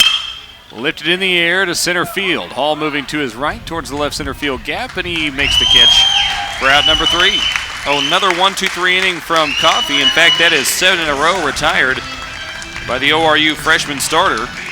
No runs, no hits, no errors, nobody left in the third for South Dakota State. And we head to the fourth with Oral Roberts leading 2-0. 6, 7, 8 hitters due up. Coffey will lead off the next inning. This is Golden Eagle Baseball on the ORU Sports Network. Here's how you can put in just a little effort and help our schools in a big way. Just switch your checking account to TTCU Federal Credit Union. It's easy. And every time you use your School Pride card, TTCU donates to our schools. They've given more than $1 million so far, and they're the only ones doing that.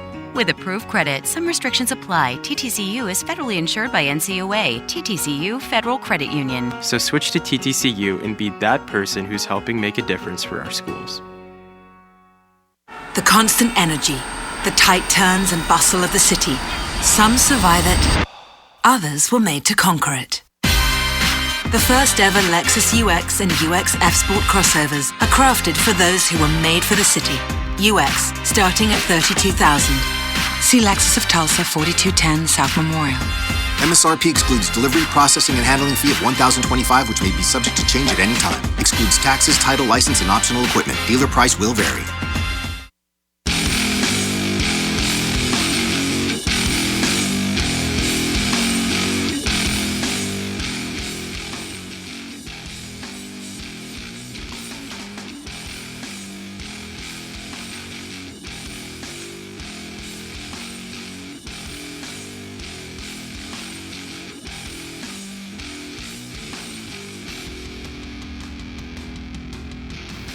Isaac Coffey, having retired 7 straight on the mound, now steps to the plate and swings through strike 1.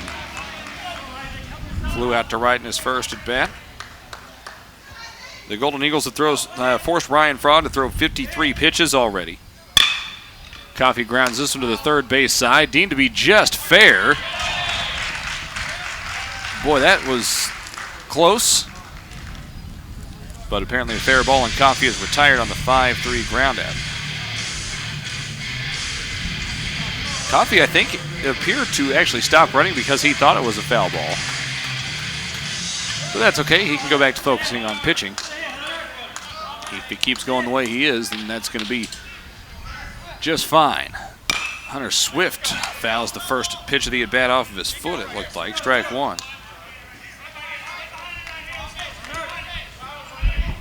(2-0) Oral Roberts. Singular runs in the second and third. ORU has now scored in 5 different innings in a total of 12 played against South Dakota State in this tournament, but they've only ever scored 1 run in those innings. Ball 1 taken away. So it's definitely been somewhat of a calculated and sparsed out approach for the Golden Eagle offense against South Dakota State. This ground ball backs up the first baseman Beasley. He underhands it, and safe at first is Hunter Swift. He dove in and got his hand to the bag just ahead of Ryan Fromm, who was trying to cover the bag.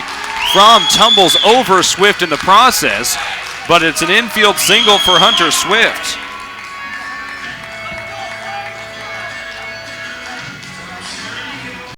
And how about the effort play there from Hunter Swift?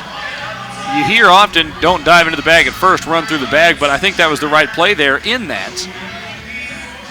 It was very possible because of the direction Fromm was coming from that he could have caught it and tried to tag Swift, and so you lay out to avoid the tag, and in that case it helps beat the pitch to the bag as well. One down, runner on first, 2-0 the score. ORU leads.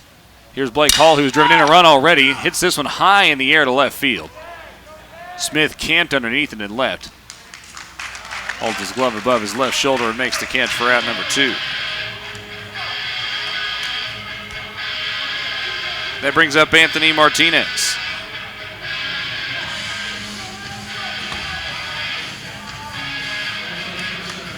Well, Fromm is getting more contact and fewer pitches in this inning. He's thrown only 6 pitches.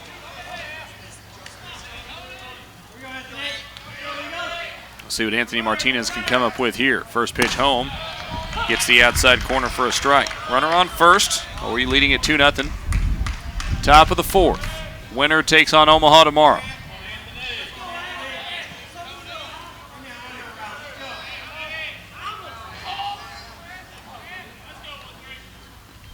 Oh, 0-1. In the dirt for a ball. Good block behind the plate by McDonald. Keeps Swift from advancing into scoring position, but the count is even at 1-1.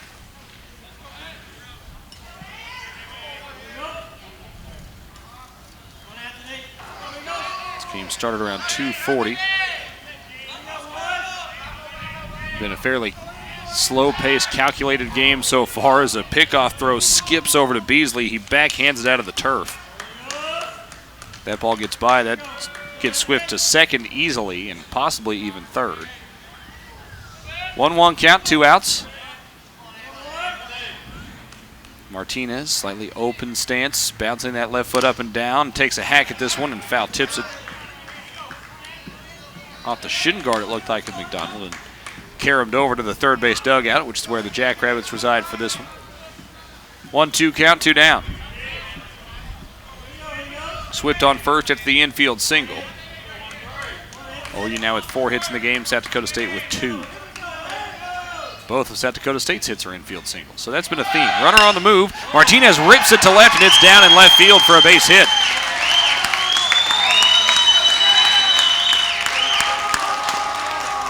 Swift took off on the pitch. Martinez got around on an elevated offering and took it to left field. If he's able to get that up the line, Swift likely scores on it. Instead, it was right at Smith, but that progresses the inning and brings up Jake McMurray.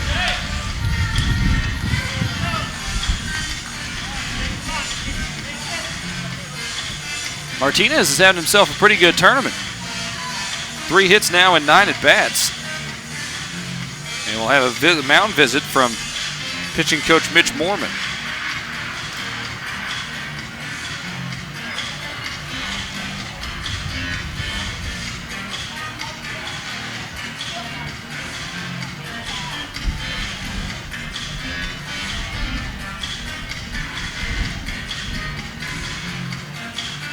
Moorman still out there talking with Fromm.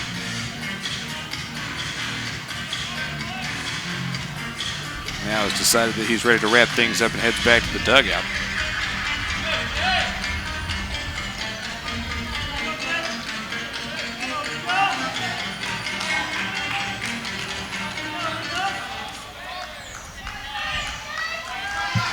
Two outs. Runners on first and second. ORU already leading 2-0, and McMurray with a chance to extend that lead here with a runner in scoring position. Swift with some speed as well. Strike one, just gets over the inside corner. McMurray looking for something he can lift. He's hit a lot of balls on the ground over the course of this tournament. Still looking for his first hit in the Summit League tournament. Takes this one inside, ball one.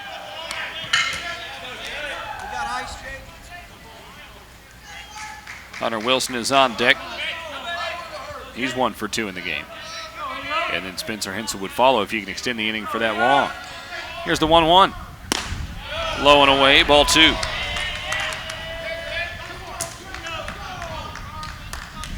Keep in mind, 2 of South Dakota State's best relievers have already had to pitch. Brett Mogan went an inning in 2/3, throwing 23 pitches against the Golden Eagles yesterday. Ground ball hit to the right side. Scooped up at second. The flip to second is in time to get Martinez on the fielder's choice. 4-6 put out ends the inning.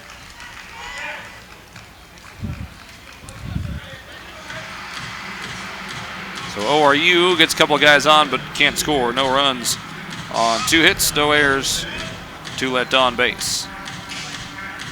We head to the bottom of the 4th with ORU leading 2-0. Smith, Steiger, Falk due up for South Dakota State. This is Golden Eagle Baseball on the ORU Sports Network. In business since 1902, Lamar Outdoor Advertising is one of the largest outdoor advertising companies in the world. Locally operated in Tulsa, Lamar provides full-service sales and creativity to target your audience. More than just traditional billboards, Lamar is also Tulsa's largest digital advertising company. So the next time you look up and see an ad from Lamar Outdoor Advertising, ask yourself how Lamar can help your business. Give them a call at 918-665-1755. Lamar, we are outdoor.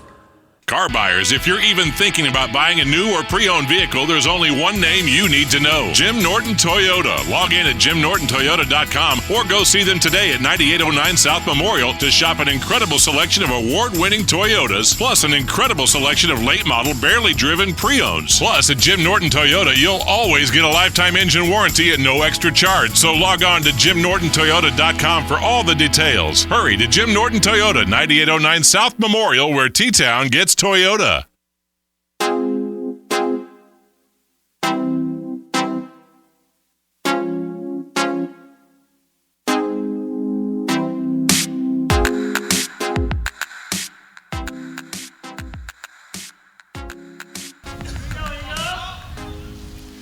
Ball 1 starts the inning to Nick Smith, and Isaac Coffey now delivers a swinging foul ball, strike 1. Smith flew out to left in his first at bat. Coffey 35 pitches through 3 innings. He's retired 7 in a row, and he struck out 3 of the last 4 he's faced. Those are his only 3 strikeouts in the outing. Here's the 1-1. Lifted to the left side, out of play, strike 2. It's win or go home time for both of these teams. Winner takes on Omaha and would need to win 2 against the Mavericks tomorrow to claim the conference title crown, or conference tournament crown, that is. Here's the 1-2. Grounded to the left side. McMurray backhands on a high hop, steps up and fires across to Henson for out number 1. That took a higher hop, I think, than McMurray was expecting. But he was able to handle it cleanly, 1 down. He had crouched out and actually jumped back all the way up to about eye level. Brings up Gus Steiger, who had an infield single back in the first. Steiger, just a sophomore out of Minnetonka, Minnesota. Takes ball 1 in the dirt.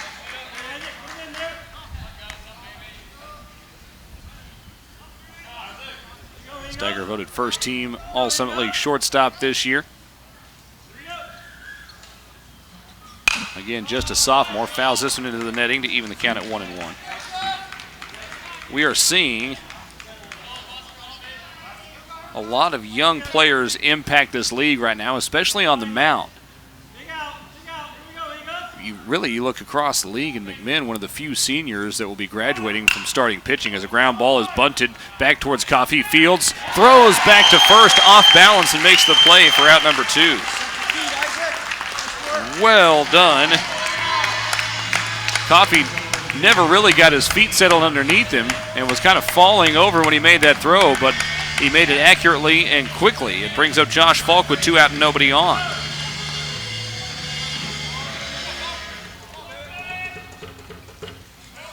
Brings up Falk, who grounded into a double play in his first at bat. Coffey works through his windup. 2 down, nobody on. Strike 1 delivered on the outside corner.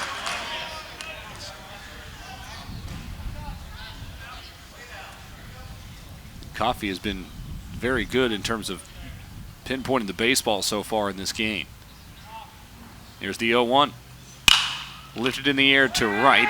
Foul territory. That'll get out of play. Swift gave a courtesy chase, but never really had a chance to get there. That being said, it's an 0-2 count now to Falk. Coffey walks back to the back of the mound, gets a little touch of the rosin bag. Steps back up onto the rubber. 0-2 count, the pitch on its way. Two-seam fastball stays up. Ball 1.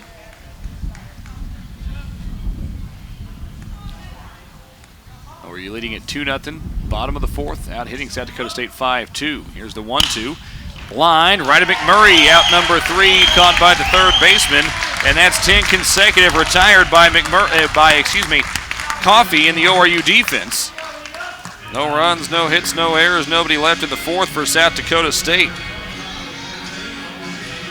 2-0 ORU as we go to the 5th. 2, 3, 4 hitters due up for the Golden Eagles. This is Oral Roberts Baseball on the ORU Sports Network. At Mabry Bank, we know it's not just about loans and deposits. It's about being part of something bigger, community. Mabry Bank is active in our communities and proud to support the academic and athletic achievements of our students.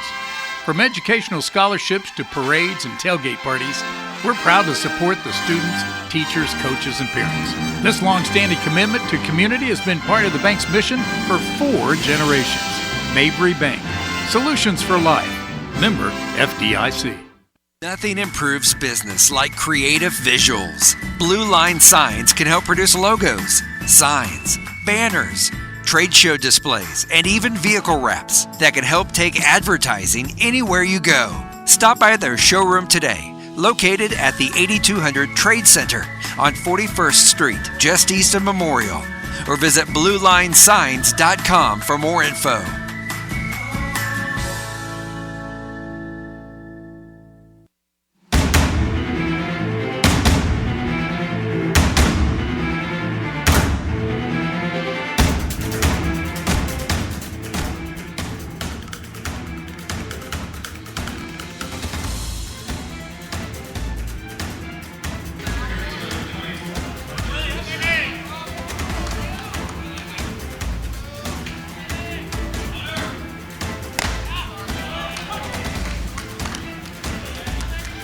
Hunter Wilson leads off the top of the 5th inning. Strike 1 to him. Willie 1 for 2 in this game. Takes ball 1 inside. Ryan Fromm still out there throwing into his 5th inning of work for South Dakota State. 2-0 ORU leads it on 5 hits. 2 hits so far for South Dakota State. No errors for either team. Wilson chops one foul over the first base side. Count goes to 1-2. The third baseman was playing in on him. Now we'll back off. Resetting that South Dakota State defense, McDonald behind the plate. Beasley at first, Ivra at second, Steiger at short, Cranbeck at third. Smith in left, Badger in center, Brown in right. Here's a 1-2. A high chopper to the right side. Backs up the first baseman, Beasley, and he'll jog over the bag and tag it himself. We're at number 1. It's the second time that Willie is grounded out to first. 1 out, nobody on here for Spencer Henson. Henson 0 for 1 with a walk in this game. 3 for 5 with 5 walks in the series, or rather in the tournament as a whole. Came into the day with the best slugging percentage in the nation. Takes ball 1 low and away. Let me say that again. Best slugging percentage in the country at the Division I level. Ball 2 is low and in.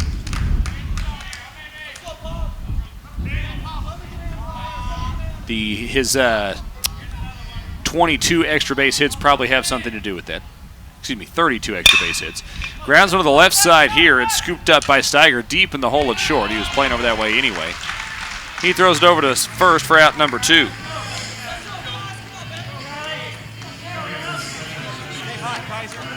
Two down, nobody on for Riley Kaiser. RBI double into the right center field gap 2 innings ago in the 3rd to put ORU up 2-0. And it's still that way.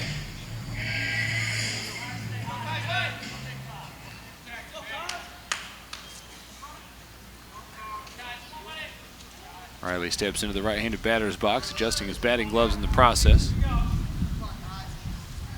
And he lines one through the the left side of the infield for a base hit. Kaiser's second hit of the game. Saw a fastball inside there. Got around it for a single to keep the inning alive for Andrew Pace.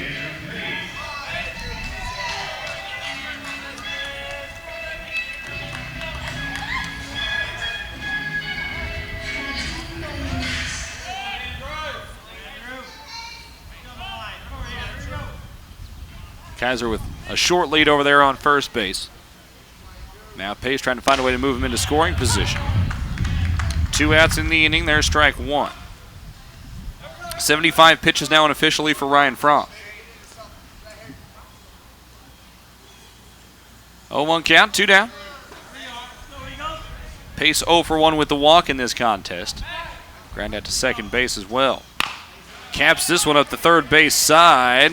It trickles foul. I thought briefly that the spin on that ball actually might bring it back towards fair territory, but it stayed over there left of the third base line. Count goes to 0-2.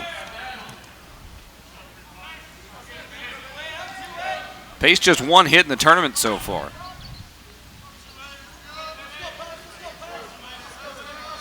Has drawn 2 walks, but he struggled a little bit over the course of these 3 games. The 0-2 grounded to the right side. On a second hop, picked up by Ira. He underhand flips it over to first for out number 3.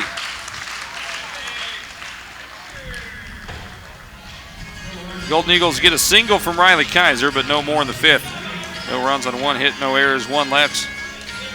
2-0 Golden Eagles as we go to the bottom of the 5th inning. 5, 6, 7 hitters due up for South Dakota State. This is Golden Eagle Baseball on the ORU Sports Network. Hello, Oklahoma. I'm Mark Allen Buick GMC. Now, I know you have a lot of questions out there when you're considering buying a vehicle. So go to our website, markallenbuickgmc.com/Ask Mark, and let it rip. I'll be happy to answer any question you have. Mark Allen Buick GMC. Let's do business. Hello, Oklahoma. I'm Mark Allen Chevrolet. Now, when it comes to service, we have one of the largest service departments in the state of Oklahoma. Say hello. And we have 50% off on oil changes for all makes, all models, every day. Come see us. Mark Allen Chevrolet. Let's do business. Strong, bold, fearless. Which best describes you? Give blood with Oklahoma Blood Institute and receive your choice of one of 3 great t-shirts, each with its own encouraging saying. Visit Oklahoma Blood Institute Tulsa on Facebook for blood drive details. Feel good? Give blood with Oklahoma Blood Institute.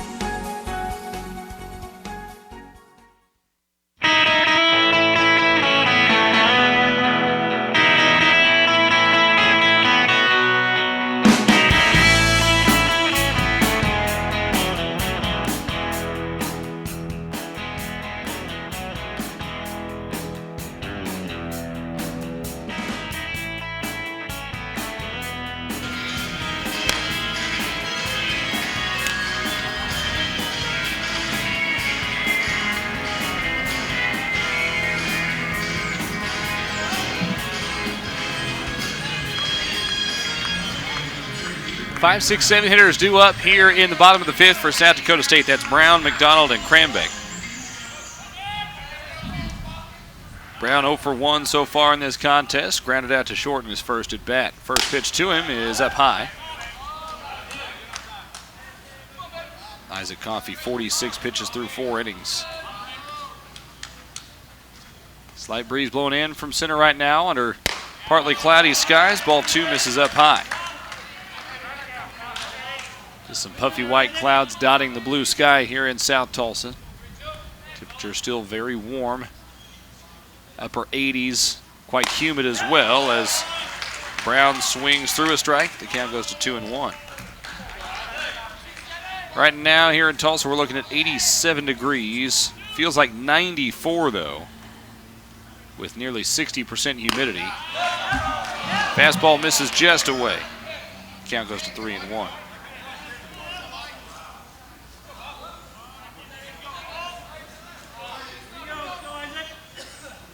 Coffey threw his windup. Fastball popped up in the air behind home plate. And the count is full. Initially, I actually thought that was going the other direction a little bit. Instead, it went straight back up and out. Full count now to Brown.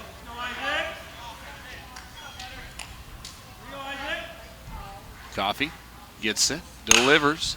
Popped foul over the right side. And that'll keep the count full. Coffey has limited South Dakota State to no runs on 2 hits so far. Both of those hits coming back in the first inning. All right, Isaac, hit your spot. Time called, and Brown will step out here. Braden Brown out of Burlington, Iowa, a junior. Coffey now delivers again. This one popped up on the infield this time.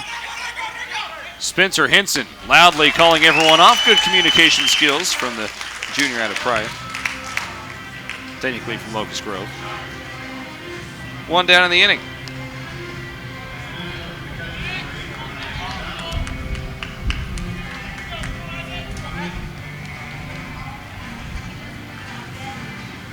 Game of Thrones theme sounding over the PA system as Ryan McDonald stands into the right-handed batter's box. Flew out to center in his first at bat. And Coffey gets a two-seam fastball in there for strike one. The series finale of Game of Thrones was last Sunday. I understand there's a 2-hour documentary on the making of the final season airing this Sunday. I'm sure many Game of Thrones fans will tune into that as well as ball one misses in. 1-1 count, 1 out, nobody on. 2-0 Golden Eagles in the bottom of the 5th inning. South Dakota State at the plate. Here's the 1-1. That one drops in there for a strike.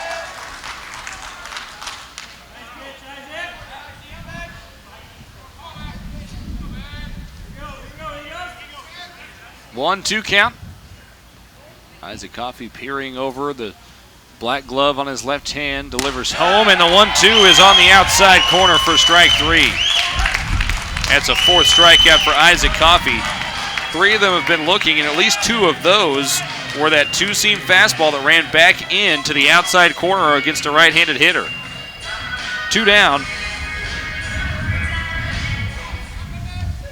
And that is 12 straight retired by Isaac Coffey. Nobody on for Matthew Crambeck. Oh, foul tips it off the mask of Riley Kaiser. That'll shake you up anytime, especially on a hot day like today when you're already pushing through quite a bit. 0-1 count to Matthew Crambeck. Never known Kaiser to be rattled behind the plate, though, and I imagine that won't be the case here either. 0-1 count, 2 down. Were you leading 2-0 out hitting South Dakota State 6-2? The Golden Eagles have had guys on a lot, but have only been able to score in a couple of innings as the fastball misses up top.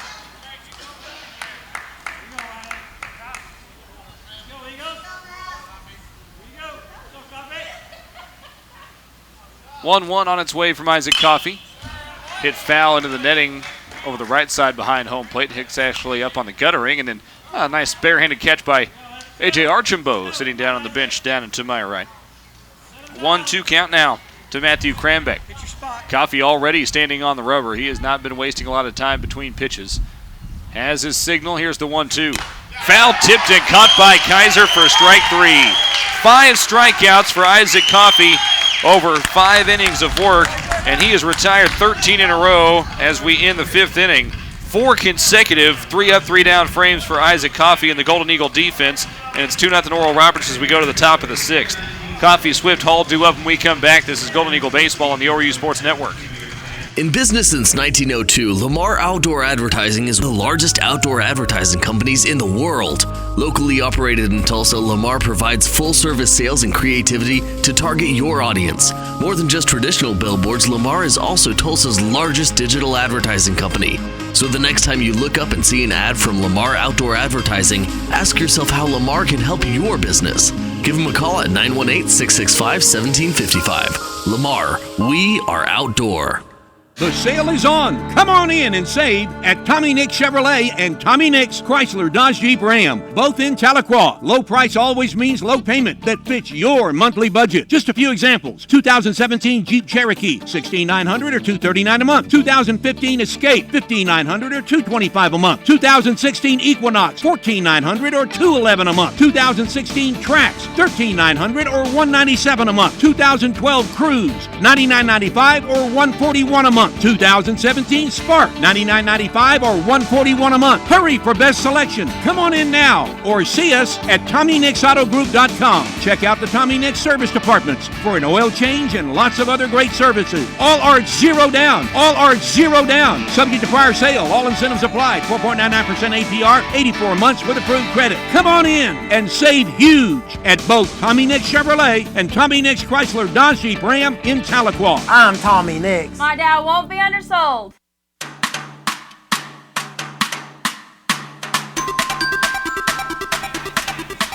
Isaac Coffey takes ball 1 to start the top of the 6th inning and then swings through strike 1. Coffee 0 for 2 at the plate in this game, but he's been doing just fine on the pitcher's mound. Let's see if he can start something off here. Right field, Isaac, right field. Coffee, Swift, Hall due up in this inning for the Golden Eagles, leading at 2-0. This one dribbled foul over the third base side. That's 80 pitches now for Ryan Fromm, who's been doing just enough to keep South Dakota State in this game. The Golden Eagles have stranded a runner in every inning. They scored in the second and third, individual runs in each inning. 1-2 is outside for a ball. Fastball missed away. Fromm just kept it in the hand a little too long there. Coffee a fly out to right, ground out to third in this game. Homered yesterday off of South Dakota State. Takes a 2-2 inside on the fastball, and the count's full.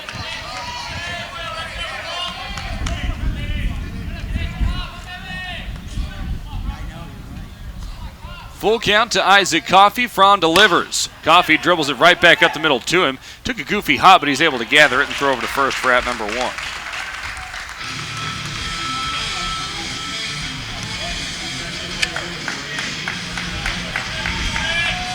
One down, nobody on for Hunter Swift. ORU again has only had the leadoff man on once in this inning. Excuse me, once in this game. Swift's trying to see if he can't get on with one out here and get something started. Here we go, Hunter. Quality at bat here.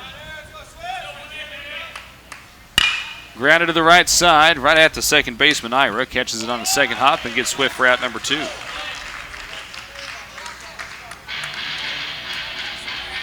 Two out, nobody on for Blake Hall. ORU leads at 2-0, top of the 6th inning.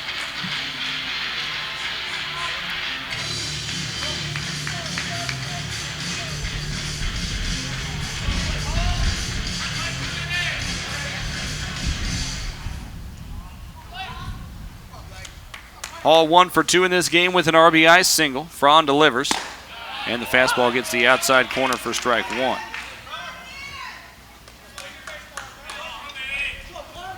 Saw a fantastic story on, I guess it was on Twitter that I saw it last week, as a breaking ball gets Hall to go around strike 2 with that first pitch fastball that Hall saw there. It was Boog Sciambi and Chipper Jones, and I guess Chipper had been struggling at the plate, and Sciambi asked him why he was swinging at so many first pitches, even though he wasn't being very successful on those first pitches. As the 0-2 misses outside, it's a 1-2 count. He said it's because that's when I get the most fastballs, and so he took the first pitch later in that game, and it was a fastball called for a strike, and Chipper stepped out and looked up incredulously at the press box. The 1-2 in there for a called strike 3. Hall is down on strikes. That is the holy mackerel. That's the first time a Golden Eagle has struck out in this game. It took till the 6th inning to do it. But ORU is down in order in the 6th. No runs, no hits, no errors, nobody let. We head to the bottom of the 6th inning with ORU leading at 2-0. 8-9 one-hitters due up. That's Ira, Badger, Beasley. This is Golden Eagle Baseball on the ORU Sports Network. This winter is all about decisions, especially when it comes to choosing your new Cadillac SUV. Like the 2019 Cadillac XT5. With available features like all-wheel drive with driver modes. Go out in style this winter. Way out. The decision is all yours. The stylish and versatile Cadillac XT5. Visit your Tulsa area Cadillac dealer. Looking for a place for your next social or corporate event, team building, tournament fundraiser, or an out-of-this-world birthday event? Call 918-528-7717, 528-7717. And as for group sales, or visit FlyingTGolf.com to let the team at Flying T make your event one for the books. Just call them at 918-528-7717 or online at FlyingTGolf.com. Flying T Golf on the Riverwalk in Jinx.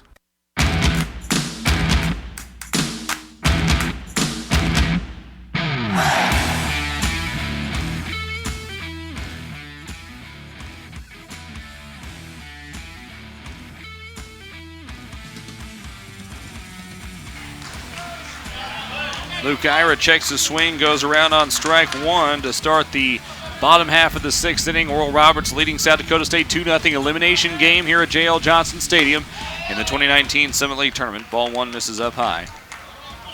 Ira 0 for 1 with a strikeout looking in this game. Ira went 2 for 4 against the Golden Eagles in yesterday's contest. Here's the 1-1 from Coffee. Missed outside for a ball. 2-1 count, nobody out, nobody on as we start the bottom of the 6th. ORU leading 2-0 out, hitting South Dakota State 6-2. The 2-1, grounded back at the middle, and it is knocked down. No, it just got past the glove of Martinez. Would have been a base hit either way. It ends a string of 13 consecutive retired by Isaac Coffey. But a base hit is only that, a base hit. We'll see if the Golden Eagles can't roll 2 here. Take him off the bases. Landon Badger comes to the plate, left-handed hitter. 0 for 1 with a strikeout.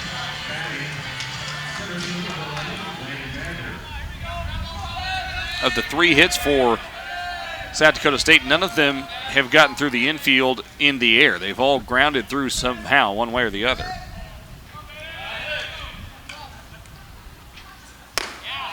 Ball 1 is up and away. We have a defensive change here. Into right field for Hunter Swift is Trevor McCutcheon. Let's go, Isaac. Make a pitch. Hit your spot, Isaac. Make that Hunter's in left, so that would mean as Badger swings through and the pace is out.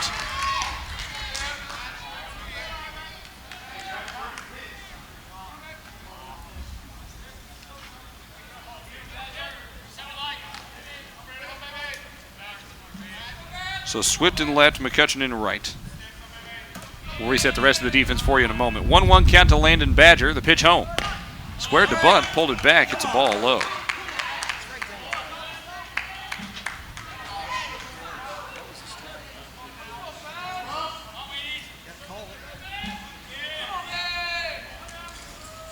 Two-1 count to the 9th man in the order, Landon Badger. Coffee comes set. He's not had to work from the stretch in a while in this game. Picks off over to first and back in safely on the dive without a tag is Luke Ira. Last time South Dakota State had a man on board, he was rolled up in a double play. They actually had 2 on base in that first inning. Here we go, Isaac. Hit your spot. 2-1 count. Coffee sets and delivers. Bunted up the third base line. It's a good bunt fielded on the run. Check that. McMurray let it go by and it rolls foul. What a play from Jake McMurray. He reached down looking to pick that up, realized that it was spinning towards foul territory, picked his glove up over the top of it, and that ball rolled just foul. That is a heady play from Jake McMurray. And the count now goes to 2-2. That's a savvy play from a true freshman over at third base right there. Here we go, Isaac. Hit your spot. 2-2 count. The question now is will we see Badger try to lay another one down? I would think not with 2 strikes. The pitch home, just missed low and away. Good looking pitch from Coffey. That runs the count full. So this is a big pitch right here for the trajectory of the rest of this inning. Because if you can get it out here, that really takes some wind out of the sails of South Dakota State. Coffey picks off over to first. Back in on the dive safely was Luke Ira.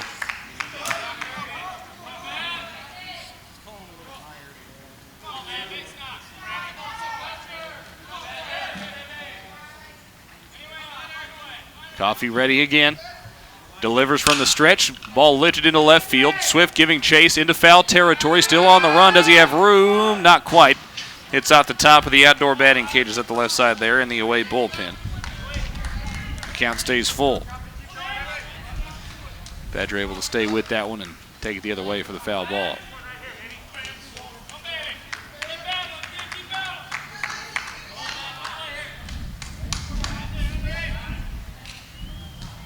Runner on first is Luke Ira after the leadoff single. First time the leadoff man has been on since the first inning for South Dakota State. Swing and a miss on strike 3. Coffey comes up with a big pitch to retire Badger. He's retired 6 in the game. That's the first out here in the 6th.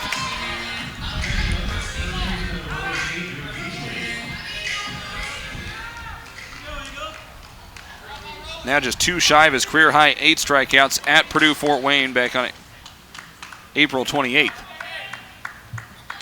1 down, 1 on. Double play within the inning now. We go back to the top of the Jackrabbit order and Drew Beasley, who's 1 for 2. That single was that jam shot back up the middle, which led off the bottom of the first inning. Ball 1 is up and in.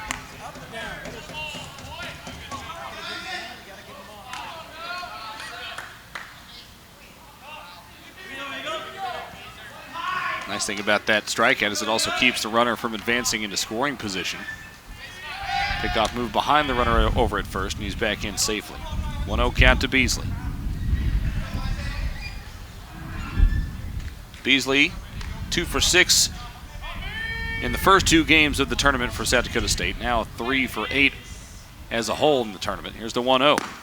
Checks the swing. Did he go around? He did not. Ball 2.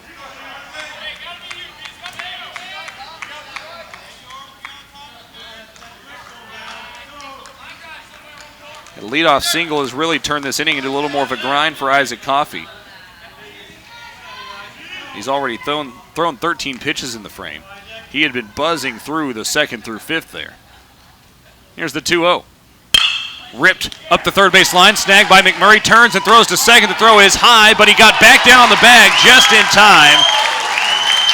And so the lead runner is out.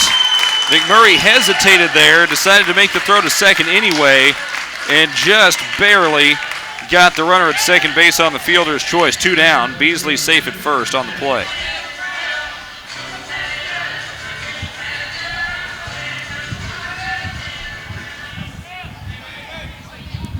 Two down and a runner on first now for Nick Smith.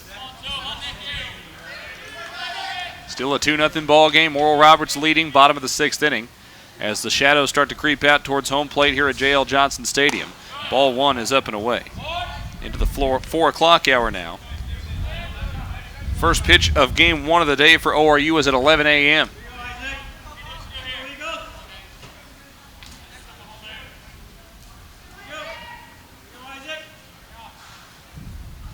One-0 count, 2 down, runner on first, and pickoff move back over to first, and back in safely is Nick Smith.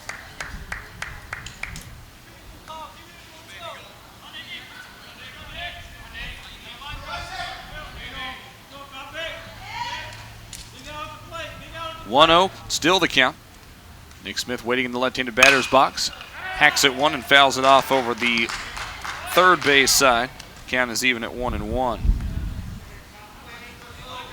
Most of the Jackrabbit fans sitting up underneath the shade. Most of the Golden Eagle fans following suit. Although more of them are braving the sunlight out over the first base line. There is action in the ORU bullpen. A.J. Archambault throwing. As a fastball pops the inside corner for strike 2. I don't know that he is throwing with a lot of earnest out there, but he is out there in the bullpen. Obviously, I think you'd like to see Isaac Coffey go as long as possible. And this is a you-have-to-win scenario, so you can't really save arms. But in an ideal scenario, you'd get up enough runs here where you can perhaps save Archambault to start a game tomorrow. Here's the 1-2. Breaking ball, grounded to the right side, and it's through for a base hit. McCutcheon scoops it up in right field. The runner advances to second. Beasley on the single from Nick Smith. 2 on, 2 out here in the 6th.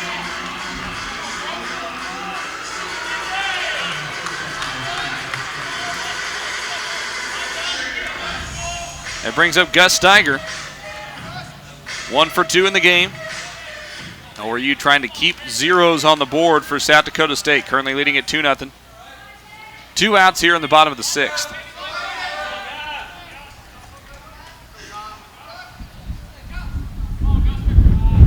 Coffey still working from the stretch with runners on first and second. First pitch home. Shot foul into the netting above the first base dugout. Strike 1.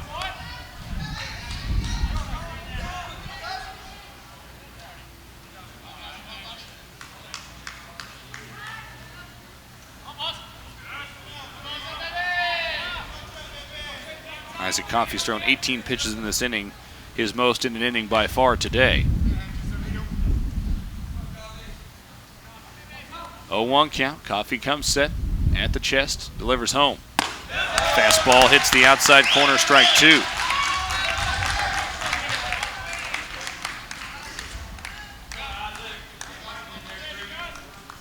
Need one more well-located pitch to get out of this inning.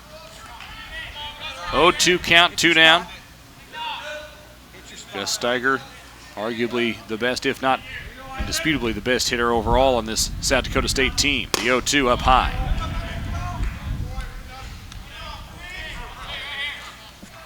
Smith technically with a higher average at this point of the year by 5 points. But more power and more runs driven in for Steiger. 1-2 count. 2 down. Outfield playing pretty normal depth here. Same for the infield. If anything, the infielders are back a step or two. Time called, and we'll reset things here. Isaac Coffey staring in, ball behind his back. Now comes set. Looks at second, throws home. Loop to the right side, it's down in right field for a base hit. Scooped up by McCutcheon, he'll fire home. They're waving the runner in from left field. Here's the throw to the plate, and he is out at home! The 9-2 put out, the outfield assist to Trevor McCutcheon keeps South Dakota State off the board. It's 2-0 through 6 innings.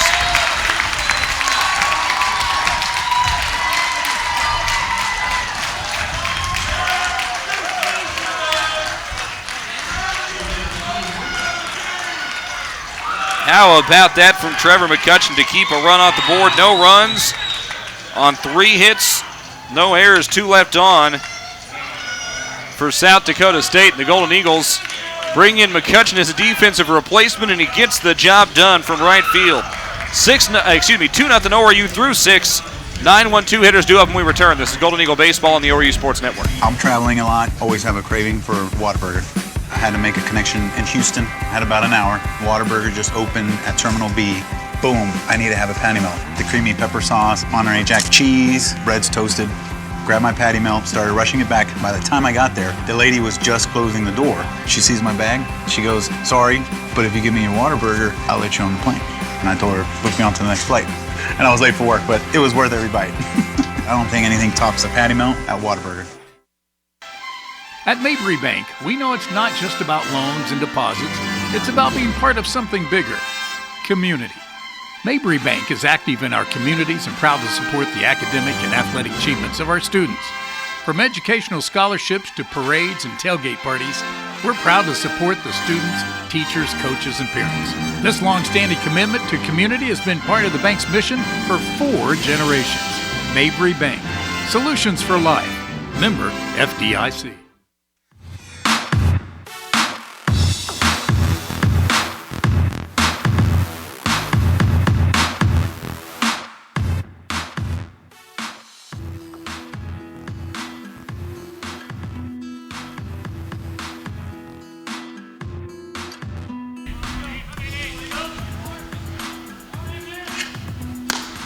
Anthony Martinez takes ball 1 to lead off the top of the 7th inning.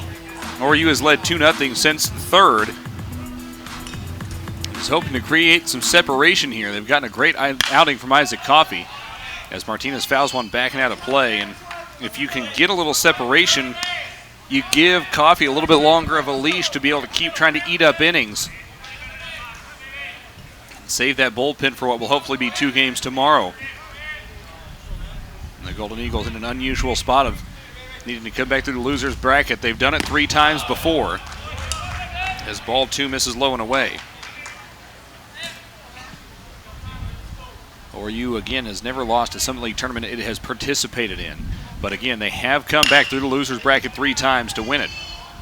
As another strike is fouled off over the third base side on the bounce. Martinez 1 for 2 in the game.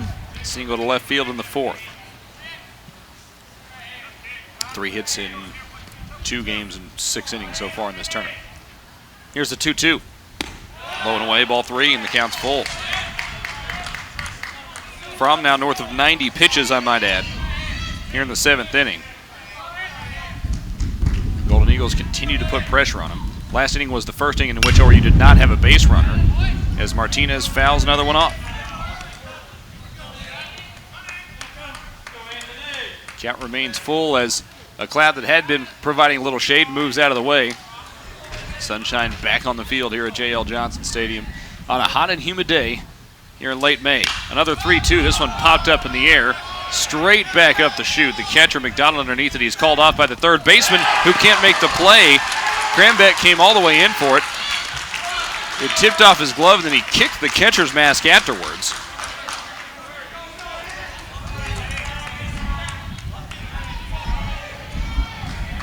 A long run for Crambeck, but he couldn't make the play. New life for Anthony Martinez. We'll see if he can make South Dakota State pay. I hear the cattle paddle down there shaking around. Big Dairy could come up in this inning. Kaiser would be due up 5th in this frame. This one lifted to shallow left field. Steiger back for it, looking straight up into the sun is the South Dakota State shortstop. He is able to make the catch for out number 1.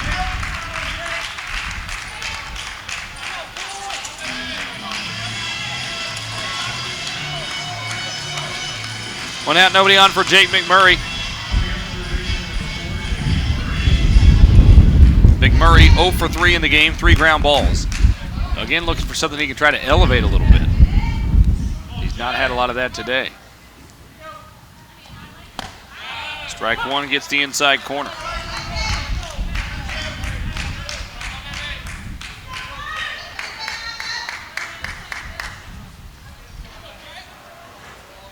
Here's the 0-1. Lifted to right, and it is caught by the right fielder, Brown, on the run coming in. 2 down. I like the contact there from McMurray, though, and I like the approach, taking that ball the other way. Just hung up enough for Brown to get underneath it. 2 down, nobody on for Hunter Wilson. See if he can extend the inning here. If Wilson can reach, then he puts South Dakota State in a bit of a conundrum on whether or not to pitch to Spencer Henson with Riley Kaiser behind him, who's 2 for 3 on the day. Ball 1 misses outside. So you can kind of see how things start to stack up. And even with 2 outs, how the outlook and how the inning can change here. The 1-0, up and away, ball 2. 100 pitches now for Ryan Fromm. He's kept ORU off the board since the 3rd, though the Golden Eagles threatened in both the 4th and 5th innings. Strike 1 called here.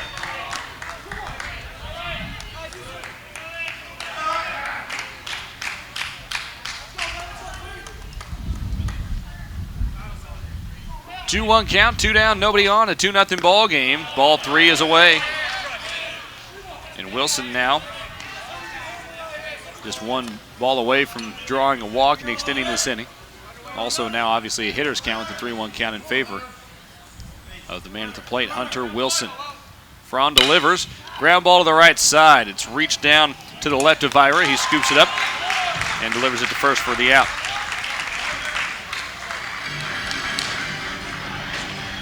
No runs, no hits, no errors, nobody left for Oral Roberts, that is, in the 7th inning.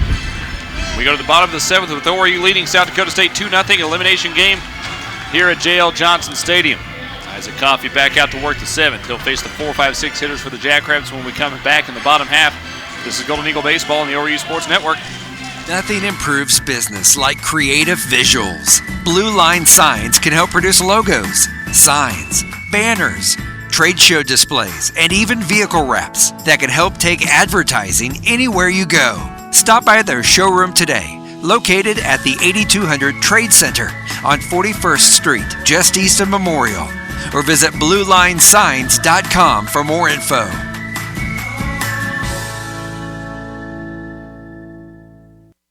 The constant energy, the tight turns and bustle of the city.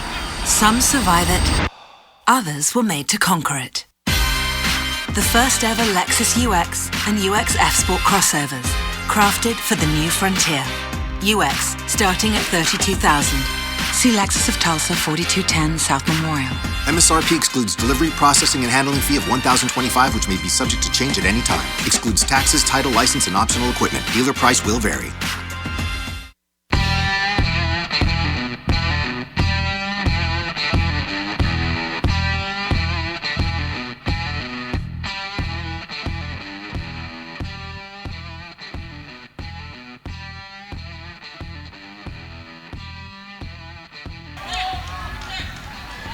Josh Falk, the cleanup man, will lead off the 7th for South Dakota State. Isaac Coffey standing back up on the rubber. He's allowed no runs on 5 hits over 6. And ball 1 misses just outside. 82 pitches through 6 innings for Isaac Coffey. Good pitch there, just didn't get the call.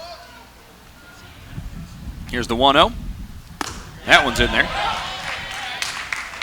That was essentially the same pitch, just brought it maybe an inch back inside and enough to get the call. 1-1 count.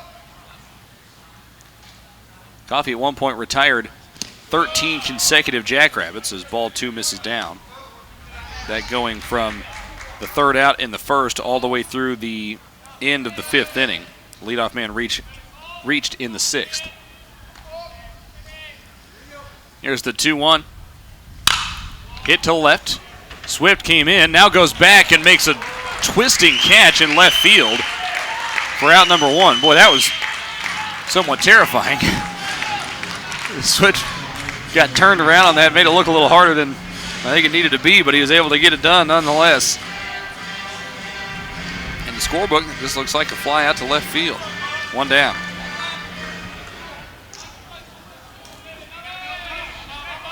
Not sure how much the sun maybe affected that as well. 1 out, nobody on. Jake McMurray takes a few steps in as strike 1 is delivered to Braden Brown. McMurray is not playing in over at third base, but he was playing a little deeper and then started to creep in a little bit, so maybe suspected a potential bunt there from Brown. Here's the 0-1. Swung on and missed, strike 2.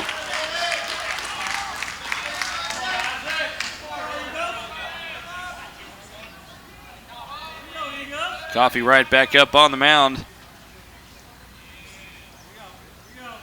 Working through his windup. Here's the 0-2 to Brown. Lifted to right. McCutcheon moving to his right, and he makes the catch for out number 2.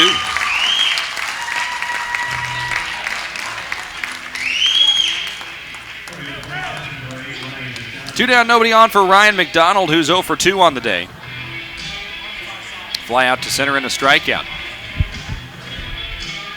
Isaac Coffey at one point struck out 3 consecutive batters. He has struck out 5 in total. Pitching a little more to contact in this inning as ball 1 misses up high. 90 pitches now for Isaac Coffey. Coffey working to get through 7 scoreless here. Foul ball back to the chain link. Evens the count at 1-1. There's not much chain link, just a little layer in front of the box seats here at J.L. Johnson Stadium. Everything else is either concrete or netting. Coffey's career high innings pitched is 7 at IPFW. This would match that. Here's the 1-1. Lifted in the air behind home plate right side, strike 2. If I remember correctly, that was only a 7-inning game. I don't think he's pitched a complete game. Let's check. He has not. I think that one might have gone 8. 1-2 count, 2 down. Nobody on. ORU leads at 2-0. Breaking ball swung through and missed for strike 3. Isaac Coffey has struck out 7. And he works a 1-2-3 7th. 2-0. ORU leads it. No runs, no hits, no errors, nobody left. We go to the 8th with ORU holding that 2-0 advantage. 3, 4, 5 hitters due up for the Golden Eagles. This is Oral Roberts Baseball on the ORU Sports Network. Looking for a place for your next social or corporate event, team building, tournament fundraiser, or an out-of-this-world birthday event? Call 918-528-7717, 528-7717. And as for group sales, or visit FlyingTGolf.com to let the team at Flying T make your event one for the books. Just call them at 918-528-7717 or online at FlyingTGolf.com. Flying T Golf on the Riverwalk in Jinx. Hello, Oklahoma. I'm Mark Allen, Mark Allen Chevrolet. It's my beautiful wife, Zoya. Hi. It's time. What time is it? It's time to expect more when you're buying a car. I agree. You should. Start by going to our website. MarkAllenChevyTulsa.com. Find the car, truck, or SUV you're looking for, click on the image, and find a great price. And we're easy to find. Highway 75 South, 5 miles past Tulsa Hills in Glenpool.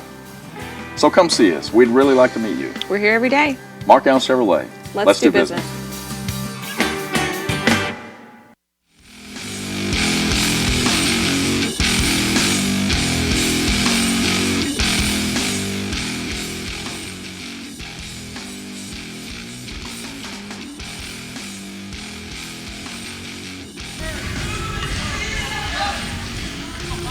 We are through 7 in an elimination game here at J.L. Johnson Stadium, and it has been tight throughout. Of the 5 games that ORU played against South Dakota State this year, 4 of them in the regular season were decided by 1 run. ORU won a 3-run contest yesterday, and this one's been a 2-run ball game since the 3rd. Ball 1 misses up high to Spencer Hinson. Ryan Fromm still in the game, up over 100 pitches now for South Dakota State. The 1-0 fouled into the ground behind home plate, strike 1. 3 infielders on the left side, just like we've been seeing all week against Spencer Hinson, when teams have pitched to him, that is. A 2-0 ball game. Hinson took 2 out off of South Dakota State yesterday. Here's the 1-1. Lifts it in the air to left field. Got underneath this one a little bit. Smith underneath it. Now adjusting, coming in on it, and on the run makes the catch for out number 1. Hinson had made it all the way to second base almost by the time that ball landed. 1 down. Hinson 0 for 3 with a walk in this one. Brings up Riley Kaiser, who's 2 for 3. Kaiser a double to right center and a single to left.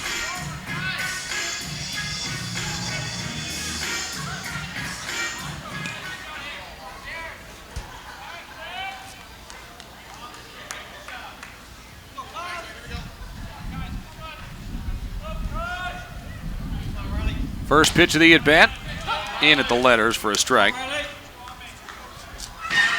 Kaiser knew it, but still didn't want to swing at it.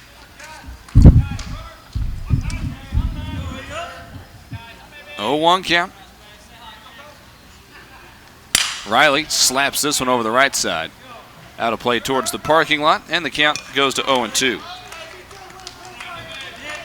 That one down kind of off the end of the bat. You can tell it really didn't jump off of Riley's bat there. 0-2 count, 1 out. Nobody on. A 2-0 ball game. ORU leads here in the top of the 8th. Kaiser shoots this one foul. Got that one even better. That one is going to get out well into the parking lot and has a chance to do a little damage out there. Count goes to 0-2.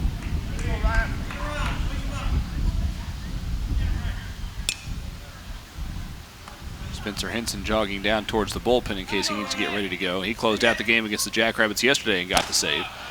Kaiser takes ball 1 up and in.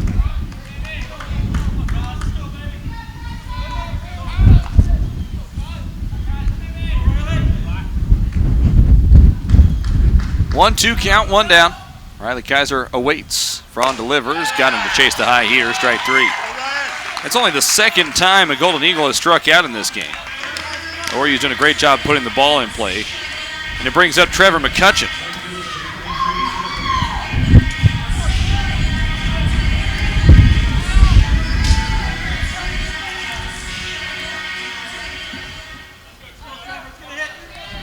McCutcheon entered the game as a defensive replacement for Andrew Pace and basically swapped sides of the outfield with Hunter Swift. Immediately came in and threw out a base runner as he fouls this one off his own leg. Strike 1.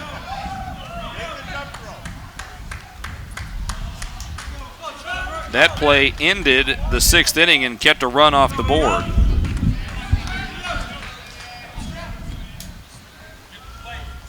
A fantastic throw from Trevor McCutcheon in right field. Here he is now at the plate. Wind blowing in against him from right.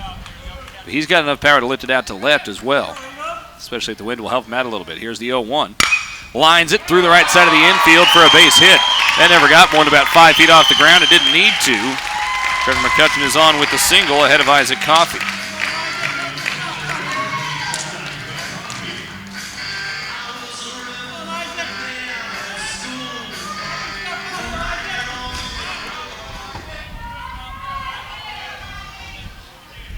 Coffey 0 for 3 in this game. He'll have to wait a moment before he gets to hit as Mitch Mormon comes out of the dugout.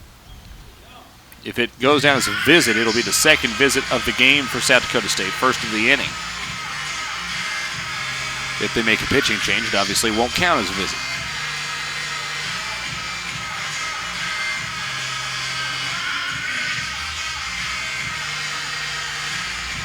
Looks like this will be just a visit, at least for the time being.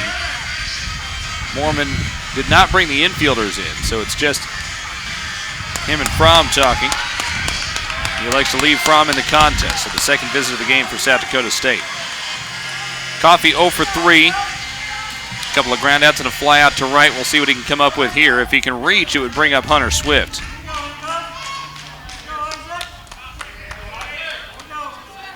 Base hit would keep the inning alive and move runner into scoring position as strike one is called on the inside part of the plate.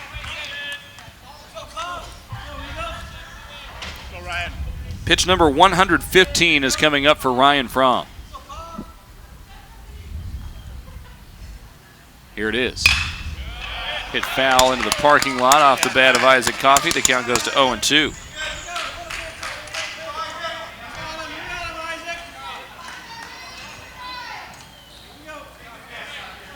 0-2 count to the freshman out of Goleta, California.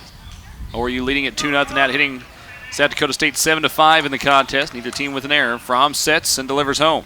And he got Coffey to chase up top, strike three. So Fromm strikes out two in the frame. But ORU leads at 2-0 as we go to the bottom of the eighth. 7, 8, 9 hitters due up when we come back for South Dakota State. This is Golden Eagle Baseball on the ORU Sports Network. At Bill Knight Ford, we love supporting one of Tulsa's favorite teams, the ORU Golden Eagles. And we love being Tulsa's Ford dealer, giving our customers everything they deserve and more, like offering a great selection of the best new Ford lineup, including Escapes, Explorers, Expeditions, and F-150s. So come see us at Bill Knight Ford Tulsa today or BillKnightFord.com, home of the Knight Advantage, and help assure support for the ORU Golden Eagles all season long. Redesigned, revived, and refreshed, Crown Plaza Tulsa is proud to support the Golden Eagles, an official sponsor of Oral Roberts Athletics. Crown Plaza Tulsa has discounts available for teams, families, and affiliates of ORU. And renovations are now complete, so they invite you to check out the new look guest rooms and atrium. The Crown Plaza Tulsa has fresh specials weekly and is located right across from the Mabee Center. Call 918-492-5000 for more information. Crown Plaza Tulsa, the new concept for full service.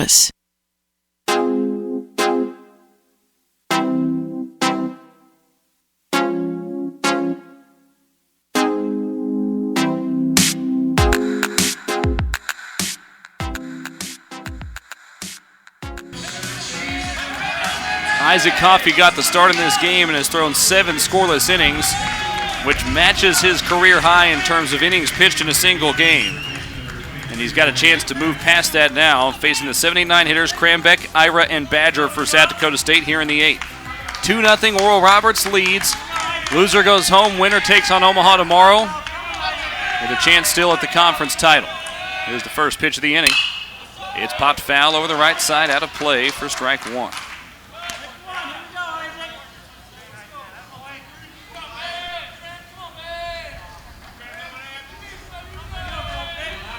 Archambault still staying loose in the Golden Eagle bullpen in right. Hinson went out there to throw some pitches between innings as well.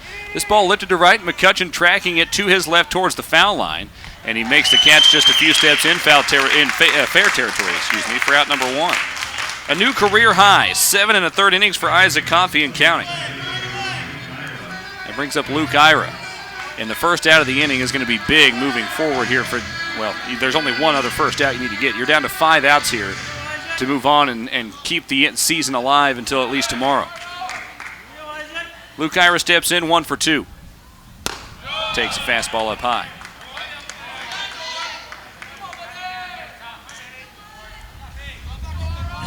Coffey has thrown a total of 5 3-up, 3-down innings in this contest. Here's the 1-0 outside. He did it in the 2nd, 3rd, 4th, 5th, and the 7th. Got some really good help from his defense both in the 3rd and the 6th to keep runs off the board. Here's the 2-0. Inside, ball 3. Ira's way ahead here.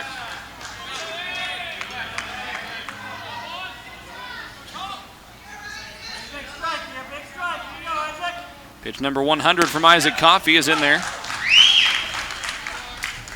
Strike one. It's a 3-1 count now to Ira. Ira had squared to bunt. I always thought that was basically you're just giving him something to aim at that point. Here's the 3-1. Lifted in the air, right side of the infield. Henson coming in on it, the first baseman, now into foul territory on a dead sprint. Kaiser coming over to get it and makes the catch just in front of the ORU dugout. That ball, I think the wind affected it quite a bit, blew it all the way back in the direction of Kaiser, and he makes the catch in foul territory for out number 2. So Coffey able to bounce back after falling behind 3-0 in the count and still retire Luke Ira. Now here's Landon Badger, 0 for 2, 2 strikeouts, both swinging on the day. 2 down, nobody on. ORU leads 2-0, bottom of the 8th inning. Coffey delivers a foul ball back to the backstop for strike 1.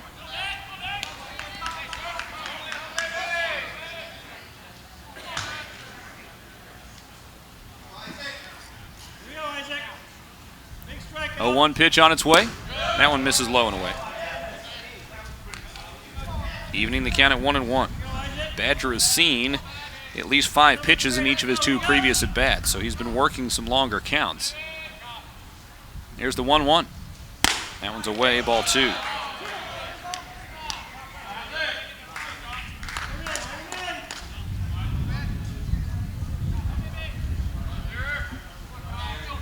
After this next pitch, unless the inning ends, we'll reset the ORU defense for you. 2-1 count, 2 down, nobody on. Bottom of the 8th. Fouled back to the netting. Strike 2. Kaiser behind the plate. Henson at first, Wilson at second, Martinez at short, McMurray at third. Swift now in left, Hall in center, McCutcheon in right. 2-2 count, 2 down. A 2-0 Golden Eagle lead in the bottom of the 8th inning with South Dakota State at the plate. Coffey staring is over his glove. Here's the windup, the 2-2. Swung on and missed, strike 3. Isaac Coffey has tied his career high with 8 strikeouts and has set a new career high with 8 innings pitched as he gets a 1-2-3 inning for the 5th time today, and he has held South Dakota State scoreless through 8. We go to the 9th with ORU leading 2-0, 7, 8, 9 hitters due up. This is Golden Eagle Baseball on the ORU Sports Network. At the Eastern Oklahoma Orthopedic Center, we're proud to have been Tulsa's finest and most experienced provider of sports medicine care for over 30 years. EOC is equipped to evaluate and treat all orthopedic disorders and sports injuries, as well as providing surgical consultation and physical therapy. With a large number of only the best qualified specialists on staff, we're able to provide better care than anyone else in Eastern Oklahoma. Ask your doctor about EOC or call us for a consultation. We're located in the Natalie Medical Building at 6475 South Yale. Strong, bold, fearless. Which best describes you? Give blood with Oklahoma Blood Institute and receive your choice of one of 3 great t-shirts, each with its own encouraging saying. Visit Oklahoma Blood Institute Tulsa on Facebook for blood drive details. Feel good? Give blood with Oklahoma Blood Institute.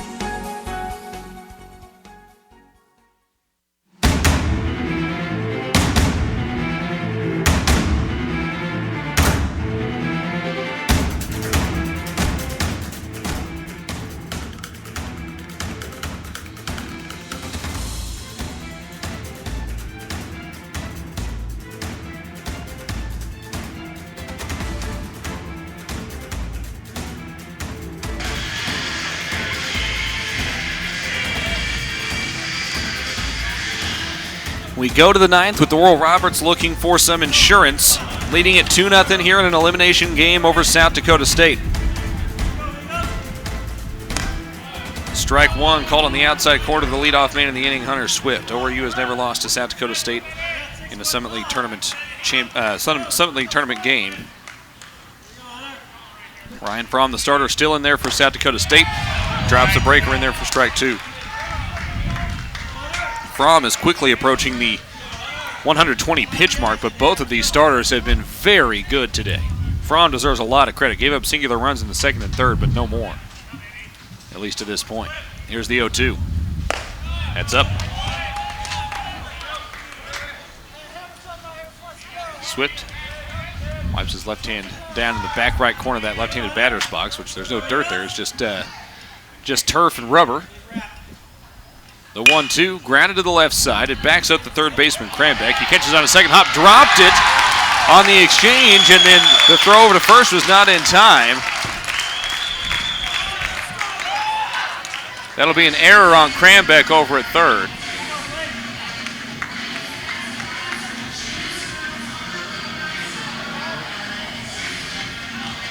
But the leadoff man is on for only the second time in this game for Oral Roberts. And if you can, I think you probably run Coffee out one way or the other, but if you can add an insurance run, you definitely bring him out for the next inning. Blake Hall squares to bunt, the third baseman coming in. Hall bunts it up the first base line. It spins and just dribbles foul. It looked like that was actually going to spin back fair. Instead, it's strike one to Blake Hall.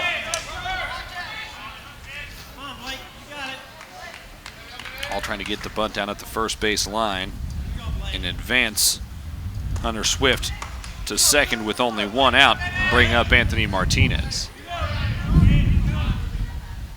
Fromm looks in, comes set, Hall squares to bunt. Again, the third baseman Krambeck coming in. Hall pulled the bat back but takes strike two on the outside corner. ORU has had a tough time getting sacrifice bunts down today. In fact, a sacrifice bunt that didn't get down for ORU and a sacrifice bunt where an error was made in the first game of the day against Omaha, those were two plays really made a big difference in that game. Here's the 0-2 to Hall, trying to find another way to get him over. He'll square to bunt again, and he bunts it in fair territory at the first base side. Going to be a tough play. Hall is safe at first. How about that? With two strikes, Hall lays down the bunt anyway and is safe at first on the infield single. Runners on first and second now for Anthony Martinez, who will almost certainly be asked to lay down a bunt here.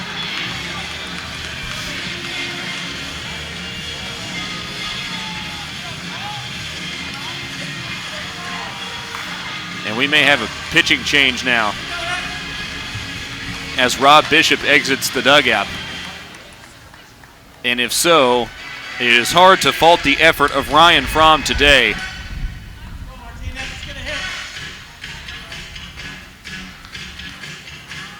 Bishop has not made the call yet. This may be a defensive strategy session that the head coach wants to have with his infield here. If you've got a trick play in your book, this is the time to pull it out for South Dakota State. Hidden ball trick or what have you.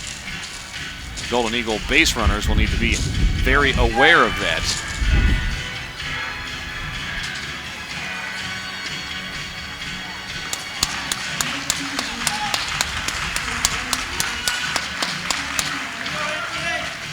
I don't see a baseball in anybody's hands right now. I think Fromm has it in his right hand, although he hasn't shown it yet. Now it would be in his glove.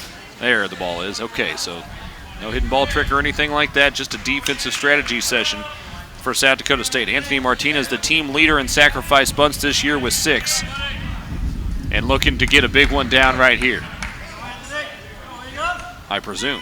There's the square, pulls it back, strike one is called. Runners on first and second. And I think what's happened here,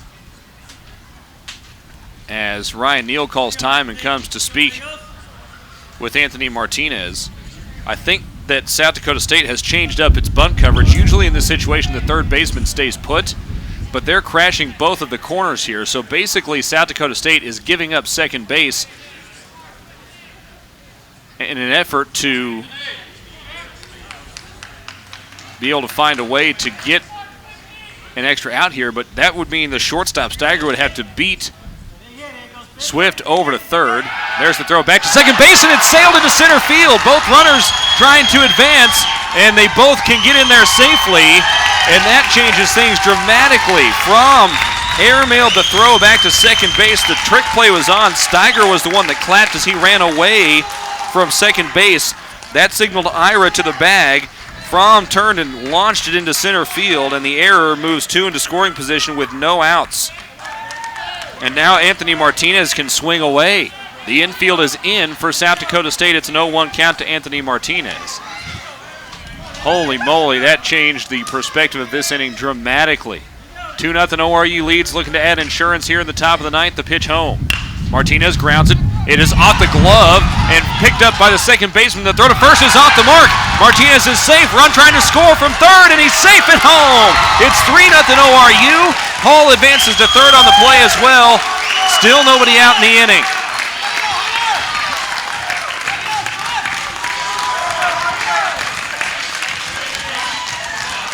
So that ball was grounded back up the middle. It hit off of the glove of Fromm. The second baseman, Ira, tried to field it. Was unable to do so successfully. Rather, Ira did field it, threw it over to first, and missed on the throw. And now we'll have a pitching change.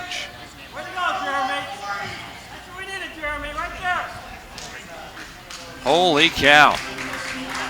ORU leads at 3-0 with runners on the corners and nobody out as we go back to Jake McMurray at the top of the order. And that's the day for Ryan Fromm. We will take a break, tell you about the new pitcher when we come back. You're listening to Golden Eagle Baseball on the ORU Sports Network. Hey, ORU sports fans, are you starting to plan that spring golf tournament? Don't wait. It's never too early to get started. Call 918-274-GOLF and speak with the friendly staff at Bailey Ranch Golf Club to book your next event. No event is too big or too small. Bailey Ranch, just minutes from downtown Tulsa, conveniently located near Highway 169 at 86th Street North in Owasso. That's 274-GOLF, or you can also find us at BaileyRanchGolf.com. Hello, Oklahoma. I'm Mark Allen, Mark Allen Chevrolet. And when it comes to service, we have one of the largest service departments in the state of Oklahoma. Say hello. And we have 50% off on oil changes for all makes, all models, every day. Come see us. Mark Allen Chevrolet. Let's do business. Hello, Oklahoma. I'm Mark Allen Chevrolet. Now, I know you're ready for change.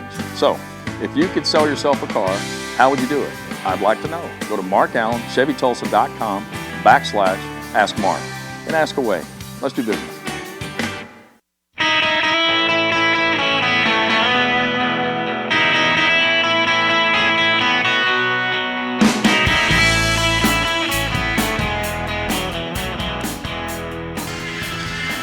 Welcome back to J.L. Johnson Stadium. Elimination baseball here on a Friday afternoon, and Oral Roberts leads at 3-0 here in the top of the ninth inning over South Dakota State. The Golden Eagles have a run in the frame, have runners on the corners with no outs, and Austin Sewer enters the game for South Dakota State. Sewer, a 6-foot senior out of Bettendorf, Iowa, and a transfer from Iowa Central Community College. Sewer pitched an inning of scoreless baseball against the Golden Eagles in Game 1 yesterday, which was a 5-2 win for ORU eventually. He struck out one and walked one. On the season, Sewer, a 1.50 ERA, 2-0 record in 6 appearances. He's thrown 6 innings, allowed 4 hits, 2 runs. Only one of them earned, struck out 6 and walked 2. His one extra base hit allowed as a home run, just a 190 average against him. And let's take a moment to give Ryan Fromm the credit he deserves for a fantastic outing today. Kept his team in the game all the way. And some errors here late in this one have cost a run, but he was really, really good for South Dakota State over the course of this ball game. 3-0 ORU. The Golden Eagles trying to expand that lead with runners on the corners and nobody out, top of the ninth. The infield is in the corners as ball one misses low and in to Jake McMurray. The middle infielders are at what I would call a shallow double play depth, so they're both playing about behind the baseline a couple steps, but they're certainly not deep by any stretch of the imagination. The 1-0 lifted in the air to center field. Coming in on it is Badger. He makes the catch, runner tagging at third. Here comes Hall from third base. The throw to home is a little bit up the line, and Hall scores on the sac fly. It's 4-0 Golden Eagles. Jake McMurray still doesn't have a hit in this game, but he's now driven in a run on the sacrifice fly. 4-0 ORU. Still a runner on first and Anthony Martinez. Now here's Hunter Wilson with one out. And I think you certainly send Isaac Coffey out there to try to finish this game now and pitch what would be a complete game in the first of Isaac Coffey's young career. And we may have another pitching change. We will have another pitching change. So one batter faced from Austin Sewer. He retires Jake McMurray, and he will come out of the game. We'll see who they go to. We will take a break. It'll be a lefty.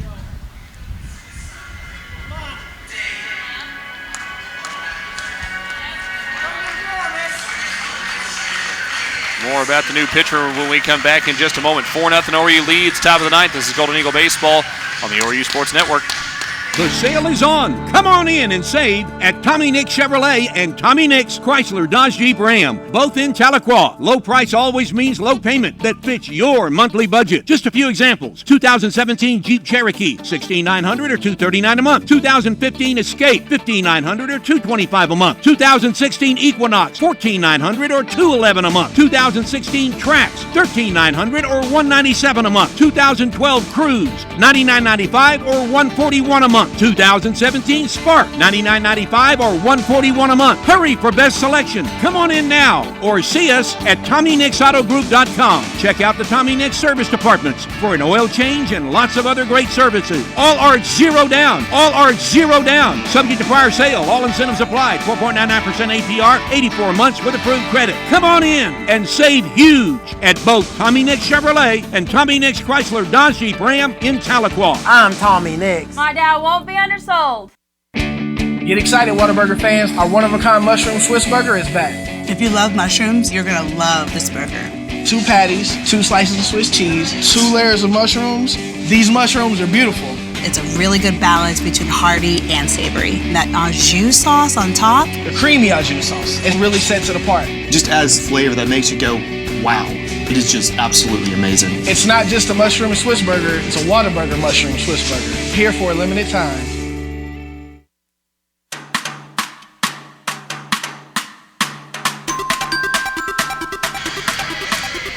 Four 0 Oral Roberts leads with 1 out and a runner on first here in the top of the ninth. 2 runs in the inning already for the Golden Eagles. And Brett Barnett has been called upon. Barnett was called into action yesterday to keep the game in check for South Dakota State. Western Illinois had scored 4 runs early. Barnett called in with 2 outs in the second inning, pitched 2 1/3, only threw 37 pitches, but still, to throw 37 pitches yesterday and be called back into action today on very short rest, going to be a tough one for the best reliever out of the pen, a lefty, and Brett Barnett. It's a lefty-lefty matchup here.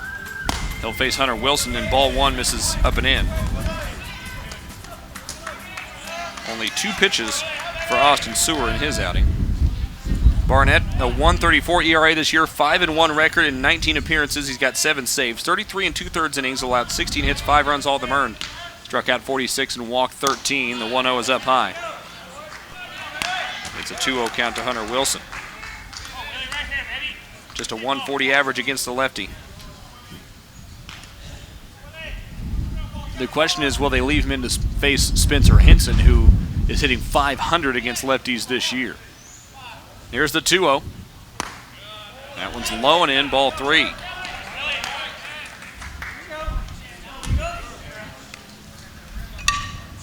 Oral Roberts trying to advance to the championship final tomorrow. Would need to beat Omaha twice to win it. Only fell to Omaha by a run today. 3-0 count, 1 down. Runner on first, the pitch home. That one got the outside corner for a strike.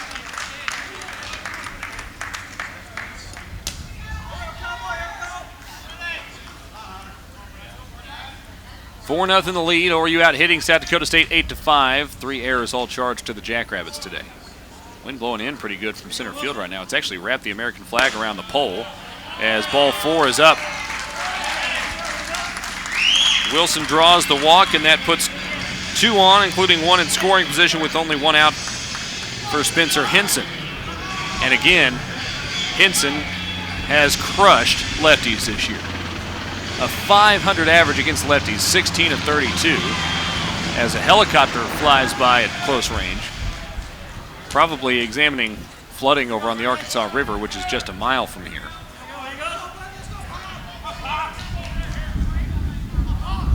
One out, 2 on for Spencer Henson, hitless today, 0 for 3 with a walk. Breaking ball drops in there for strike 1. And on a day in which Henson has not been pitched to very often, walked 3 times, twice intentionally in game 1, and another intentional walk to start this game, a chance for him to really make his mark right here. Already leading 4-0. Takes ball 1 up, evens the count at 1-1.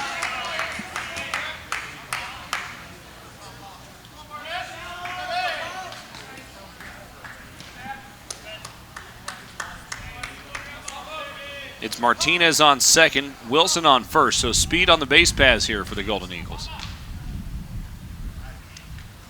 Here's the 1-1. Called a strike on the outside corner as Hinson winces away from home plate.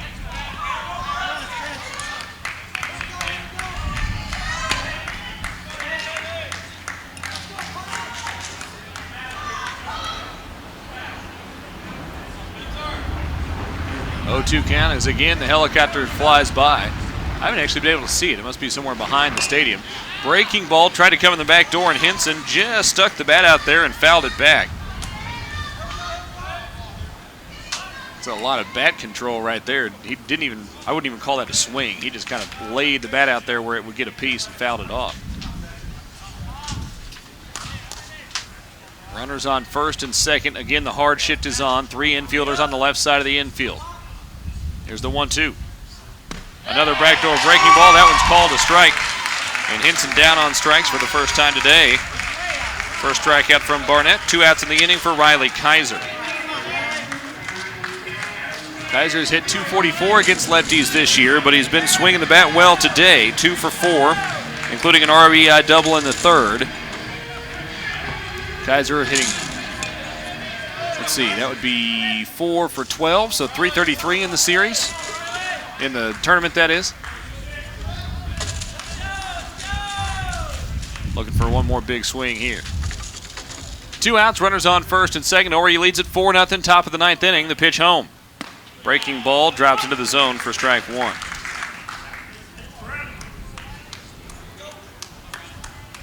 Barnett came in to face Wilson, issued the walk to him,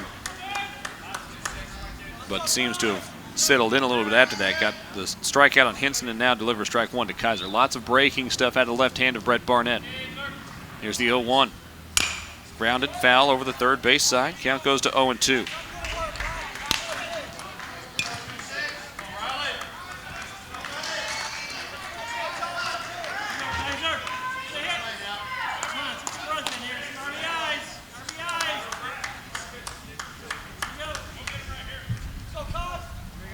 Runners on first and second. 2 outs, an 0-2 count. Kaiser waits. Barnett looks at second. Now throws home. Grounded foul at the third base side. Keeps the count at 0-2.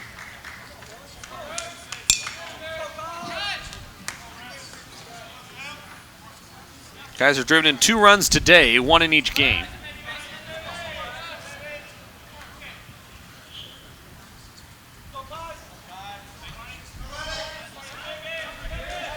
Oh, 2 count, 2 down. Barnett sets again. Here's the pitch home. Just away on the fastball. Count goes to 1-2. Kaiser hasn't had any problems hitting the ball the other way with some pace today. In addition to the double that he hit into the right center field gap, he's fouled off several over the right side that have been hit pretty well.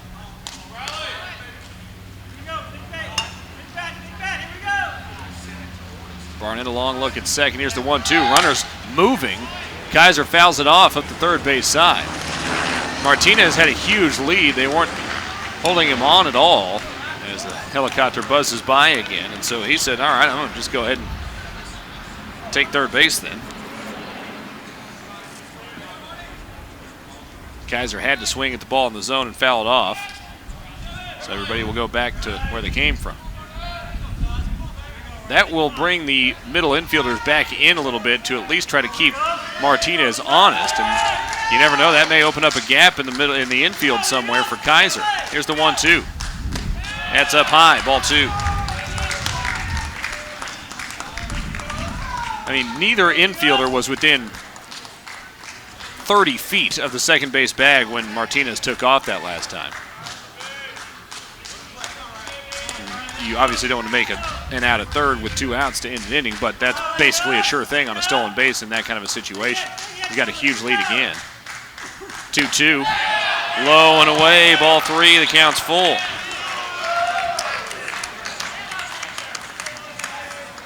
Trevor McCutcheon waits on deck. McCutcheon 1 for 1.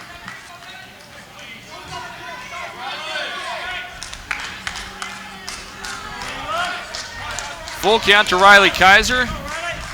With 2 outs and runners on first and second, the runners will be on the move here. The pitch home.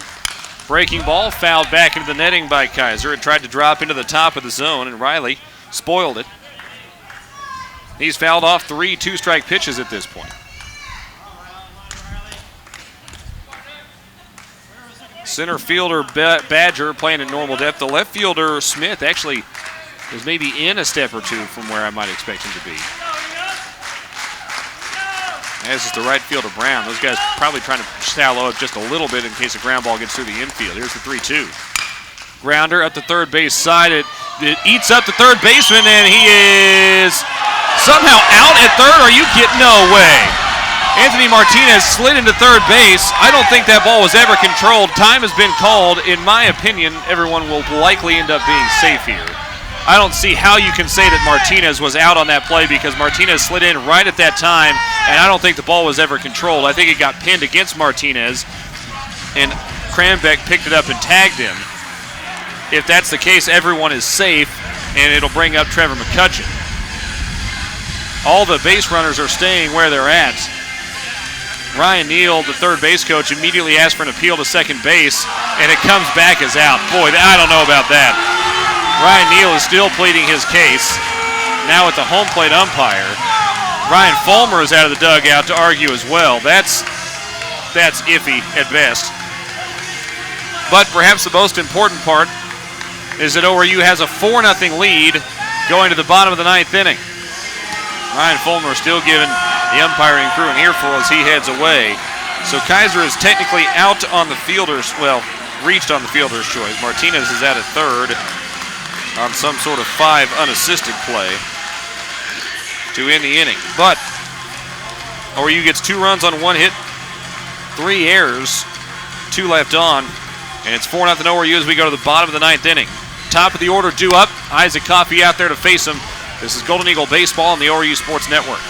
Windshield store. Hello, sir. This is the police, sir. I need a new windshield, and my insurance company told me to call you. Oh, yeah, the insurance company. They send all their windshield claims over here. It's a little deal the home office set up. Sounds like steering to me, sir, and that's against the law, sir. People have the right to get their windshields replaced anywhere they want to. Well, then if I send everyone over to Robinson Glass, I'd be okay. Actually, I just send them to RobinsonGlass.com. Heck, Robinson Glass does better work than we do anyway. They use better materials, they have a nationwide warranty, and they do a lot of other stuff we don't do. Shower doors, mirrors, commercial and residential glass repair. I remember one time the neighbor kid threw a boomerang and it winged the cat, broke a window, and stuck in my mom's windshield. Robinson Glass came out and fixed everything good as new. Well, except for the cat. Why is that, sir? He was already fixed. I see. Robinson is all you need to know about glass. Robinson Glass. Sir, I'm afraid I'm going to have to run you in after all. Well, why? For the worst cat joke I ever heard.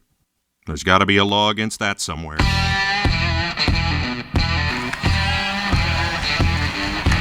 Beasley, Smith, Steiger. Those are the 3 guys due up for South Dakota State as we move to the bottom of the 9th inning. ORU leading 4-0. And strike 1 is delivered by Isaac Coffey, the freshman bidding for his first ever complete game. And what a performance it has been. If he can finish out all 9 innings, that would be huge for ORU's bullpen for tomorrow.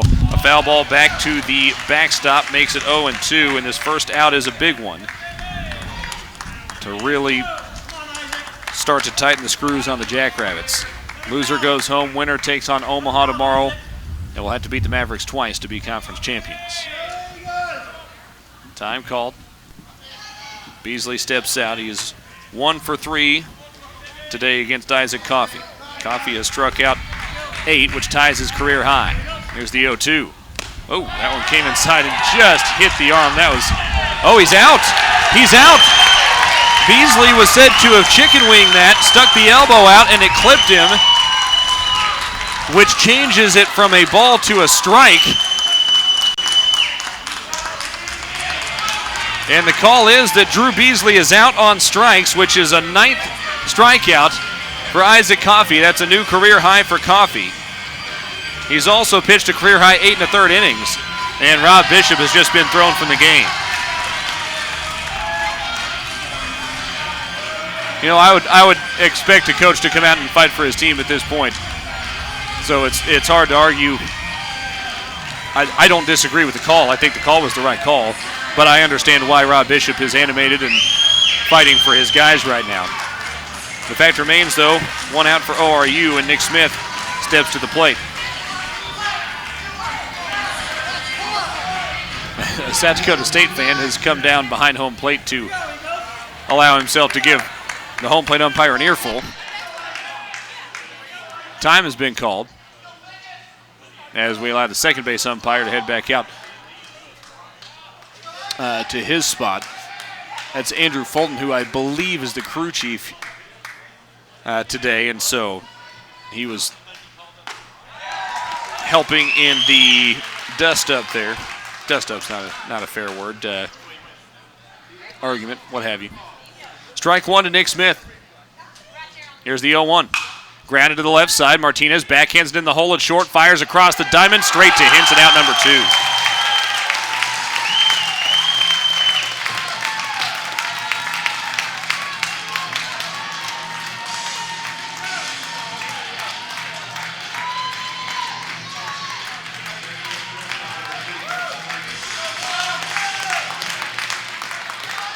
Two down, nobody on.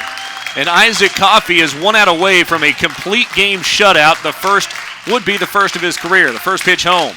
In there for strike one to Gus Steiger. The Golden Eagles trying to live on and play another day against Omaha tomorrow. The freshman out of Goleta, California, has been outstanding on the mound today. The best of his young career, the 0-1. Lifted in the air, right side out of play, strike two.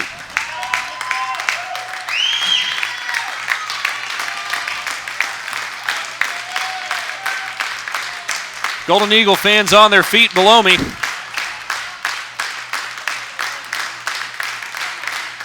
Oh, 2 count, 2 down, nobody on, 4-0. Oral Roberts leads here in the bottom of the ninth. This ball lifted to the right side of the infield. Spencer Hinson into foul territory to catch it, and that'll do it. A 114-pitch complete game shutout from the freshman Isaac Coffey. The Golden Eagles get it done 4-0 over South Dakota State.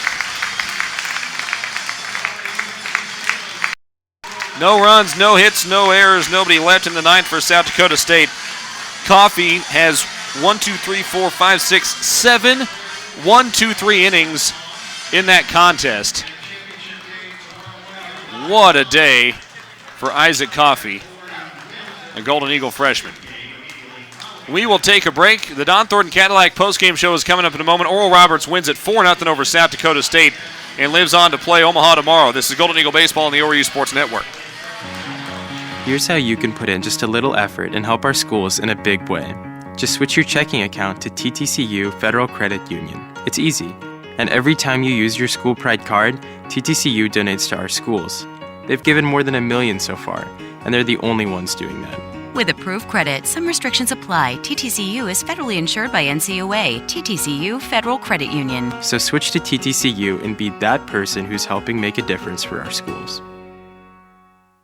The constant energy, the tight turns and bustle of the city.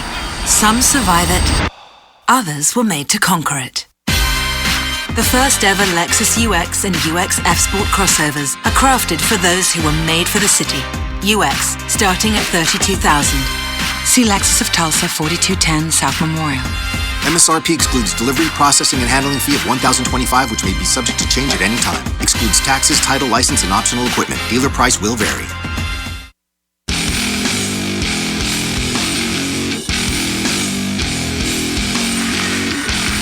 It's the Don Thornton Cadillac postgame show as you hear a round of applause for the Golden Eagles as they gather down and to our right.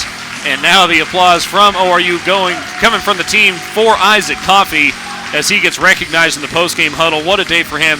I need to take a moment here to give a shout out to Rob Bishop and a major class move from the head coach of the South Dakota State Jackrabbits, who had been tossed from the game of the ninth, comes out of the locker room after the game ends there and obviously when he's allowed back on the field, and comes over, jogs over, and shakes the hands of the Golden Eagle pitching staff. So major respect. Shout out to Rob Bishop for that show of class there. The Golden Eagles get it done 4-0 over South Dakota State. That will end the Jackrabbits season. And the Golden Eagles live on to play another day. They got to beat Omaha twice tomorrow, but ORU just did that last week, and they lost game one. Came back and won games 2 and 3 of that series. They need a similar act tomorrow. We'll see if they can get it done, but the main thing, the important thing right now is ORU has given itself an opportunity to do just that. What a day for the freshman out of Goleta, California, Isaac Coffey. He comes up with 9 strikeouts, setting a new career high. His previous career high in innings pitched was 7. He goes 9 for his first complete game ever, and it turns out to be a shutout to boot. What a phenomenal outing from Isaac Coffey, who continues to get congratulations and hugs and the like from the ORU players after they've wrapped up the post-game huddle here. Offensively, the Golden Eagles get 1 in the second, 1 in the third, and 2 in the ninth. Runs driven in on the day by Blake Hall, Riley Kaiser, and then 1 for Jake McMurray on an RBI as well. We're joined on the Don Thornton Cadillac postgame show by ORU head coach Ryan Fulmer. And, Coach, I don't think we can start anywhere other than Isaac Coffey. What a day for the freshman. What did you think about his performance today?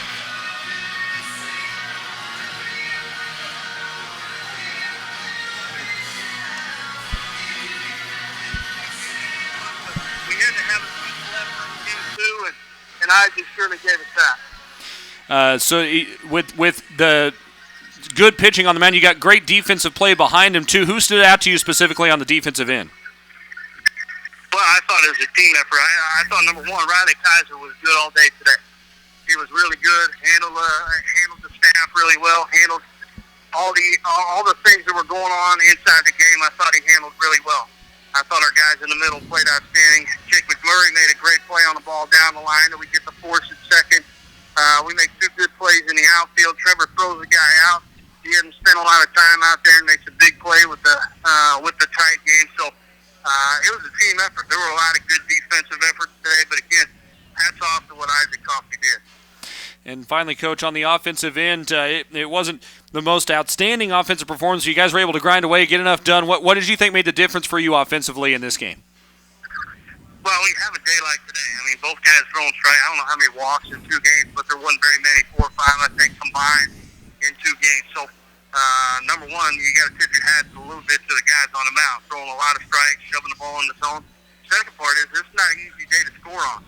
With the wind blowing that hard in, both guys on the mound not walking anybody, you got to play clean defensively, and if you do that, you're gonna chew up some innings, and that's what we're able to do here in Game 2. Speaking of chewing up innings, with Coffey going 9, what does that do for your bullpen tomorrow? Well, it helps. Obviously, you got to win a pair tomorrow. Starts with game number 1, but it gives us a lot more options